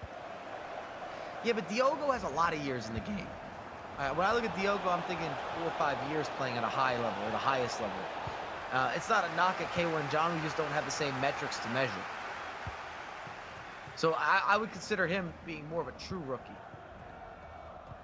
Certainly closer to the rookie title, but not playing like one. Because at the moment, he's a goal up against the reigning eMLS Cup champion, but NR7 is coming forward here. And it's Mbappe to try and make it 5-5, and it will be. What a goal that was from Kylian Mbappe. And it just seems like every single time you think one player is going to be progressing towards that final, it's an instant answer back. And that's a TikTok moment of the day. I mean, what a finish. Again, beating him on that near post, just trying your best to inch out any sort of goalkeeper movement. And what I was going to say that I really like about K1 John, he doesn't pedestal the player. Same with Jafonzo. Because you're going up against some of the bigger names in the league, but they're not playing scared. They're not playing frail. They're not playing indecisive. None of the above. So 10 minutes left between Jafonzo and King CJ. At the moment, it's New England Revolution who will be progressing into the grand final here of LS2.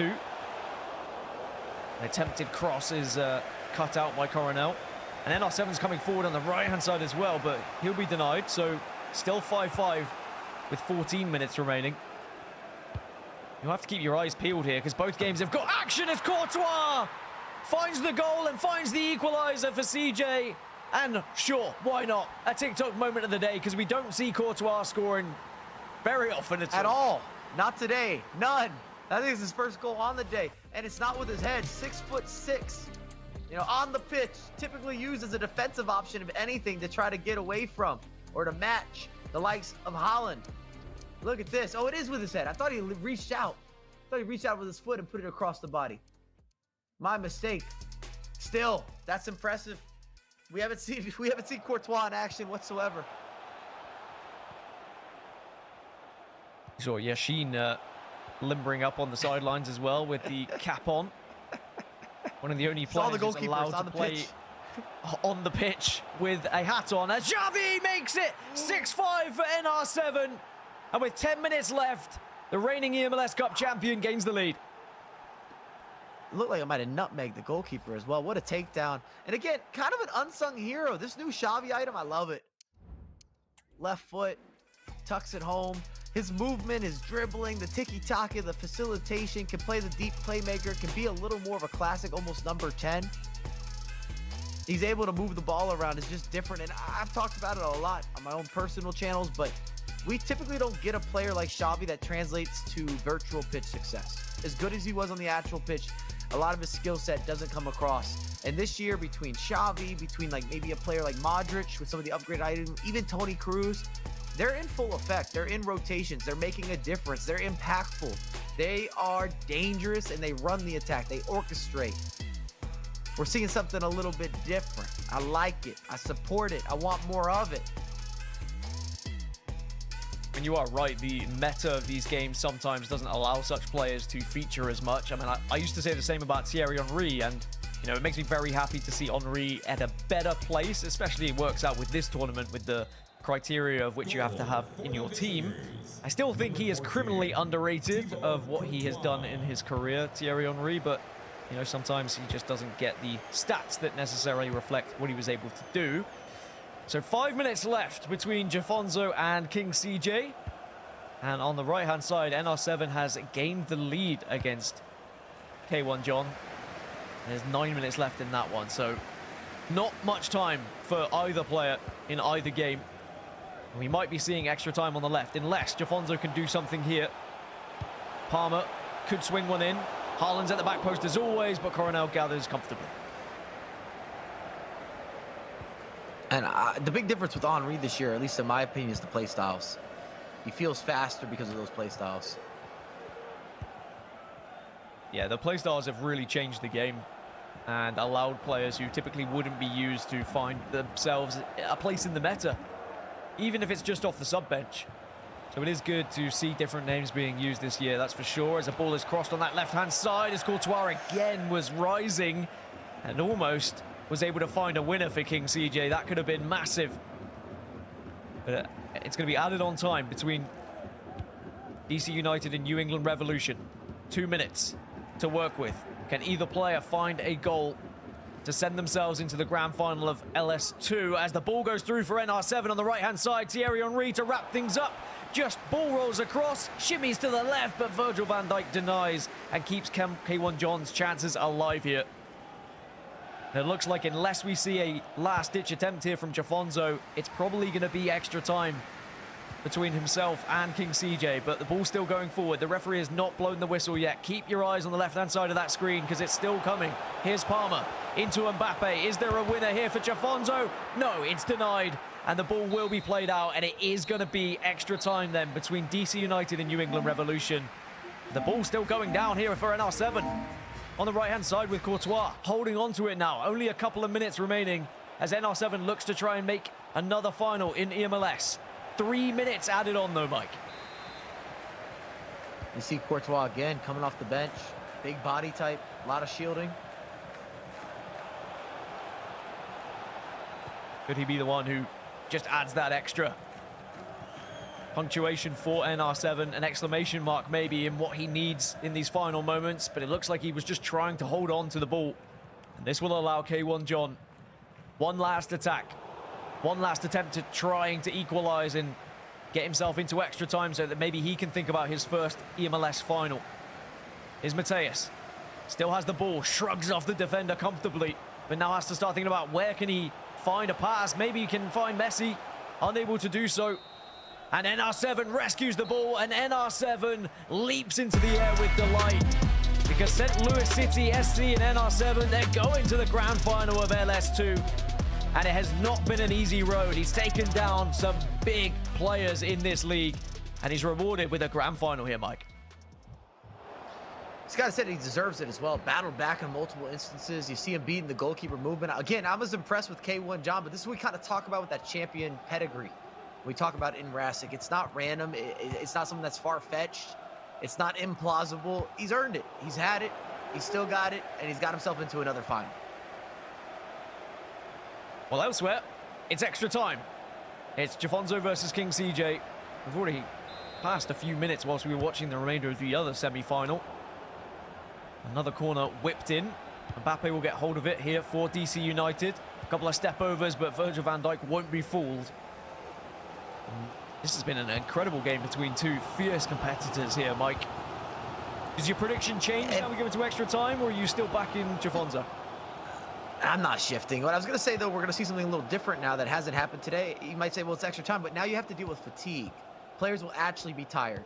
The substitutes will actually make a difference where you can actually run around a defender just clear into space. Haaland heads it down to Kylian Mbappe, and it does just sneak past Coronel.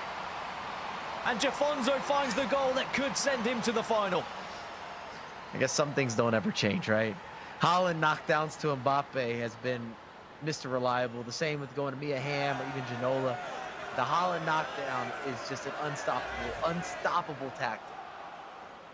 Haaland knocked down, the Haaland beat down. It's always Erling Haaland somehow involved. But it is Mbappe who's going to be on the score sheet. And it's New England Revolution who now have the upper hand against DC United here. And you saw the reaction from CJ. It's like, well, what could I have done? There's not much you can do from that position. But what you can do yourself is get back into this game because there is still time here in extra time.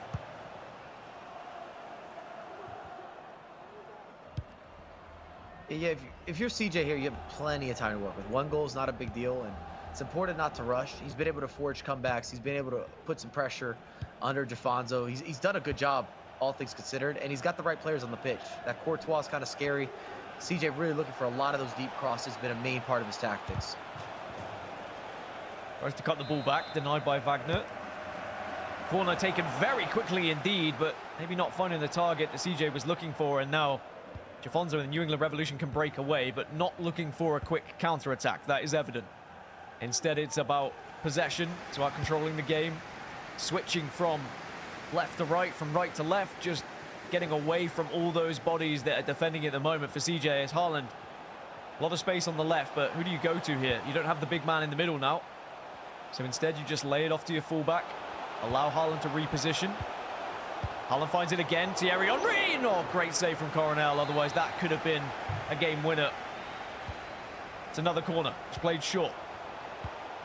Messi retrieves it again. Onto the edge to Evander. Not going to shoot. Instead, into Mateus. One more. Oh, and it's beautiful. It's Palmer. And that might just be the game-winning goal. I know we still have another half here of extra time, Mike, but 2 goals in 50 minutes could be difficult to find. And Cole Palmer as a fullback is not something that I thought I'd be saying on the commentary duties today. And a little bit of frustration there from CJ. He moved the goalkeeper to the right place, the right time, but it's almost a 6-yard box. And I mean, it's in the corner, side netting. Again, Cole Palmer, the fullback that's now scoring goals, active. New item, the Future Stars edition. Premium quality, difference maker. A lot of all-around statistics. And if you have the budget, worth the pickup, worth a grab, worth a trial. Put him into the club. Well, the time is against King CJ and DC United now. And actually, things could go from bad to worse here. He thought he was going to have the last attack. Tries to think one through, but Virgil van Dijk, ever present, and shows his physicality against Lionel Messi. And now we're going to have the halftime whistle, you'd imagine. Somehow, still going. Mbappe into the back post, and how on earth was the whistle not blown there? That's all I'm going to say, but it's 6-3. And how are you reading lips? Jafonzo did something to the camera. But I can't believe they didn't get the whistle blown, especially considering it's extra time. And who else? Messi on the back end of a header, back post. We actually saw that recently, a couple nights ago. MLS, Messi scoring a header, kind of a gliding header. And we could do a 1-to-1 comparison, and that's got to be game, set, match, wrap it up, done deal. 3 goals in 1 period of extra time. And I think CJ's head is gone.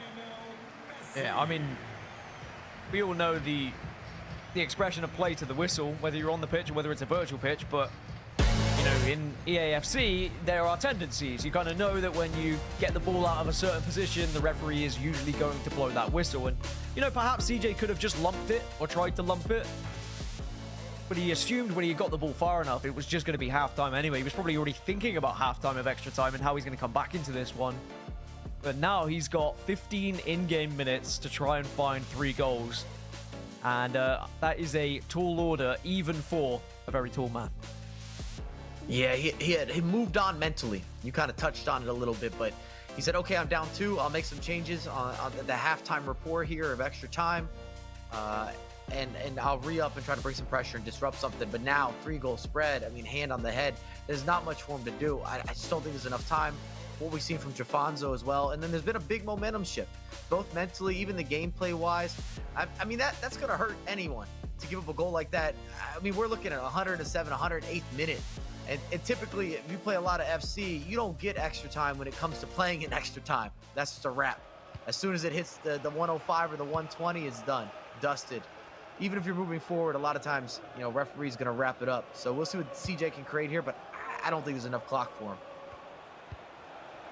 Have to have a goal pretty much here. And Thierry Henry strikes it right down the middle.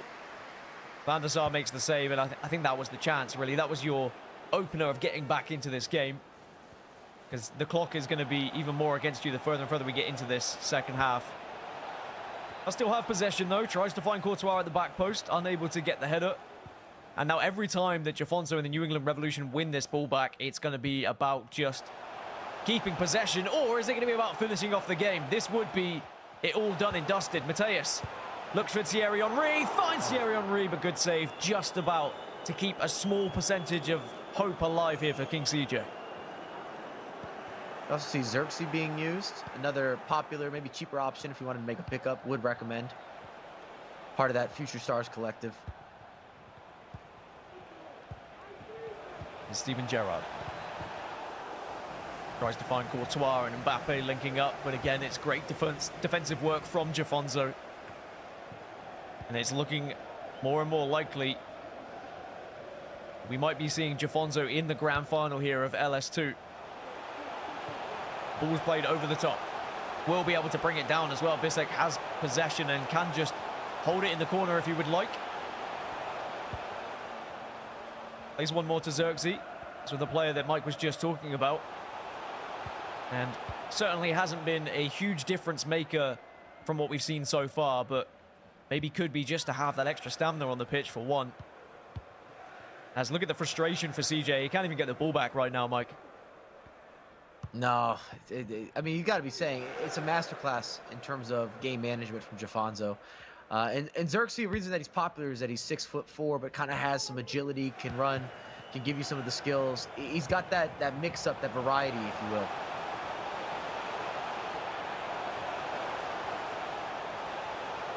Thierry Henry just turning at the moment, and again, it's just keep ball. It's trying to stop King CJ from even finding that 1% chance of getting back into this game. Sadly, the clock is not on his side, and 3 goals is not going to happen here, so we can start to really talk about Jafonso and New England Revolution making the grand final here of LS2. And we already saw that NR7 was the player who was able to progress from the other semi-final with St. Louis City SC. And that is a juicy matchup for sure, as Jafonso now moving forward with Thierry Henry, and again, he's not going for goal here. King CJ just accepting the inevitable. I think the controller's already down at this point. So congratulations to Jafonso and the New England Revolution. They will be progressing to our grand final, and we're all set for what should be an incredible one here in LS2. Is it going to be NR7 showing what he's made of yet again, or is the new boy Jafonso going to carry on this hot streak as New England Revolution progress to our grand final of LS2?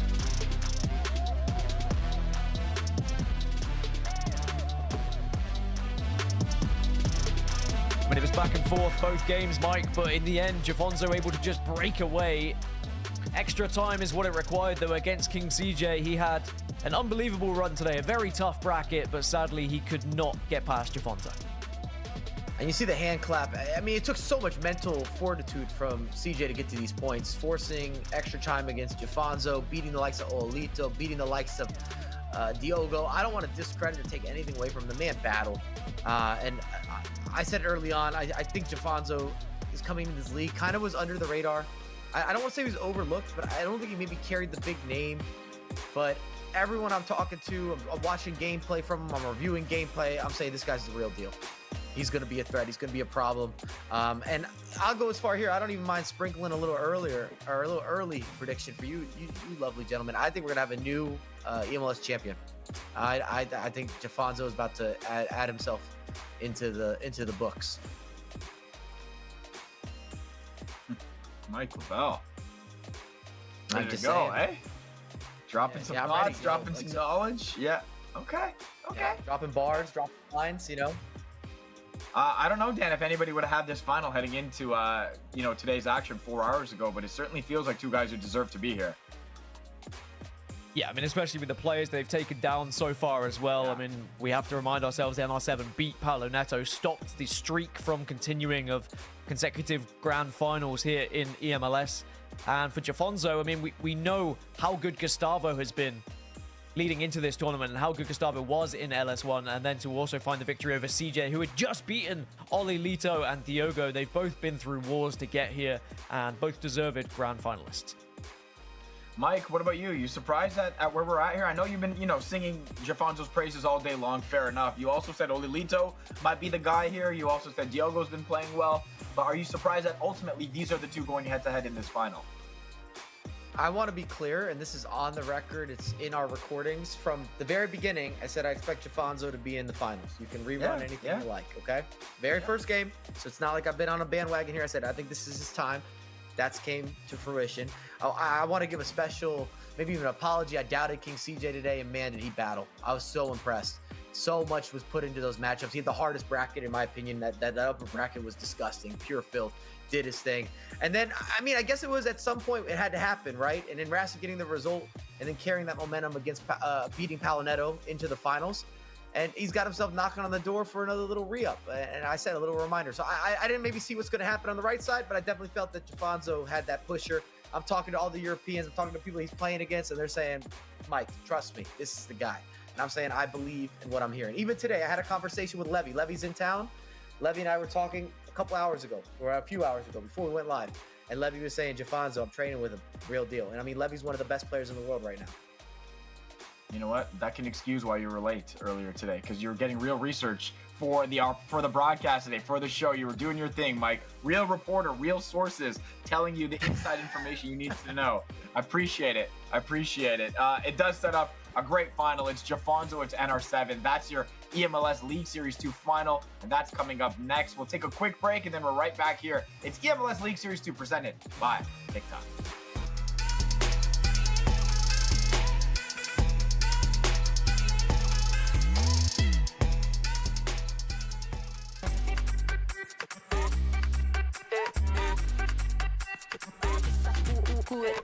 Vamos, dale pues, mamá ya, muévete más loco, como solo tú lo sabes. Así es, con las manos en la cabeza, sacúdete,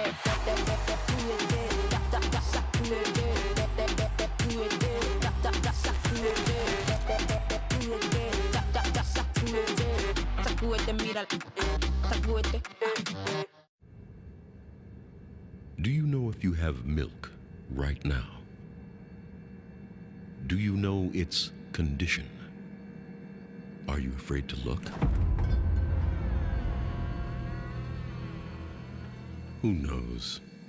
Who cares? Because now you live a life where fresh milk is always on hand. Your door to crisis-free breakfasts. DoorDash.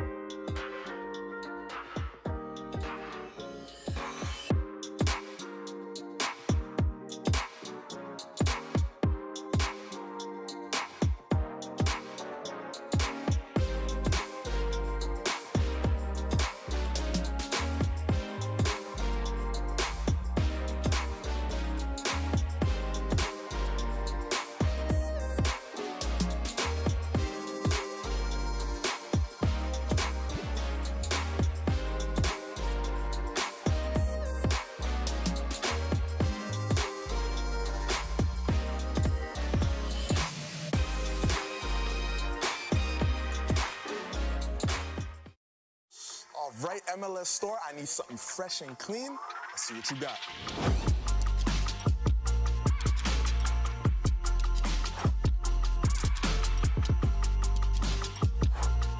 I need that in my size.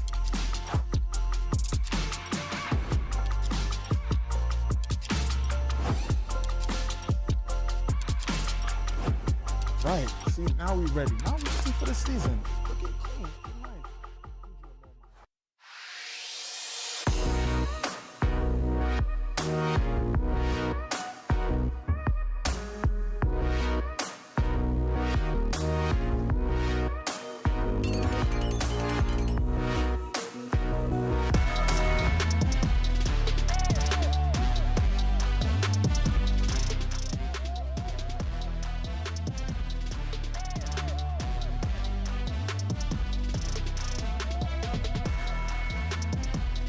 I don't hear Faisal. Damn, you hear this, Faisal, you're man? doing a great impression, but maybe Faisal. Yeah, you can mime it up. It's one of the, It's it's all right, one of I'm tired the of hearing oldest Faisal, tricks it's in the fine. book. But welcome back, everyone, to eMLS League Series 2 2024. I'll just take over because, you know, if we can't hear Faisal, we don't need him, you know. But, Mike, we have our grand final. It is an unbelievable matchup that we have as well. Faisal, I could do your job, right? Let's look at how we got there, though. Let's look at the bracket between these two players and who they were able to take down on their way, Mike. The semifinals were very juicy indeed, where NR7 took down K1 John, and King CJ unfortunately was taken down by Jafonzo. It's been quite the journey, but two deserved finalists, Mike. Oh yeah, you laid this out perfectly. I prefer an English accent. This works perfectly. This lines up for me. So we've got Jafonzo, who's looked good the whole way through. Big result versus King CJ. We saw extra chime as you were mentioning. Then NR7. This is a familiar place for him. He's in another final. First time this year that we've seen him in this position, beating the likes of Palonetto. Probably coming into this as a clear favorite, but I think there's room. We could have our first time eMLS champion for Jafonzo on his rookie campaign. Well, they have played against each other 3 times so far this season. In the league qualifiers, NR7 beat Jafonzo 3-2. And then in LS2 group stages, so leading up to this event yesterday, they both traded off, actually a victory each. 7-6 to NR7 in the first time, and then 7-3 to Jafonzo in the other. So that would suggest plenty of goals between these two competitors, Mike, but I guess we always expect that. Look at NR7's games prior, 5-4, 6-3, 6-5. NR7's just a very attacking player, isn't he? I mean, you can say the same about Jafonzo. We've had a 7-2. We had that bye round, of course. And then we saw 6-3. I mean, 3 of those goals came in extra time. He might have even been able to add some extra helpers.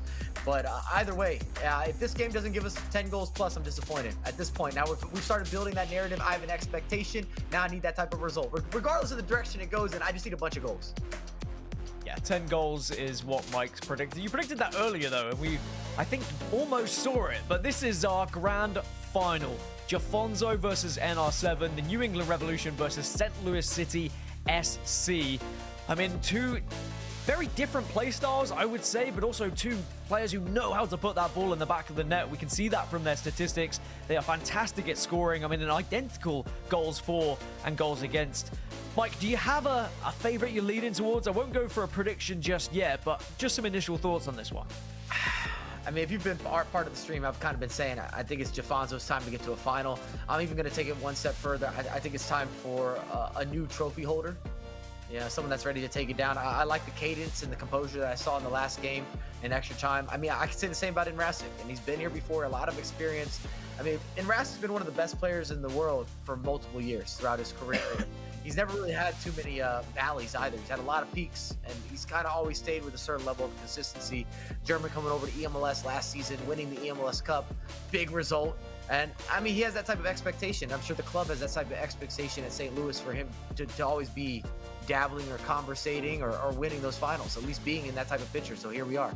I don't know if that's enough of a preview for you, but everybody that we have involved in this final has been scoring goals and conceding goals, and I just want to keep building that we're going to see a lot more of that. I hope that I don't overbuild, but I'm expecting a lot of goals, a lot less defense being played. They're both very aggressive players, so there's space to work with.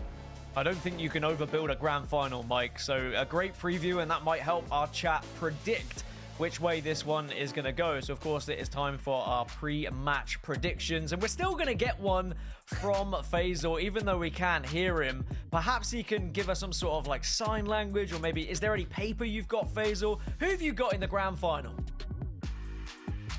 What is that? NR7, I think that says in the smallest font that was possible. Can you see it? Yeah, I'm back. Oh, I can hear you. I'm back. Oh my I'm God. back. Yo, I'm back. I think you're still muted, Faisal. I think you're still Please muted. don't sorry, take my Faisal. job. Please Sorry. don't take my job. let me add the pre-match predictions presented by Avant, by the way. Let me just get that out there, by the way. Chat, you can get yours in there too. 1 and 2 in the chat to cast your vote. Dan, not so easy, am I right? All right, cool. You did a great job, by the way. I'm going with NR7. I didn't hear any of your reasoning for your setting up of the match before. I'm just simply going with the guy that's done it before, and that seems to have worked in the past, and so I'm sticking with it right now. Mike, what do you got? I mean, at 14-7 and leading the way, I'm going to take some risk here as we do, and we're going to lead with Jafonzo here. Again, taking down first eMLS, rookie season, first time that we've seen the Revs in this type of position as well, and I think he's going to get it done. I mean, I see the camera views down. He's got brick walls everywhere. He's dialed. He's focused. He's sending a text to his friends that he's ready to go. All right, Dan. It's impossible to catch up with both of you when you keep predicting against each other, and this is really tough. I've gone against Jafonzo all day, and I have been predicting NR7, and I'm going to continue to predict NR7 because he took down Paolo Neto, so I still think he is the favorite here, and he has got the better of Jafonzo in more matches leading up to today. All right, so two of us pick NR7, Mike with Jafonzo. Chat leading the way of the New England Revolution man right now. Jafonzo, it should make for a very, very fun grand final. Guys, I feel like I've done so much talking in the last little while. I'm going to stop right now and leave it back to you guys to take it away with the call of this grand final, boys. Thank you so much, Faisal, and jokes aside, it's always good to have you back, and we do appreciate you around here at eMLS, but it's the grand final time here in League Series 2. Remember what's on the line. If you win this, you are guaranteed a spot at eMLS Cup. Now, I will tell you, one of these players may have already got a spot just through league qualifiers, but we can get into that later. Instead, we'll just focus on the fact that you guaranteed if you win it. Mike, you're saying that it's going to be a Jafonzo victory. You've been saying it all day, but why? What is it about Jafonzo that you feel just makes him this incredible player that finds himself in the final? I like that. I feel that he's ready. I don't see anything rookie about the way that he plays, the build-up, the way that he defends, the attacking capabilities in terms of some of the versatility, some of the different intricacies that he's had, the ability that he's been able to see out games. I mean, even against CJ, I mean, CJ was done and dusted in that once he went into a little switch of building up from the goalkeeper all the way through the defenders into the midfield. I've just been impressed across the board. I think it's time for a new look, a new face. He's got a fantastic beard. And then everybody that I talk to behind the scenes, I'm sliding so many DMs. I'm calling people. I'm sending WhatsApp messages. You name it, it's happening on my end. And the pros are saying all around the world that Jafonzo is official with the whistle, and I don't even see a whistle in there. So maybe I got to throw him a whistle. I don't know. But I like what I'm seeing. I like what I'm hearing, and I like the results that are now supporting exactly what I've been building up for the beginning of the show. And we'll see. I mean, this is one of those moments, right? Like, if you can you got to beat a champion to become a champion a lot of times, and this is exactly that type of scenario. Well, we're underway in our grand final then of eMLS League Series 2 2024. It's the New England Revolution against St. Louis City SC. Jafonzo going to be kicking from left to right, and it's going to be Nicholas Razek from right to left in the red strip, and he's giving the ball away to Lionel Messi very early on, just trying to ball roll away from the oncoming striker. It's going to allow Jafonzo to continue this attack that he was planting. Here's Palmer. Remember, he got a goal in the previous game, but not going to be getting the cross that he wanted just now.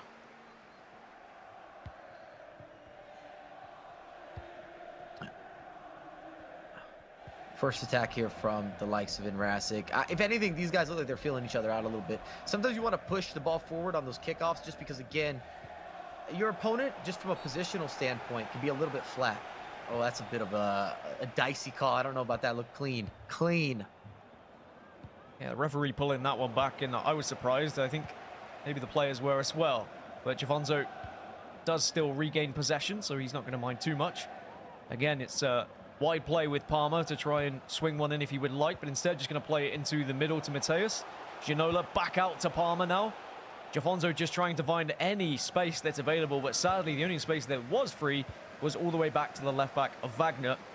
And it's more switching of the play, hoping that space is going to free up in front of them, but Nicholas Razek will regain possession, and now he can try and start to think about an attack, but he just can't get out of his own half at the moment. There's so much pressure from Jafonzo. You can see the Jafonzo's attack. It's kind of methodical. We know what's happening here. Cole Palmer is the target man. It's going to be a switch into another switch. It's clearly where he's trying to find the outlet Part of the reason is because you got Holland on the opposite side. So if anything, you're trying to leak him into the back post, but he's not as good on the ball. See, Haaland is there at the edge of the box. Can knock it down. We've seen so many times before, but this time the defenders can just scoop this one away. And NR7 might finally get an attack on the go here. And I think this is good from Jafonzo. If you can slow NR7 down early, then you're going to be in a far better position. When it was NR7 versus Paulo Neto, we saw very early goals, very quick attacks, and very much aggression coming out from NR7. And that's kind of been set back a little bit by Jafonzo, but now finally NR7 gets a chance to strike at goal, but it is denied by the defenders, and Jafonzo has his opportunity to attack instead, but it does put it out of play, so just small mistakes coming out here. Unforced error, and I was going to say, just to recap on what I was kind of going over before, if you're missing it a little bit, basically what Jafonzo's trying to do is overload on this right side of the pitch. You see Palmer, you see Messi, and then a big reason for that is because you've got Holland on that back post, so you have him as a cross option or a release option. But the majority of his attack, if possible, he's going to try to keep pushing down this side. You can see trying to force it again, but this time through the middle. Nice header, though, to deny, and now Javi can look to try and play it out on the left, but Haaland turning into trouble, into danger, but again, it's pulled back by the referee. A slightly soft one. I'd be careful if I was in the box with a ref like this in the moment, because anything could be given as a penalty as Haaland tries to get to harm. Haaland recovers still. Mateus now has support all around him, but it's not really the best of space to find, so instead goes all the way out right.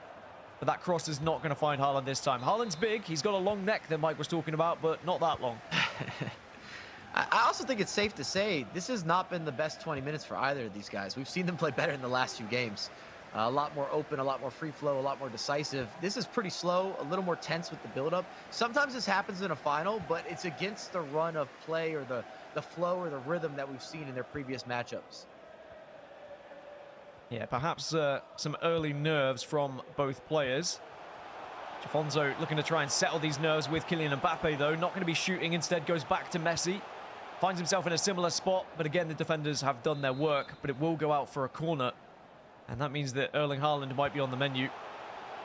Mbappe and Messi linking up on the right-hand side here. Finds Evander in the middle. Again, the pass goes wayward, and NR7 can now reset. Dan, we weren't seeing that. These are unforced errors. I think that's the second or third one. Ooh, big mistake. Big mistake and could be a chance as Haaland now brings the ball down. It's a great save. Second chance. No, Coronel gets back up to his feet quickly. Even for Enrasic, though, to your point, some of the build-up, it's a little sloppy out of the back. He's had a couple 50-50s that the ref called back on fouls when he's trying to go down the wings. I'd love to give that credit to Jafonzo on the defensive end, but I think it's more or less a little more indecisive, a little more tentative, actually, from Enrasic in the build-up play.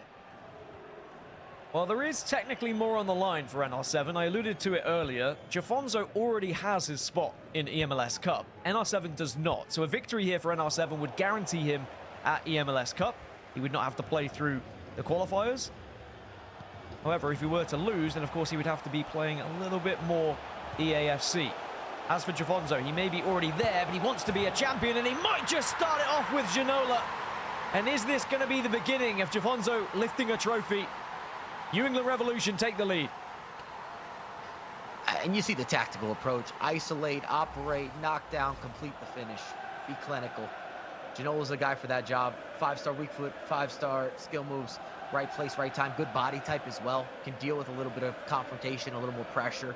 If you get into some sort of 50-50 or a shoulder-to-shoulder. Kind of underrated, I just think, because of his build with his strength. I'm not going to sit here and sell him as the strongest player in the game, but maybe secretly strong or surprisingly strong. Can deal with some contact.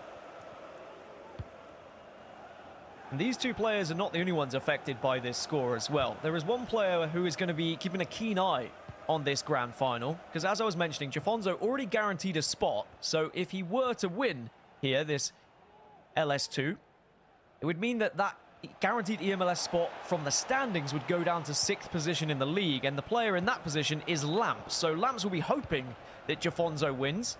So if he does, then Lamps will be guaranteed his spot in the eMLS Cup. So Nicholas Razek not necessarily playing for himself here, but he's also playing against both Jafonzo and Lamps in a way. And maybe it could be 2 here from Mbappe, but it's a good save from Coronel. I'm surprised he took that early. He had a lot of space to work with. I was thinking maybe even the heel to ball roll, or even a ball roll or a body feint, something to give you just a little bit more time. See if you could toss off the goalkeeper. Maybe you get an opportunity to pull it back. You've always got the back post open for Haaland if he's in position.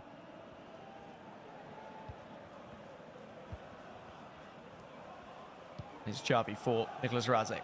Hasn't really offered much in this first half so far. Not been the same player that we saw in the earlier rounds. But perhaps we have to give credit to Jafonzo for how he's been pressuring and not allowing NR7 to play the game he wants to play. But certainly have been a few unforced errors that Mike was alluding to as well. It's the constant switch of play from Jafonzo, just not allowing NR7 to really get close to the ball. That not only is going to frustrate NR7, but also it is eating away at precious time for Nicolas Razek to get back into this game. Even though it's early stages, every minute counts as Ginola heads this one down to Kylian Mbappe and off the post. So close for Jafonzo. Lucky. Uh-oh. Oh my! Oh, and it's gone in. It's disaster at the back. Everything has gone wrong for NR7 here in this final. I'm surprised, Dan. There's just been no fluidity. There's been no build-up. There's been no movement. There hasn't been a lot of razzle. There's been no dazzle. We haven't seen any of the intricacies. Nothing that we've seen in previous matchups. It's a lot of indecisiveness on the build-up. I think, if anything, we have to give a lot of credit maybe Jafonzo just throwing off the rhythm, controlling the tempo, controlling the game. But I'm surprised by Enrasic here because he's been so much more free flow. A lot of pass and move, and it's been non-existent thus far in this matchup. So a 2-goal lead now, and Jafonzo maybe 1 foot in the door of being an eMLS LS2 champion. Here's Ginola. Does have a lot of support. Haaland's going to be the first player that he goes to. Plays one more, and actually, no, it's just going to be a direct strike from Haaland. NR7 can just only watch and roll his eyes at what's unfolding. It's all about that man on your screen, Jafonzo. Dan, it's too easy. That's effortless. Clear as day or dark as night. It's straightforward. It's uncomplicated. It's simple. It's painless. It's smooth. You get a good takeaway. You make a simple pass. You got Haaland into space on his dominant foot across the body. You got to convert that every day of the week. It's nice work with the ball roll just to re-angle a little bit. But NR7 needs a little bit of a team talk. He's not in this. He's got no movement. There's no build. There's no flow. There's nothing for us to talk about. I don't think he's had an opportunity yet, Dan. It's been all about Jafonzo, all about the New England Revolution. You mentioned it. I mean, we've not seen New England Revolution appear on broadcast for the last few seasons. So all of a sudden, they find themselves in a grand final, and they find themselves up 3-0 in said grand final thanks to Jafonzo. So what an incredible signing it has been for them. As for NR7, That's what I talked about, he has Dan. to dig deep. We've talked about the signing of Alito. We've talked about the signing of K1 John. We've talked about Gustavo and how his move within the league. We really haven't built up Jafonzo. And, I mean, he's on the precipice here of becoming an eMLS champion.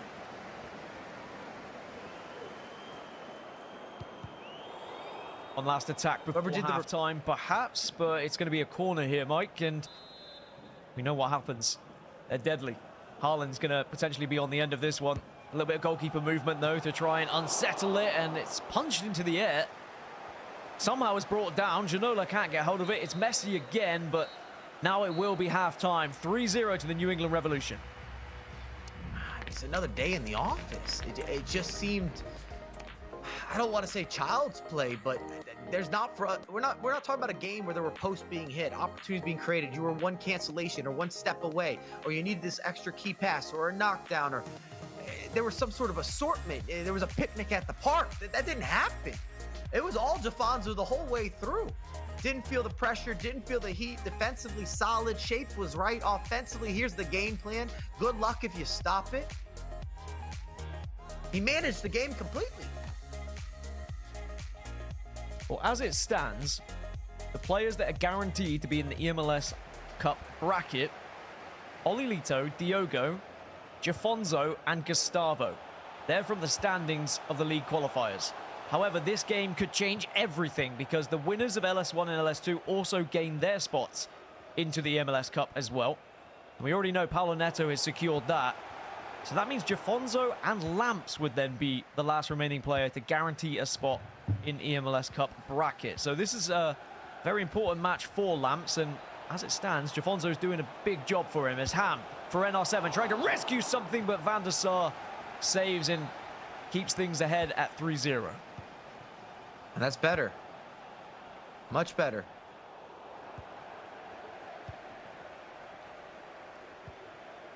I'm also a little concerned, too, in this matchup just because we just saw Jafonzo close out so well against CJ that it makes you wonder, let's say he adds a fourth goal. Is there even enough time for you to work with if you're in Rasic? Even now, at 3 goals down, it's a real uphill battle. Oof. Well, that was almost a lifeline, and still could be. Haaland finds Mbappe, being tracked, though, by Virgil van Dijk. Manages to find Erling Haaland. This could be the goal, and there we go. There's your opener. There's your way back in the game for NR7. And St. Louis City SC have a lifeline. I feel like I administered a mistake there. We were talking about how good, how perfect, how indestructible Jafonzo has been. And then out of nowhere, a couple mistake passes out of the back. Simple as you like. Easy counterattack. Not a better way for someone like Mrazek to kind of get going. Extra pass, little ball roll around the goalkeeper, and you're converting that every day, every time. Automatic.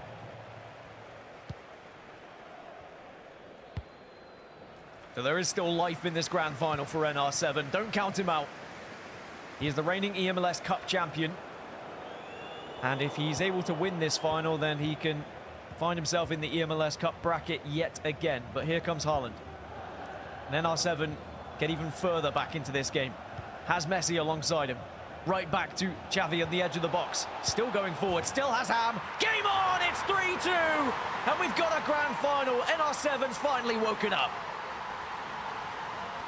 I mean, we're talking difference between first half, second half. You know, Jackal and Mr. Hyde, or Mr. Hyde and Dr. Jackal. I don't know the ordering of that, but this is nothing similar.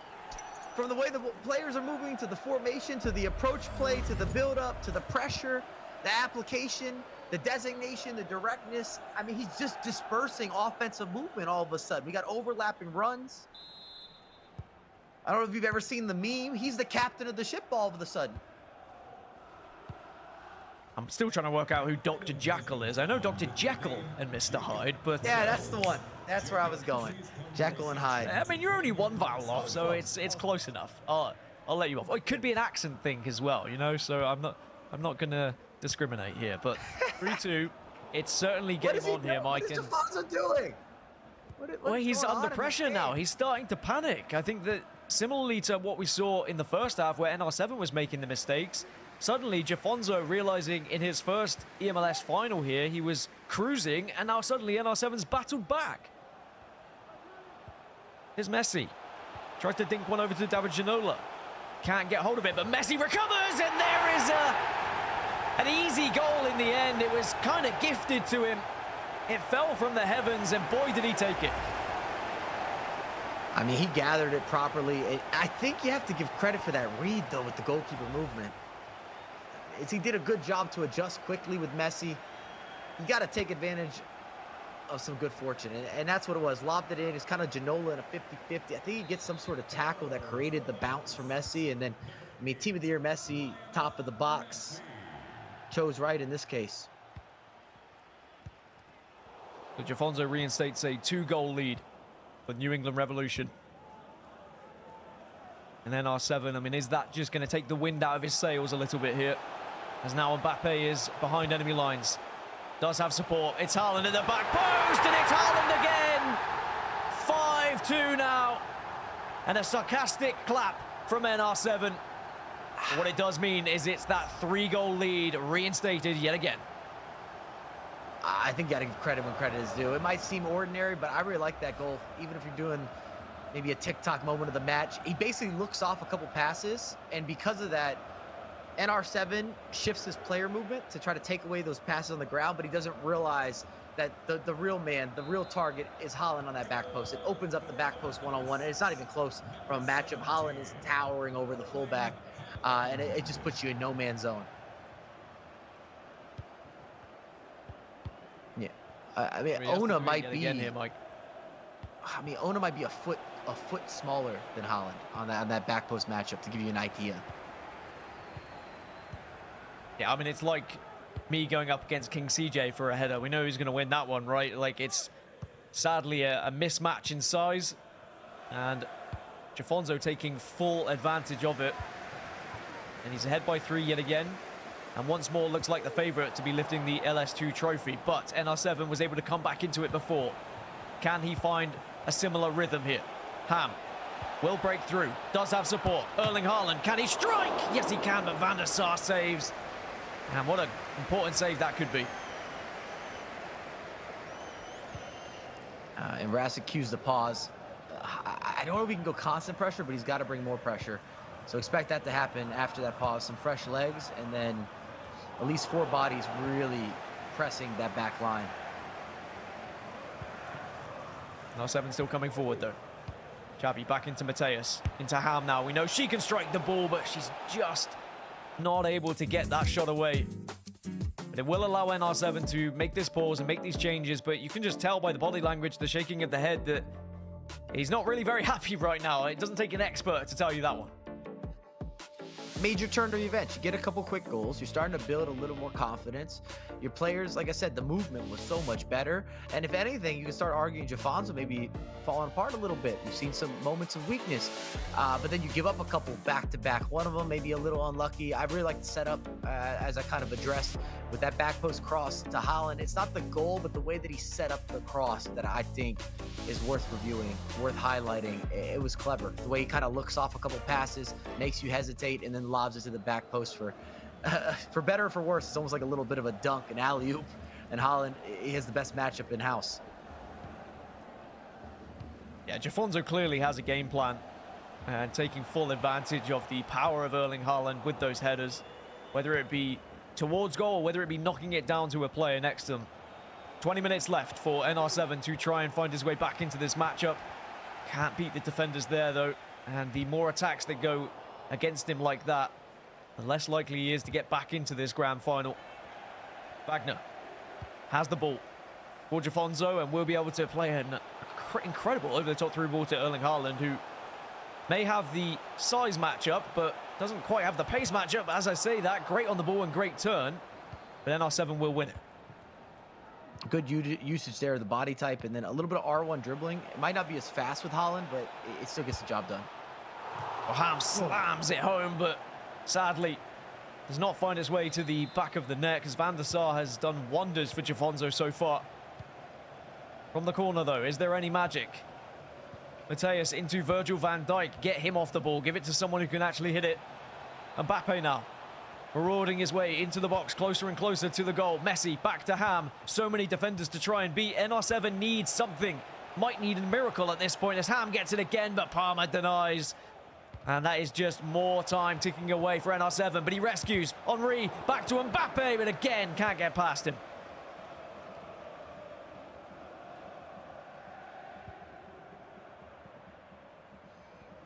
She's the body type of Haaland there again, just with the hold-up play. This is a great way to kill off the game. Anytime you have a throw-in, it kind of resets the defensive positioning. All the time in the world again for Haaland. See if we can buy some more clock. Here's Palmer. Jafonso knows that one more goal would really seal things here, and he would be the eMLS LS2 champion.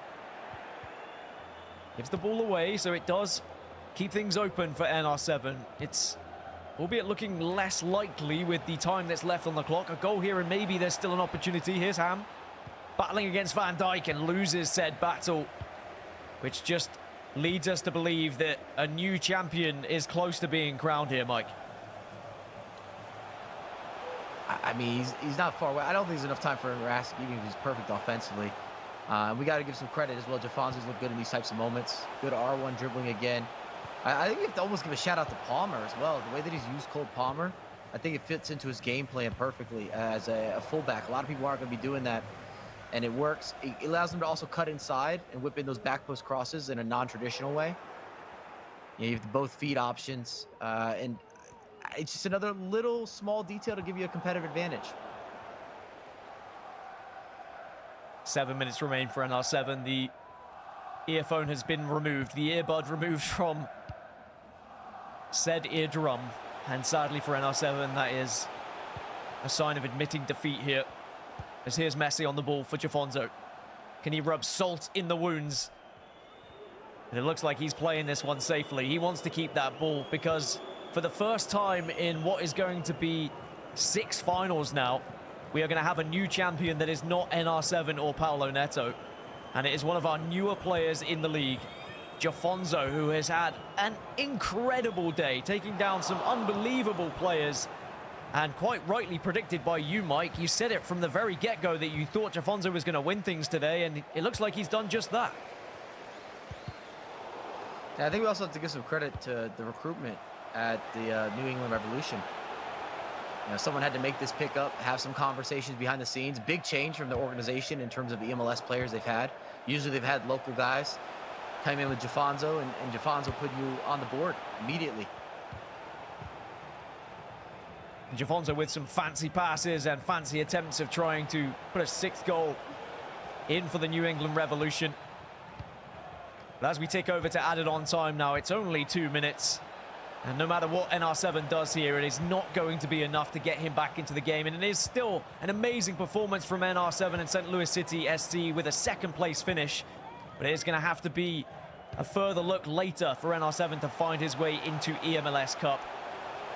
Instead, it is all about the New England Revolution. It is all about Jafonzo. It is a 5-2 victory, and your eMLS League Series 2 champion is Jafonzo and the New England Revolution. And look at the main man. Doesn't even seem that emotional. That's something I always liked as well. You get a little bit of a smile, a grin, but he's still saying stay calm. And I thought that his maturity and cadence was crucial for success. And I think if you're watching at home, you probably agree with that if you've been watching the way they played. Even in LS1, same energy across the board. So congratulations to Jafonzo. Definitely deserved. Came to play today. And for the majority of that final, I mean, he made it look like he had it, that he was in control. There was maybe a couple of little moments where Rasic was battling back, but it was short-lived. Oh, you can see celebrations starting to take place for Jafonzo, and deservedly so. An incredible day. Faisal, you've been watching from the wings, and hopefully I can hear you this time, but what an amazing final that we had there. We saw Jafonzo take a 3-0 lead, but then NR7 bursts back, but in the end, it was pure class from the New England Revolution man. No, I really was, Dan. First of all, test. Can you hear me? Oh, yeah, we got you. Cool. Just got to make sure, because, you know, we got to talk to the Twitter in a hot second as well, and so I want to make sure he hears me as well. But we heard him loud and clear on the pitch through the course of this day, man. Overwhelming in the quarterfinals against Gustavo. King CJ, a tight one. Extra time needed, but he overwhelmed him then as well, and he started this game, Dan, you mentioned it, with such hot fire that it was always going to be a tough task, even for a guy as capable as NR7, to get all the way back in this match. And just when he had a glimmer of hope, Jafonzo was like, nah, I'm going to put this away with a 4th and a 5th, and it was great. And Dan, you gave Mike praise. I got to give him praise as well, man. All day. My guy's been on one train. It's the Jafonzo train. And it's led him to victory as well, and it's awesome. So congratulations to Jafonzo. We're going to talk to him in a minute, but we had a few moments today for our TikTok moment of the day. Mike and Dan, do you have your favorites? Mike, I know you mentioned one of the goals in this game as a potential one. I like the 5th goal if you've got it revved up. I thought the setup was really clever. And you could see Jafonzo's attack. A lot of it was looking for Holland, right? He's trying to isolate those matchups. But the way that you set up getting Holland open, because everyone knows that that's a main tactic. Everybody knows that that's an option. So it's kind of a matter of your build-up. So I really like this 5th goal. I feel like that closed out the game as well. No, it really did, cementing what was a great day for him. Dan, do you have something that stands out? I do, for a slightly different reason. I think it might have been the quarterfinals when Mike was talking about giraffes, goats, all sorts, and then suddenly Messi breaks through and scores a goal, and I get to just yell over Mike, shut him up, and it was just one of those moments where I don't think he realized that a goal was going to happen. It just happened at the perfect time, and for me, that was the TikTok moment of the day. I love that. I love that. Chat, you can vote on your favorite TikTok moment of the day on our social channels. We'll be posting our favorites, so make sure you get your vote in. All right, let's check in with our League Series 2 champion. It's the victory moment presented by TikTok. Jafonzo, congratulations. Can you hear me? Yes, thank you.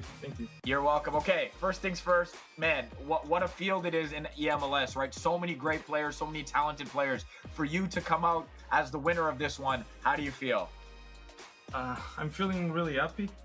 I'm really enjoying play eMLS this year. I think it's one of the best leagues in the world. And yeah, winning a title, I'm feeling really good. And now I want to focus on next weekend in Austin. That's where it matters. So yeah, I'm really happy. You go up 3-0 early in that match against NR7. What's the key in closing out a game like that when you have such a big lead against such a good player? Yeah, I was winning 3-0. Then the game went 3-2. But I just keep the calm and the momentum. So yeah, it was keep the ball a few more time, and yeah, that's for me was the key, and yeah, I'm really happy. Jafonzo, I've been dying to ask you this for a couple of weeks now. The backdrop behind you, is it real bricks or is it wallpaper? You have to answer this. No, it's wallpaper. It's wallpaper. See, come on. I'm right about everything today. Come on. Good to know. Come on. We were worried that maybe it was real bricks and you were just kind of trapped somewhere, but thankfully it's just wallpaper. No. But, congratulations on being, a champion here in eMLS. The first time we've seen someone else other than NR7 or Paulo Neto in quite some time. What does it mean to you to be a victor here and to have a trophy? Feels really good.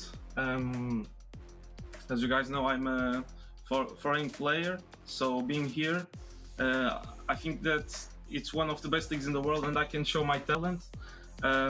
So yeah, I'm really happy to winning this League Series 1. Also for the team, Revolution, I've been giving me such an incredible conditions. Also my team Luna Galaxy, so yeah, I want to thank them. And yeah, that's it. Now I want to focus on next week. That's the big cup. Well, first off, congratulations, Jafonzo. I backed you all day. You can watch it back from the beginning. I said my man is going to take this down. This is the tournament. I want to build off that. How did it come about for you signing for the New England Revolution? Because it's been a huge sign. I think it kind of went under the radar, but obviously you're delivering the goods. Yeah. It was because Diogo Jota is the owner of my team, Luna Galaxy, and it was possible because of him and the team. So I want to thank them, and also for Revolution for this amazing opportunity. So yeah, I'm really thankful to them. Jafonzo, listen, congratulations, man. All the best in Cup. We're looking forward to seeing you in person 1 week from today. You deserve it. Celebrate this week, but get ready to get going again in a week's time because you know it's going to be tight and competitive from now. Congratulations, man. Thank you. That's Jafonzo, guys, your champion for eMLS League Series 2, presented by TikTok, repping the New England Revolution, who lost on the pitch to Toronto FC today, but winning off it on the sticks here today. Just sneaking that in. Got to sneak that in. Look, it's almost time for us to wrap up. eMLS League Series 2, presented by TikTok. A reminder, though, we do have one more event this season. eMLS Cup is next weekend. Friday, March 8th, that's coming up. The eMLS Cup group stage kicks off at 3:30 p.m. Eastern. You can watch this live on the club channels. Next Sunday, 1 week from right now, March 10th, eMLS Cup is live from South by Southwest in Austin, Texas, right here on twitch.tv/MLS. It starts at 2 p.m. Eastern. Now, if you haven't already booked your travel, make sure you do come out to the event. It's going to be jam-packed. You can click the link in the chat to register. We do know we have a little cup preview, of course. We know half the players who have qualified, so let's take a look at the standings. The top 2 seeds go to the LS1 and LS2 winners, so that's Jafonzo and Paulo Neto.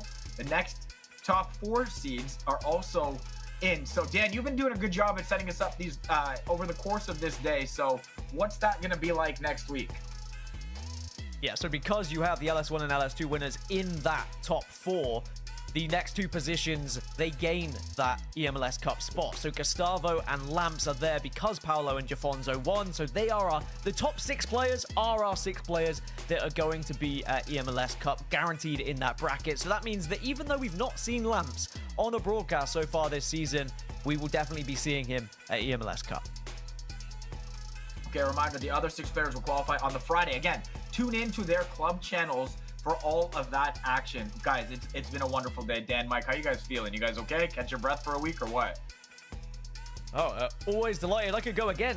Run it back. Let's do a whole nother bracket. I mean, maybe not for Mike, because I think it's like 4 a.m. for him, wherever he is right now. But for me, I've got a whole day ahead of me, Faisal. I'm up, and I've just woken up. I'm going to be honest. This is the way I like to wake up in the morning. There's a little bit of EAFC.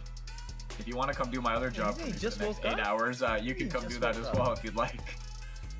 Crazy. It was a 7 a.m. start for me, Michael. Yeah, what time zone? No, don't ask Mike what time it is there, because to his credit, he's awake here too. That does it for all of us. We want to thank all of you for tuning in to eMLS League Series 2 presented by TikTok. Congratulations to the League Series 2 champion, Jafonso. For Dan, for Mike, I'm Faisal. We'll see you next weekend live from Austin, Texas. Have a great night and a great week. Peace.